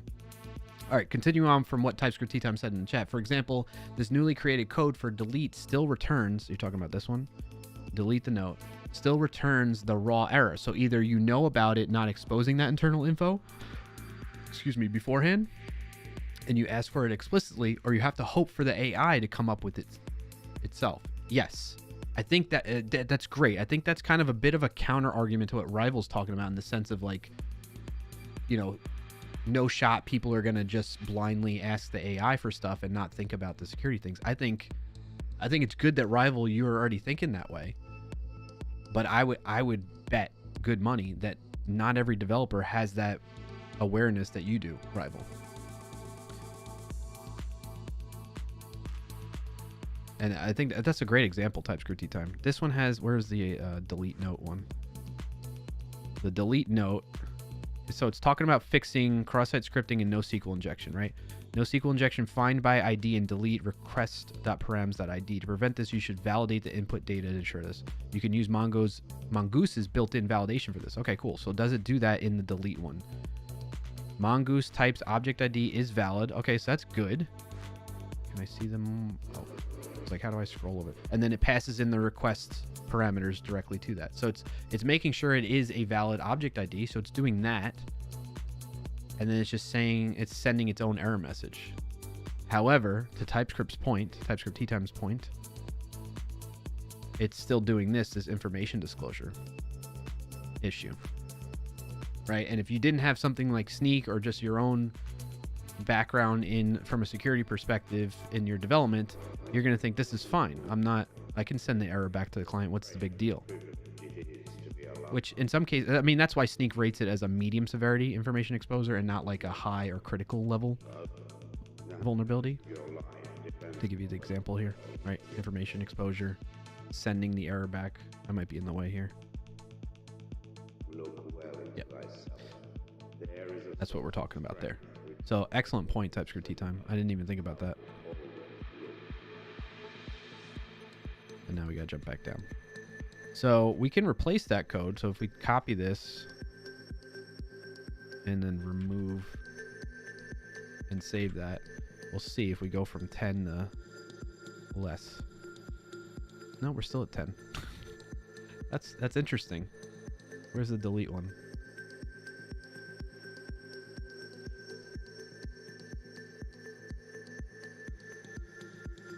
Unsanitized input. Still saying that, huh? Oh, this one doesn't have an automatic fix.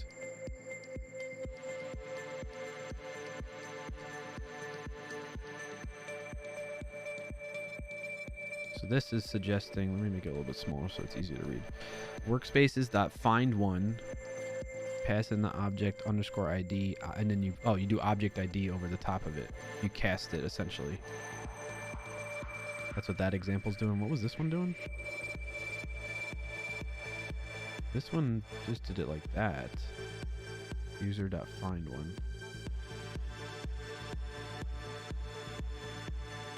That's the update one. Where's the delete one? And the delete one, it's still there, yeah. Even though we have this in here. Is this not enough? Is that why Sneak is thinking it's still a vulnerability? Let's run the test again.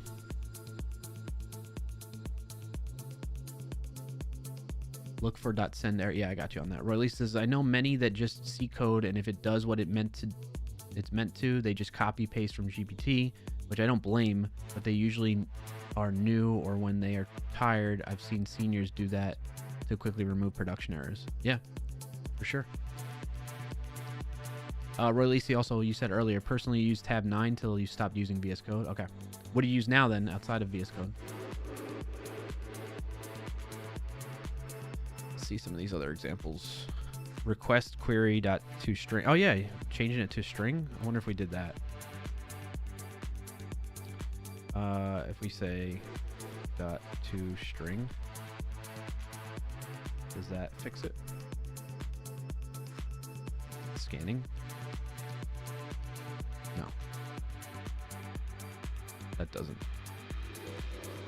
Is this find by ID and delete? Where is that being implemented? In Note? And that comes from Mongoose's model thing. That's interesting. I mean, what if I did this in here? Does that make Sneak happy? No, it doesn't.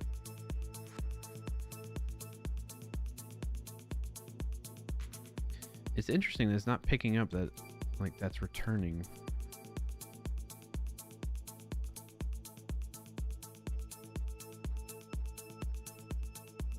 All right, what if we do this object ID casting? Like it's suggesting.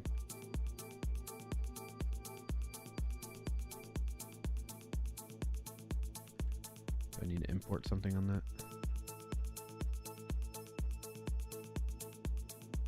Let's fix it with tab 9. Let's see what tab 9 says.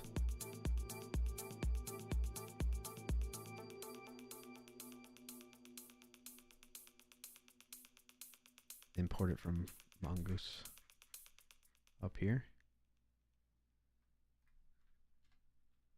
I'm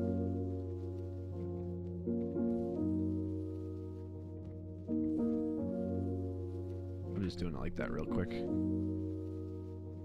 Alright, does that make Sneak happy? We're at 10 vulnerabilities. Let's see if it goes down to 9. No. Alright, so this might be a bug with Sneak we're discovering right now. Oh, because I'm not doing like that. I'm not saying ID is this. Maybe because I gotta put it in. I gotta tell it exactly how. Pass this in like this. Maybe that works. Ah, yeah, I think that works. No! Okay, and then if I wrap in object ID, will that make it happy? Parentheses, object ID. Oh, you know what also might be happening right now? Because I have an npm installed. Let's, did it update my package JSON? No, probably. I don't have a package JSON. Alright, so let's, npm init -y. I wonder if this will help make, Sneak happy, because it has no way of knowing what the Mongoose. I think, like, we know. Oh, we do this. Make it happy. Object ID. Why can't I do that?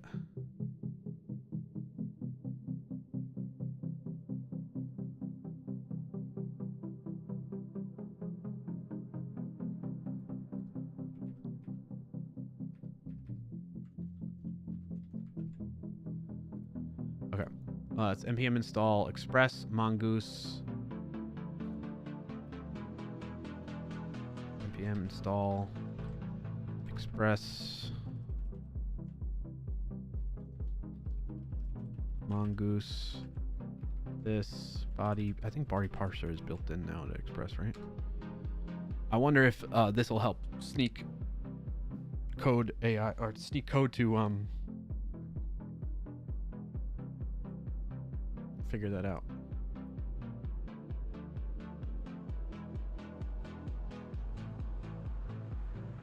Okay, we're getting somewhere. Well, object ID is empty though, or giving me an error.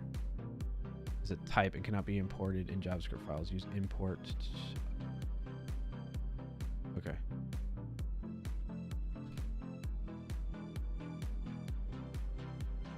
Oh, what is that? Is valid object ID?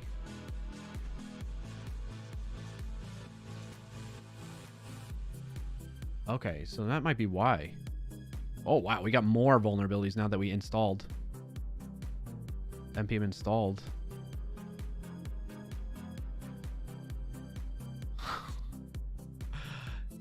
Oh my gosh, once you npm install, then we still have these NoSQL ones though. I thought we were fixing that. Request params workspace ID. Psh, like that, right? Like why? I am using object ID. I wonder if what if we do this? We say, okay, const query ID, or let's say note ID. Note ID equals request params.id. Note ID, and then note ID. Oh. Why is it doing that? I'm pressing tab. Finish it. What did I do? Oh, I must have broke something bad. Did I add an extra parentheses or something? Okay. Come on, Sneak. This should be fixed now, right? We're validating that it is an ID. Unsanitized input.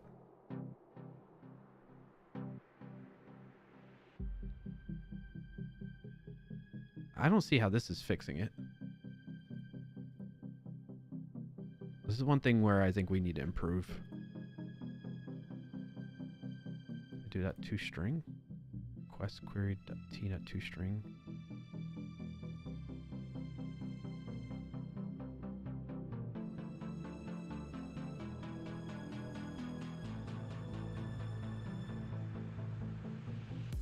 Damn, you think Mongoose would have less issues than a SQL DB? I don't know.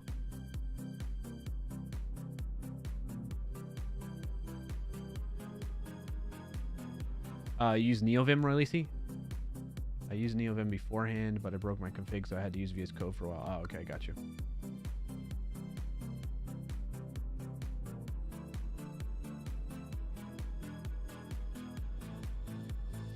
All right, let's see if we can get tab 9 to fix it then.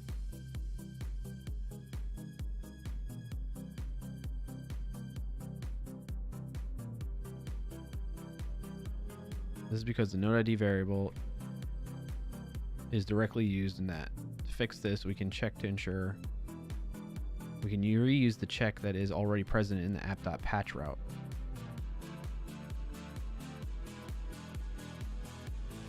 In this updated code, we first check if the node ID is a valid object ID using mongoose types is valid ID. If it's not valid object ID, return 400. It's funny that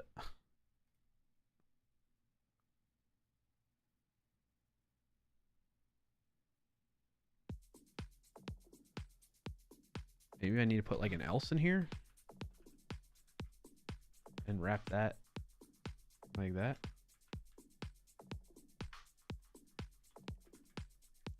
What's going to make Sneak happy so that it thinks that that's not a vulnerability anymore? Otherwise, I'm going to make a clip of this and send it to the team. I'm doing everything I possibly can based on the examples given here. Is like just not picking up on the fact that we are indeed checking this is valid. What does that do? Checks if a value can be used to create a valid BSON object ID.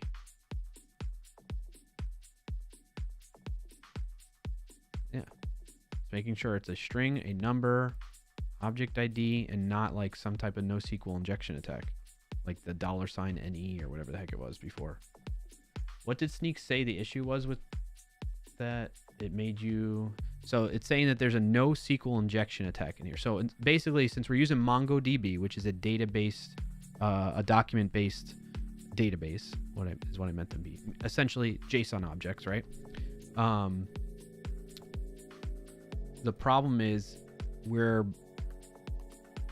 sending the query we're injecting into the query whatever comes in as part of the request parameters under the ID field, right? So we're saying, hey, we want to like assume the front end, or it's just an API and some other app is requesting this and saying, hey, I want to delete this note based on this ID, right?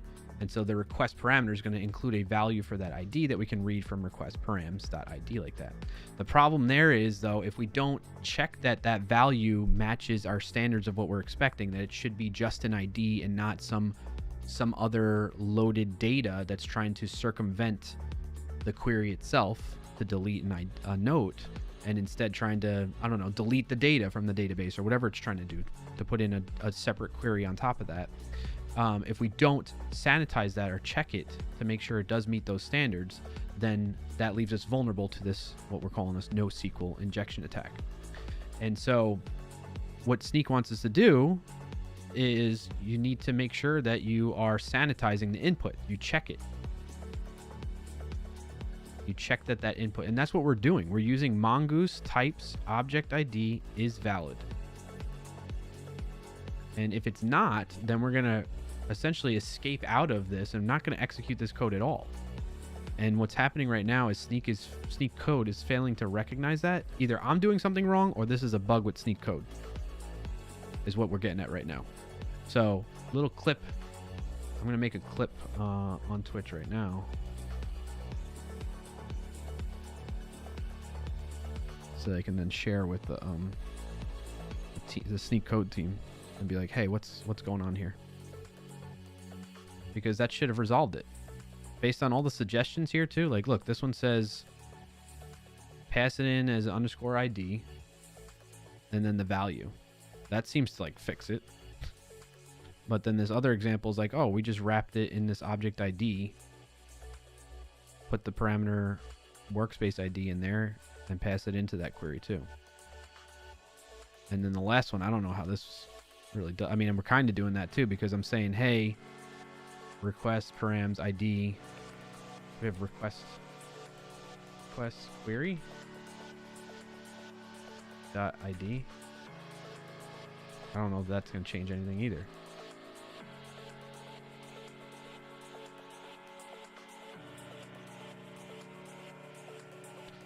Anyway, we'll put a pin in that and come back to it. Is the object ID import correct? Maybe we need mongoose types object ID? Good question.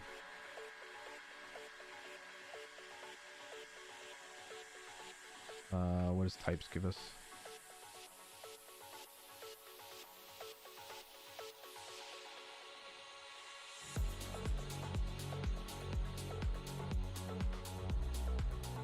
There's array types, there's a buffer, there's object, there's a map, object ID, extends Mongo, object ID. And that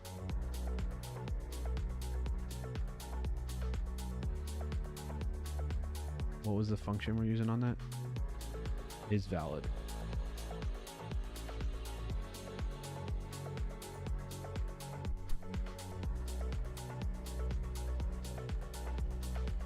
Is valid. Checks if a value can be used to create a valid based on object ID. So it's inspecting. Oh, no, it's this. Is there a way I can see the implementation of that, though? Welcome in and thanks for joining today, Milanite. Hey, Milanite. Happy Friday. How's it going? What's your win of the week if you got one to share?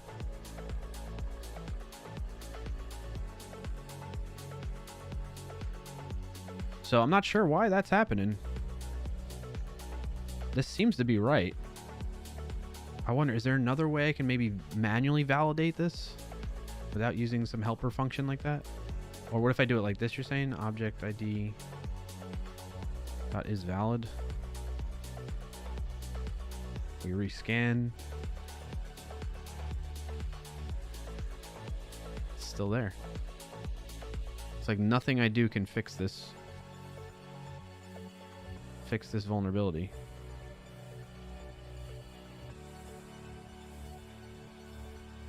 See, let's go to this Sneak lesson.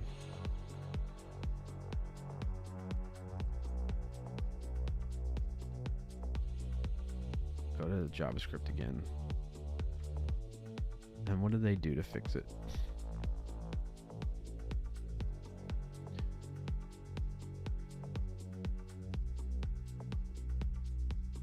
Mitigation. To fix this vulnerability, all we need to do is cast the user input to a string. Oh, so if I do that, let me try that. Will that make Sneak code happy?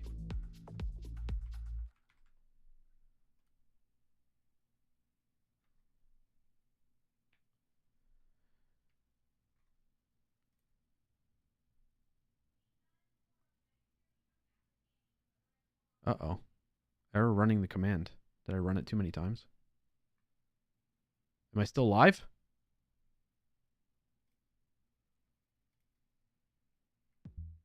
Oh, the music stopped too. I was like, what happened? Uh-oh. Let's reload. Reload VS Code. Yeah, you're good. Okay, thanks. You are. And Mile Knight says, win of the week, I built a Telegram bot that makes use of queues for async background jobs for the first time. Nice, Mile Knight. Congrats on that. Thank you for sharing.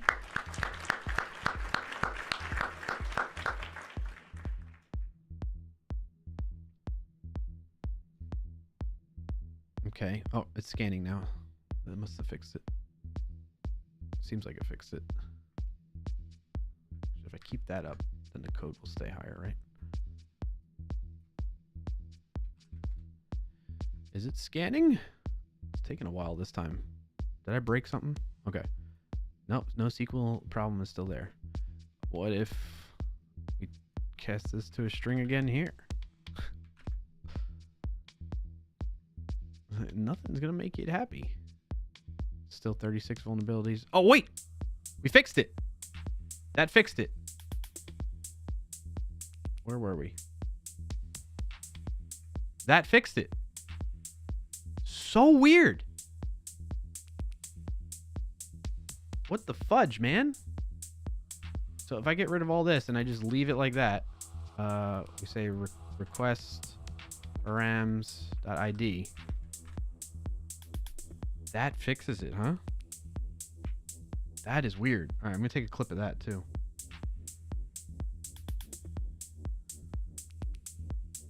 Figured it out. So I don't even need to use that object ID thing. I just cast it to a string. All right, that was from Sneak Learn, by the way, right here. So just like cast it to a string. You're good. Or you can have a validator, right? So you cast it to a string and then say plants. You still do the same thing. To stop JavaScript from executing, simply set JavaScript enabled to false in the mongod.conf file too. Additionally, it's recommended that you try to avoid dangerous operators such as where map reduce and group with user input. For our solution, we're going to alter our query to use the equals operator and cast our query to a string. Okay. So use an equals operator. Wait, where'd it go? So instead of defining the query like that, they're saying the query is just plant search. Release says, Sneak LSP needs some slaps not to realize string was done 2 lines above. Yeah, I think so. Mylon says, by the way, Clarkio, when you open that last file with a bunch of type declarations, can you read all of that stuff? Is that something necessary to become a mid-level / senior level? You're talking about when I was looking at the internals of things? Like if I click on that. Would I say it's necessary? No, I don't think it's necessary. I think so. Well, to give you an idea of what's going on here with when I was doing that, there was like a better. I feel like this probably is better. So this is showing. This is with TypeScript. Okay, so this is something that I think you can get to some degree with just plain old JavaScript, but TypeScript enhances it even further, so that you can click through and figure this stuff out. But what this is doing is it's type definitions is what we're seeing. That's by what the .d.ts is signifying by the file name there. And so this is something that the people behind creating the API or creating the library that you're using, they will generate these type definitions to help you, when you're using TypeScript, understand the different functions and features and types that are available as part of their library or API or SDK. An ad is about to start in 5 Damn it, Twitch! seconds on Twitch. Worst timing. There's an ad running for 90. Hold on a mile a night. This keeps happening.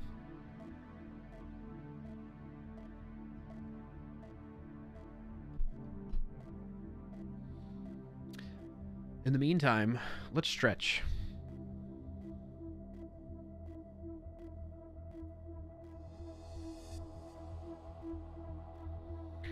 Put your arms out, parallel to the floor.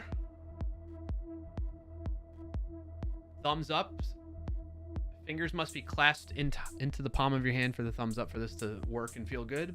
And you're gonna pull your arms back behind your shoulders a little bit here. You'll feel a little tension in the chest, but it's gonna get better. Trust. You're gonna rotate your thumbs down slowly. Oh yeah. Feel the burn. Do it one more time. Shake it out. Shout out to Allison Krug, former colleague that taught a bunch of us this at Microsoft Build one year. Then you're gonna do one for carpal tunnel. Thank you, Royalisi, for redeeming that. Just wondering if it would work here. Yes, I have it set up to where it's on a camera scene that gets nested in these other scenes. It's great. All right, so the other one we're gonna do is for carpal tunnel. You're gonna push your hands towards each other from, at the back, have the hands back to back, and then bend at the wrist a little bit and hold that there for a few seconds. Ads are finishing up right now. Perfect timing. A mile a night. I'll finish my answer to you in a second now. All right. Thank you for joining in on that little ad break stretch session. Let's get back to business. So we were talking about this stuff is just they're type definitions that help you learn more about the API, the types, the functions that are available as part of that SDK, that package, or whatever it is that you're leveraging in your project.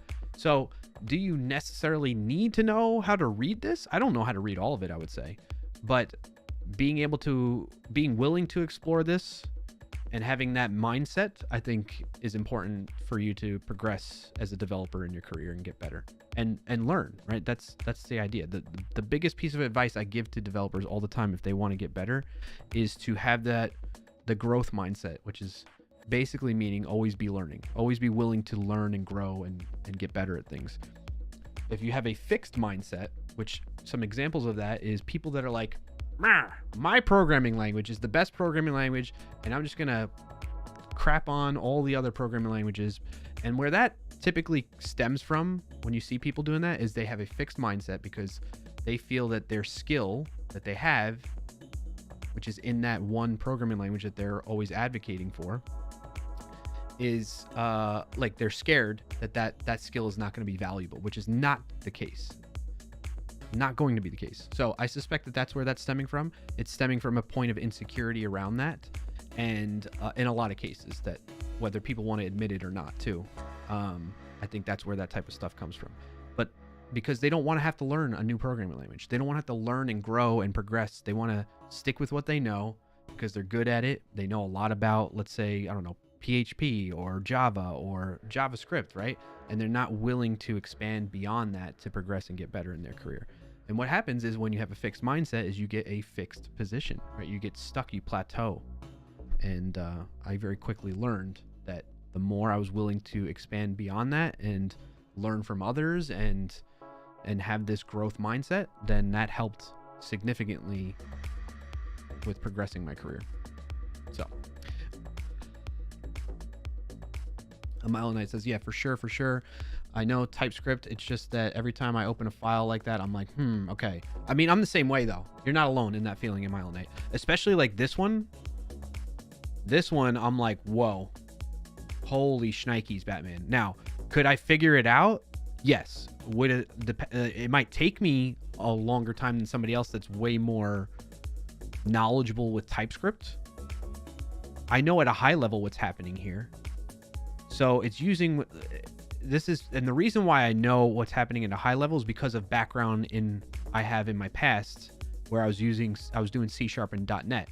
And in C# .NET object-oriented programming, they have this concept around generics, meaning you can create a function type that expects to have that you can pass in the different generic. Basically, the function definition is set up in a way that it can accept generic types, meaning an ambiguous type can get passed into it or be returned from it based on when the caller of that function tells the function what the generic type is. Now that might be confusing to you, right? But let's what's a good example I can do here? Let's use this pseudocode here. Well, this code here, right? This is way more complicated than what I'm looking to do. But essentially, I don't know what the equals is talking about in here, but let's say it was just like this. Essentially, let's say this is the function definition, find by ID and delete. It's saying that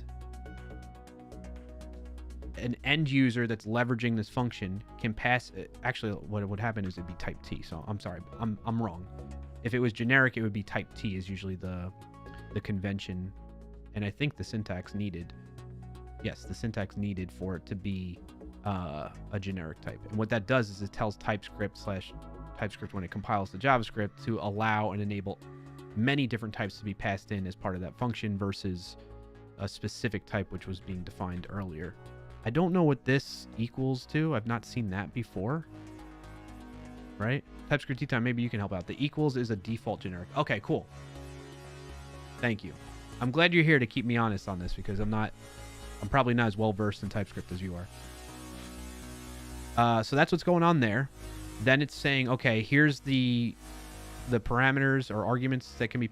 I always mix those up if it's parameters or arguments. I think arguments. Here are the arguments that can be passed into this function and their types.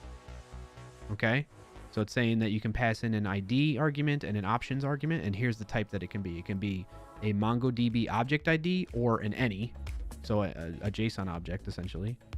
And then the options can be of this type, which you can then drill in and see what that's about and understand that further, right? But let's keep it at a high level here. And what's the end mean? I'm not sure what this is doing. I feel like it's a conditional because of the end there.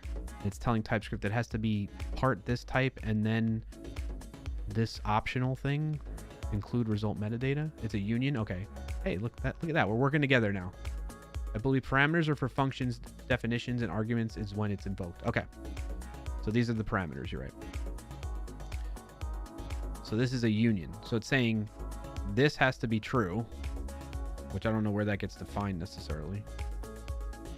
Oh, you meant that as a question if it's a union. I don't know about this.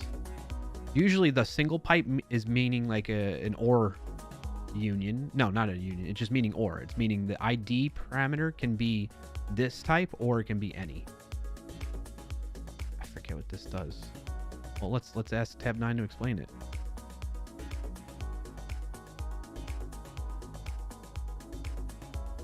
Used in TypeScript to combine types. In the context of the provided TypeScript code snippet, it is used to combine the getLean result type. Where the hell is it getting that from? And modify result types, which are used in the return type for find and delete one.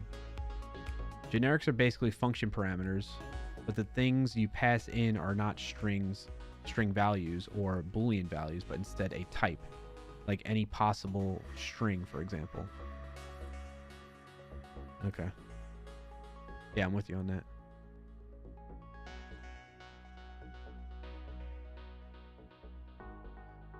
All right, so I'm not too sure about this still. Let me see if let's get it to explain the whole thing. No, not surround.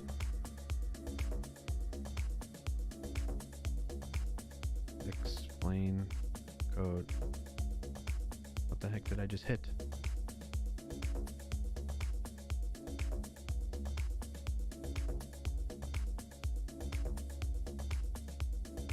I've reached the rate limit.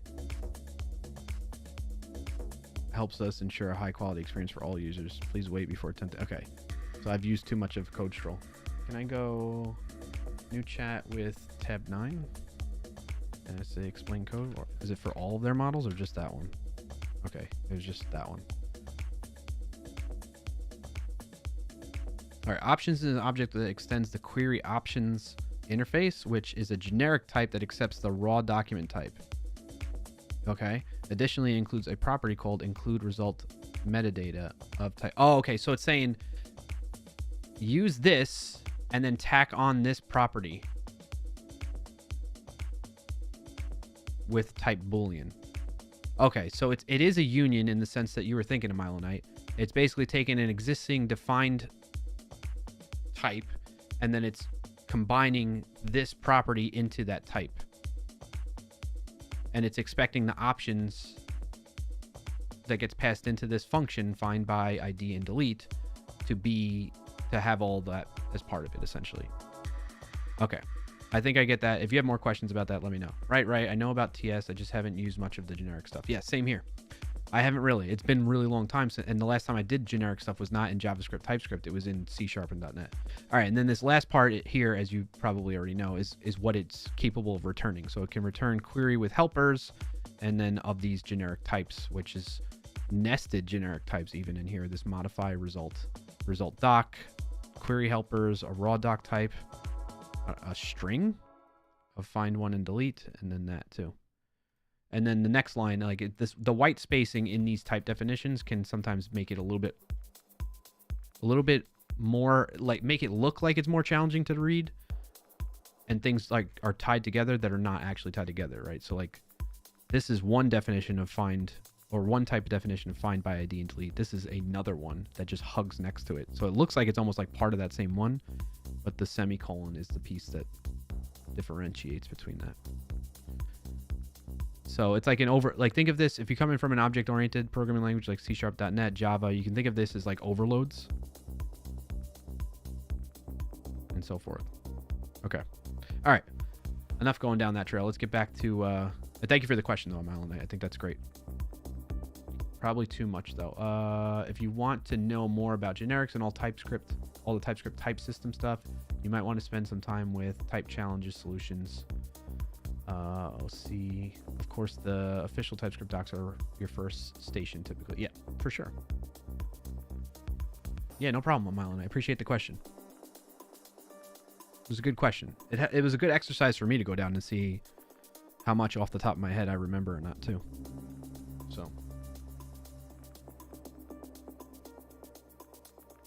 just double checking some things with work real quick, and then we'll move back into.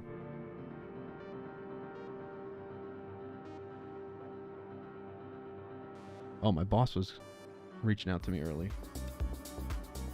I'm gonna have to give him a call. All right. Not right now. In a minute here. We'll start wrapping up though. So what'd we see so far? Where'd we leave off actually with it? We were trying. Oh, we fixed those vulnerabilities. The NoSQL vulnerabilities by. Well, in this case, this one worked. Look. That's weird. So this one. We didn't cast it to a string like the other one. Where's the delete one? Remember the delete one right here? I'm in the way. We cast it to a string and passed in this object with the ID. I wonder if I just do this, that brings it back or not. Or at least it says define supercalifragilisticexpialidocious. What to say when you don't know what to say.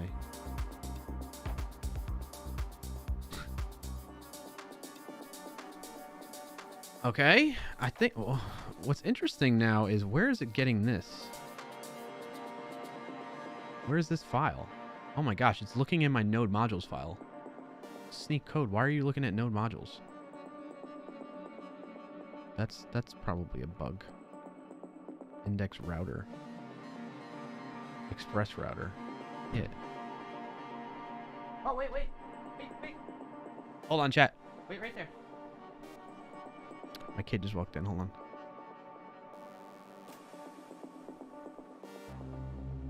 An ad is about to start in 5,000 milliseconds on Twitch. There's an ad running for 180.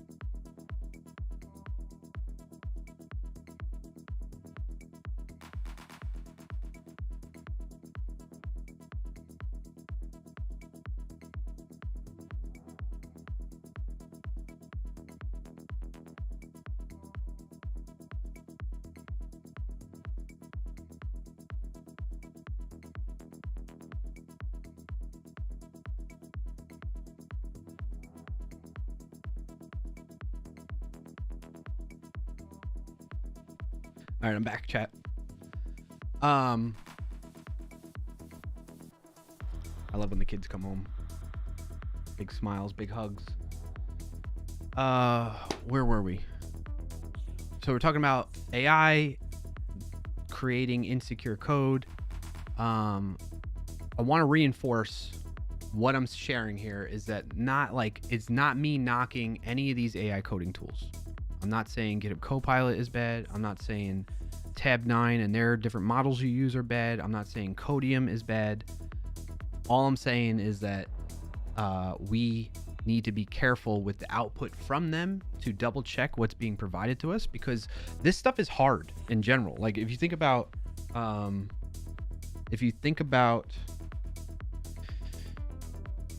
this problem, like how can you teach like a large language model, or use a large language model to train it such that it's like completely free of vulnerabilities and that type of thing, right? And it's something that I'm discovering through this, experimentation and research that I've been doing on this with these tools. Of like, I don't blame them for having these kind of results, right? It's understandable. So, in any case, I gotta see, how do I tell this not to look at node modules? That's where we left off, right?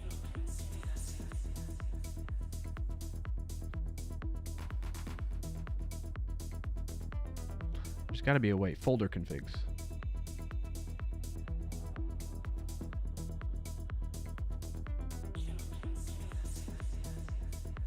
No, maybe that's not what I want. Folder configuration for Sneak? No. Royally says, they seem to provide better results when you specify emotion in the message with security in mind. Did you mean to say emotion? What's EMT? I think there's typo in there. I can't figure out what you might have meant there.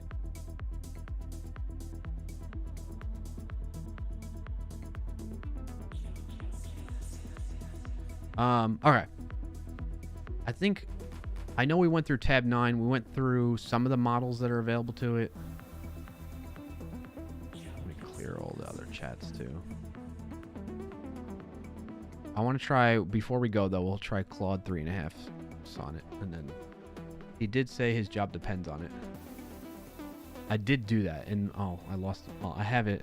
I have that prompt saved so I don't forget it. But I'm like, my job depends upon this. So let's switch it to Claude 3.5. And then let's get rid of this code. So it's starting from scratch. Let's get rid of node modules and package JSON. We got to start from scratch. I don't want to have anything to sway the results here. All right, so we're dealing with Claude, the model Claude 3.5 Sonnet via tab 9's extension, which is fantastic that they offer this. And I have a free account. I'm not paying for this. I wonder if there's probably some limits. Oh wow, look at this. It's giving you, instead of it all in one big file, it's separation of concerns. It's abstracting things out into different folders and files for us. Git ignore node modules for Sneak maybe? Yeah, there's something like, there's a .sneakignore file. I don't know if we still leverage that or not either. When you specifically mention, okay, I got you, in the message with security in mind. Yeah, but like to TypeScript T times point, I did put in there in the prompt, right? Like, hey, it's got to be production ready. It's got to be secure. My job depends upon it. Where is that? I will be deploying this in real, and my job is to ensure it's 100% safe from any security issues, right? So we are trying to tell it that. But yes, I agree. I mean, keep in mind too, right? Like this is 1, 2, 3, 4, 5 sentences. So we're not giving the AI a lot of context. We're giving it a little bit of information. We're saying, this is what we need you to do. Go figure it out. Go infer a lot of things. Make assumptions.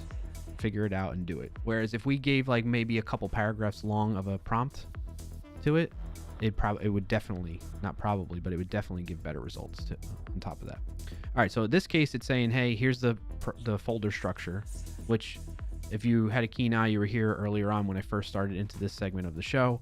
you would have noticed that I had this already built out previously. You install the necessary dependencies. This is a great this is a great response. I don't know if it's a great answer. It's a very similar answer, it looks like, too. But let's create some of these files real quick. So we're going to create, let's do the npm init again. And then npm install. Well, let's just copy what they said. .env, paste all that in, let it do its thing. It's happening in the bottom left there. Okay, that's done. That was fast. npm is getting super fast now, huh? All right, so now we need to create a config database. Control-Shift-P, create new file, config/database.js. Enter, enter. There it is. Now we can insert this code, save that, close that, close that.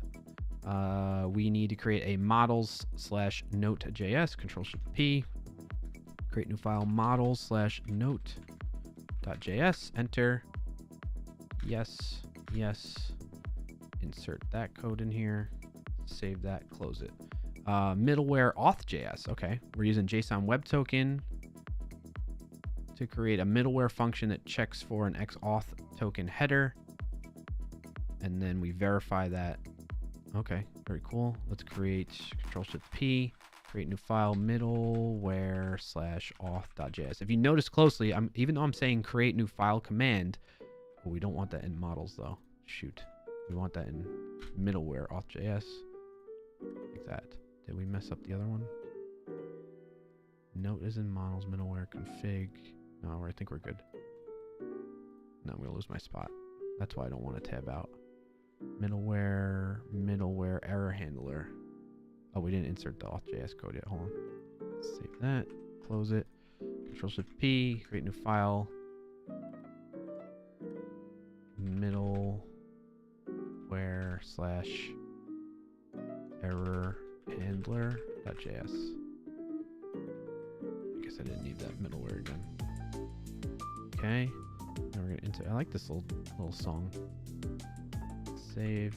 Control. Create new file. utils/validation.js. Okay. Make sure it's in just its own folder and not the middleware.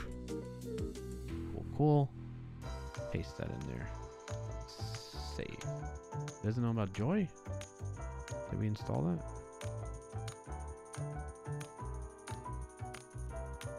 We did not install Joy. Is he expecting that to be built in?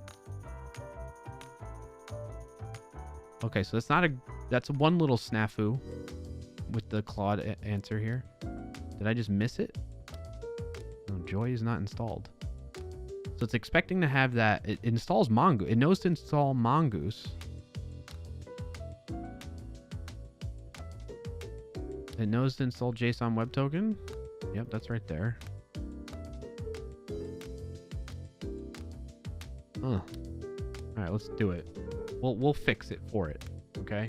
But note to us and everybody else, it missed that one because I don't think that's built in. There we go. Now that error's gone. Okay. Utils validation. So now we're up to routes/note.js. Create new file, routes/notes.js. Make sure it's in its own folder, not the util folder. Okay. Insert this code. Ooh, there's a lot going on in there. It's just blindly. I already see the NoSQL injection going on right there. But I won't get too far ahead of us. Save that. Close that. Then we need to create an app.js. App. Oh. Create new file. App.js. It's going to be in the root folder. And we're going to insert that. Why do we need a server.js too? Okay. We already have a server.js, so we can open that up. I'm going to lose my spot. Why do I keep doing that? Remember, folks, this is going to be our last example, and then I'm going to call it for today. All right, let's insert that in there. And then if we had an env file, we would do that, right? But we're not going to actually run this code, but we got pretty much everything in there. So let's finish reading what it says. The only thing we're not going to do is the environment variable stuff because we don't have an actual MongoDB to connect to and so forth. And we're not going to run it anyway. Okay, so did we not install? Oh, hold on. Or Control P. What's the problem? Why is that not callable? Yes, it should be. Did we not install Helmet? No, we did install Helmet, so that's weird. All right, anyway, the implementation includes several security measures. We got input validation using Joy, great. We got authentication middleware using JSON Web Tokens, excellent. Rate limiting to prevent brute forcing attacks, that's awesome too. I didn't notice that before. Helmet for setting various HTTP headers for security, that's great, although it's not quite what the expectation is. Let's see, Helmet dot. You should be able to just do Helmet like that. It just sets up all the default ones. So I don't understand why it's not liking that. Weird. We'll skip over that. We got cores to control which domains can access your API, cross-origin resource sharing, limiting JSON payload size to prevent large payload attacks. Really? Where was that?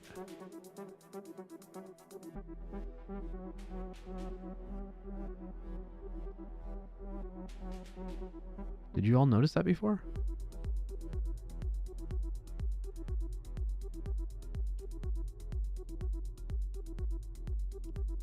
They're all using Mongo curiously. That is an interesting point too, right? TypeScript tea time. But we didn't define it saying, hey, what kind of database to use. So where was that payload size limitation thing? I gotta say, this is a really great answer, particularly compared to the other ones. I know, right? This just further solidifies what I've been seeing in this Claude 3.5 sonnet. A lot of people have been talking about on social media that this is like the best model for coding right now, and it's definitely seeming that way. I agree. Yeah, it's TypeScript saying on Twitch, not saying it's 100% secure, but it is amazing. Yeah, I'm impressed with the results. Again, and I'm also impressed that tab 9 lets you do this for free with a free account. I mean, obviously there's a limitation I ran into before where we're sending too many queries to it. But yeah.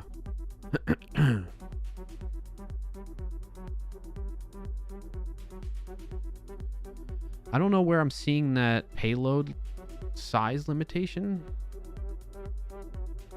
So I'm not sure what that means or how that's being implemented. I might just be missing it. Environment variables for sensitive information, which is great. Error handling middleware to prevent leaking sensitive information, which we did catch that earlier, right? Where was it? The error handler. Right here. So it's like if it's in production, it's like, okay, the message for the error that gets sent back in the JSON response is going to be an unexpected error occurred. So it's very generic. It's not revealing any information. But if you're in anything other than production for your node environment, like development or whatever, it will send the actual error message that got caught by the error handler. So that's great. It's a good pattern to follow. All right. And then to make this production ready, you should also consider HTTPS. Good. Adding logging, good. And it's giving you an example with Winston, nice. Which is, if you're not familiar, in Node.js, that's a common NPM package that people use to do logging with. Implementing user registration and login routes, fair enough. Using a reverse proxy like Nginx, yes. Implementing database indexing for better performance. Setting up continuous integration and deployment. Regularly updating dependencies and auditing for vulnerabilities. I mean, I'm in the way here, but I'm pretty impressed. And on top of that, it says, remember, security is an ongoing process. Regularly review and update your security measures and consider hiring a security expert or using automated security scanning tools to identify potential issues. Right there. I am impressed. I think from now on, I'm going to lean on this model to use instead of any of the other ones. So there you have it, folks. Now let's scan it with Sneak, and for whatever reason, it's going to look at node modules. I think I misconfigured something here. Welcome in and thanks for joining today, Toddleby. You missed everything, Todd Libby, but I'm glad you're here. The TLDR, Todd Libby, is AI is not going to take your job because it produces code that is not always the best, which I imagine you already knew that. My impeccable timing, yeah. I must have done something that got Sneak looking at my node modules instead of the actual project. Did I switch something over? Like, why is it only reporting me vulnerabilities in... Like, this is in...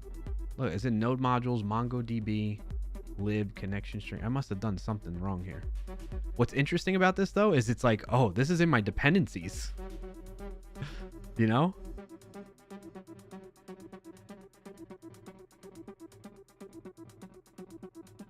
Insecure TLS configuration? That's not that big of a deal in that case.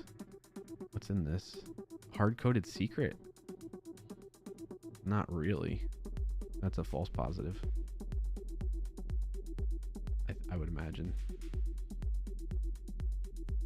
Is message invalid secret. So it's just using the word secret and saying, oh, that must be a secret. And it's hard-coded. I must have something messed up here.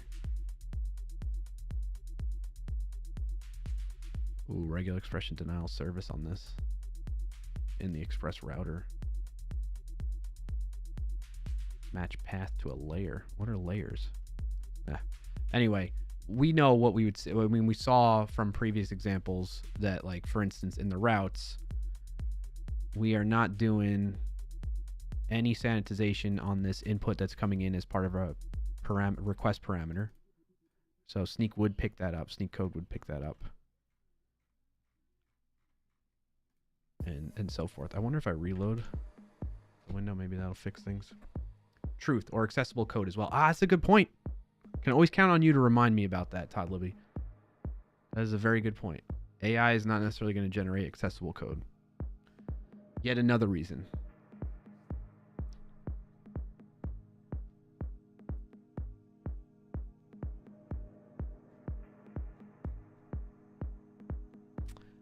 TypeScript, I'm not sure about the... For joining today, Cardhouse _. Hey, Cardhouse. I'll get to you in a second there. I'm not sure about the request params anymore because isn't params always an object with string values?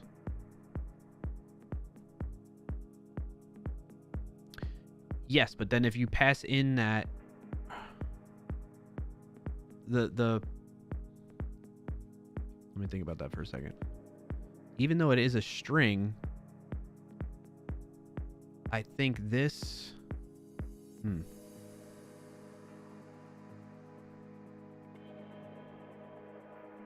That's a good question, actually, TypeScript tea time. And this is still must be configured wrong. I must have done something to mess this up.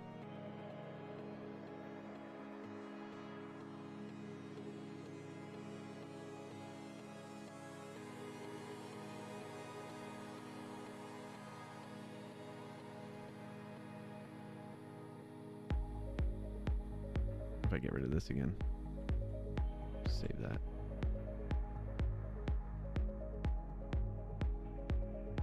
Because that all that didn't help. The all projects, like if you use a monorepo, you want to use this flag with Sneak, so that it scans all the projects within the parent folder, the parent repo. Otherwise, it will only look at one or struggle to find them all. I feel like I did something, probably when I clicked on this or something like that, that messed it up. Something caused it to start looking at the node modules folder, which it doesn't normally do. So I'm gonna have to figure that out. But so we're not getting actual real results anymore like we were before. But anyway, to summarize everything for everybody, is today I used tab 9, which, to be, again, very explicit and clear, this is not me picking on tab 9 or in any other videos that I'm having coming out that you'll see from me on the Sneak channel. I'm not picking on tab 9. I'm not going to... I have a video or recording on Codium, and I have one on GitHub Copilot. And it's not picking on any of those for two reasons. One, it's super hard to get like, I don't know the details of how to even do this stuff, but like, if you can imagine to train some type of model, large language model, to give you impeccable code that has no security issues in it and no, you know, malformed or not malformed or no poor practices or lacking accessibility like Todd Libby brought up, it's hard. I imagine I fully expect it to be hard, and so like I'm not knocking them on that. And then what was the other thing I was going to say about it? I mean, the proof is it happens in all of them, right? All of them produce some level of insecure code, some level of problems in the answers that they give you that we need to be cautious with and scrutinize, right? We need to scrutinize with code reviews and just like having our own background and expertise of it. We need to scrutinize it with automated tools. From a security standpoint, you can use Sneak for that, or if you prefer something else, but I highly recommend Sneak, obviously. And then another thing that Todd Libby brought to my attention is accessibility, right? What if, like, let's say we were pushing out or having the AI help us generate some HTML. Is it going to use the ARIA tags on each HTML element that it's doing, right? That type of thing. So the whole moral of the story is that don't use AI to help you and speed up your workflow, but don't blindly trust it completely and use the code straight up as it's given to you. That's the end result. That's the TLDR. And I hope that was kind of demonstrated and exemplified through what we went through today on stream. If you want to see more of that, I have videos coming out that are in the editing process right now on the Sneak channel. In fact, I'll bring up the Sneak channel so you can see what I'm talking about here. If you go to youtube.com/sneaksec, you're going to, if you want to see more of me too, in general, like you like my content, that type of thing, you can see me weekly, not just on the live stream here on my personal channel, but you can see me weekly in these videos, sharing my knowledge, sharing background and information to help you level up your skills when it comes to security related topics. And lately I've been on this AI kick. We had this video with the four hidden AI coding risks and how to address them. And that talks about things what we mentioned earlier, like IP infringement you need to worry about, stuff like that. And then this is the one that kind of I use a different example. It's a Java based application that has a SQL injection vulnerability that's introduced to it through GitHub Copilot. And that one more so demonstrates what we were talking about earlier, where when the AI is trying its best to give you more relevant answers by using the context of your project, if your project has garbage code in it, it's going to give you garbage code out of the AI. In this case, I have SQL injection queries that are written in a way that introduce SQL injection in other parts of the project, and therefore the AI gives me more of that in that example there. So it's a little bit of a contrived, admittedly clickbaity title, but I wanted people, you know, I'm playing the game, the YouTube game, right? So again, GitHub Copilot, not bad. Not saying that with this. And then we got this one that's coming out. So this is in response to actually a comment on here. First of all, shout out Triple B, showing support on my work channel. Thank you. Saying it's a great video. But Ramsey here made a comment of, you're not supposed to use Copilot, like they're giving, basically reinforcing what I'm saying to you right now. But then they also mentioned like, use the chat option. It generally gives better outputs. And I didn't do that in that video. So this upcoming video, it's going to be coming out on Monday. Oops. This one that's right here behind my head. This one coming out on Monday is us expanding upon that. Hold on a second, chat.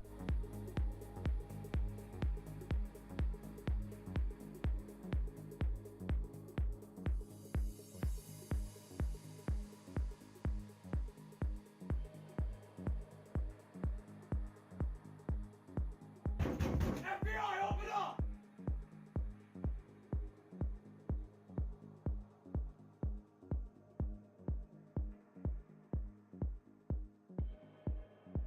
All right, I'm back. FBI, open up. No. All right. So yeah, if you want to catch that, that's coming out on Monday at 10 a.m. And you can see me trying. It's basically a blind test of like, all right, instead of me using Copilot and interacting with it from the comments in the like file itself, I instead use Copilot Chat and see if it gives me better answers. And it does. Like, the spoiler alert, it does give me better answers, more secure options. But there are some cases where it gave me vulnerable code still too. So keep that in mind as well. All right. On that note, we're going to start wrapping things up. Again, please go check out youtube.com/sneaksec if you'd like to see more of this. I'm going to have more videos coming out the following weeks of what we just did. Tab 9, one for Codium, and then more coming up where I'm going to use like ChatGPT straight up or Gemini and that type of thing. So if you want to see more of that and see how those perform, because I'm basically doing like a blind evaluation of all of them to see if any of them kind of have a leg up on the other in terms of producing better, more secure code, then you're going to want to check that out. So Card House, to answer your question from earlier, that's what we've been doing. We were looking at AI, well, in particular tab 9, and then the models that it provides through that extension in VS Code, to see if it can give me secure results. And the reason I was showing that is because one, it's important to evaluate the results that it gives you and be cautious with it. But two, a lot of people are afraid that AI are going to take jobs as developers and replace that workforce. Maybe that'll happen in the future, but it's not happening anytime soon because of what we're seeing right now. Like, who in their right mind, whether they're a startup or a big enterprise, are just going to blindly take and like, think about those agent type of coding tools. That's another one I should make a video on, actually. I'm thinking off the top of my head, because I haven't experimented with those much. If I tell that, those are meant to be like, hey, I give you a small prompt and it just runs and does itself. I should check and see the output of that code from that project, from those tools rather, those agents, those AI agents, see if those also produce vulnerable code. I'm guessing the probability is pretty high. So anyway, imagine being a company that's trusting something like that, or having their developers use AI to speed up their workflow, and those developers are just blindly taking the code in. They're setting themselves up for a lot of risks, basically, right? They're taking on a lot of risk that way. Cardhouse says, if you ever blindly trust AI, ask ChatGPT how many R's there are in the word strawberry. It's funny you bring that up because Rugmat was doing that. Rugmat has a ChatGPT integration in their bot, their chat bot, that they pull into people's streams like this, and demonstrated that. The funny thing is, though, Cardhouse, the first time Rugmat bot responded, it said there was 3 R's. The second time Rugmat ran it, it said 1 R. So, but I didn't realize about that example. That's funny. That's weird. TypeScript Tea Time, catching up on your message really quick. Todd Libby says, happy to help. AI doesn't understand ARIA for starters. Okay. Probably because nothing's being trained on it, right? Like, nobody that's building these things, I don't want to say nobody, but I don't want to generalize, but majority of these things and the folks that are working on this stuff aren't even taking that into consideration, right? TypeScript Time says, of course you can stop thinking about the framework if you make absolutely sure it's a string, so it's kind of a dominant strategy to mitigate anyway. I got you. Okay. Todd Libby says, GitHub Copilot took data for HTML and CSS from W3 schools. I can't take that seriously when W3 schools doesn't even check for correctness. Where your training data comes from matters. Exactly. And that's one of the 4 AI coding risks and how to address them video touches upon. All right. I think I'm all caught up on chat messages. Nothing over on LinkedIn. Shout out to folks on LinkedIn if you're tuning in over there. Appreciate you. If you're watching on Twitch, of course, I love that. Thank you for following along. If you are on Twitch and you haven't followed the channel yet and you made it this far, please consider following and clicking that button down below. This is your reminder. I know a lot of people forget, and myself included, I've done that, where I'm in a new streamer's channel and I forget to follow. And then I run into him again months later. I'm like, oh my gosh, I never followed, you know? And if you're watching on YouTube, like and subscribe to the channel, please. Significantly helps. Means a lot to me, and I appreciate that way of supporting the channel in a free way that costs nothing for you. TypeScript Tea Time says, I think there's a natural explanation that AI will always produce vulnerable code for large enough projects. It trains on code that was likely written when either some security issue hasn't been identified or on many tiny examples that consciously ignore security for the sake of clarity. Yeah, I got you. AI is trained right now. No, I'm with you on that. Todd Libby, thank you for subscribing, buddy. I appreciate that. Sorry, seeing messages here. Appreciate that, buddy. And yes, I agree. TypeScript Tea Time. I think that's a key thing here. But again, I'm not guilt free of this. What's the word I'm looking for? I'm included in this when I'm saying this, but like a lot of developers will kind of just blindly be like, oh, okay, I'm gonna go with what this AI is telling me, right? And see, because again, we're just trying to quickly get something working. The objective for us is to deliver a feature functionality and not always necessarily to worry about some of the other things that are involved with that. So, all right, I think I've beaten it to death now, the message here. Hopefully you all are feeling that. If you're watching this later, you get that feeling and value out of it, and we can look at more. If you have other ideas of things that I should try out to see if other AI tools that are out there that I'm not thinking of, let me know. Either hit me up in the Discord, which you can join up on that at clarkio.com/Discord, or use the Discord command in the chat, which I'm dropping right now. Or, I don't know, join us next stream and give me the idea. Right, but the best way to keep in touch with me off stream is on Discord. So if you want to join up and stay connected that way, be part of the community, play Wordle and stuff like that off stream, that's the best way to do it. Okay? But yeah, so what I have on the docket right now is I've recorded a video for Codium. I've recorded a video for Tab 9, which kind of is what we just did on stream. And then the plan is to look at more. Like, I want to do just straight up using the AI chats like ChatGPT, Gemini, and I think Claude has a chat app too that I can use. But I think we already saw that that's going to be good results for that one. And then the one that I just thought of was like some of those agents that run their own thing, right? So if you have other ideas outside of that I'm not thinking of, if you're more familiar and more deeply involved in the AI community, AI coding community, let me know. I'd love to hear from you and find out other things to experiment with. All right, on that note, I'm going to close it out. I appreciate you all. Thank you everybody that tuned in, whether you were just lurking in the background on the stream, on Twitch, on YouTube, on LinkedIn, or if you were sitting here chatting with me, if you followed the channel, if you subscribed or liked on YouTube today, if you are on a long stream streak on Twitch.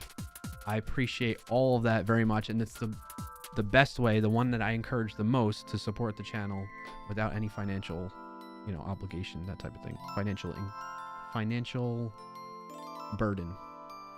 I don't know. That's not the right word. I'm struggling. At the end of the stream, my brain's fried.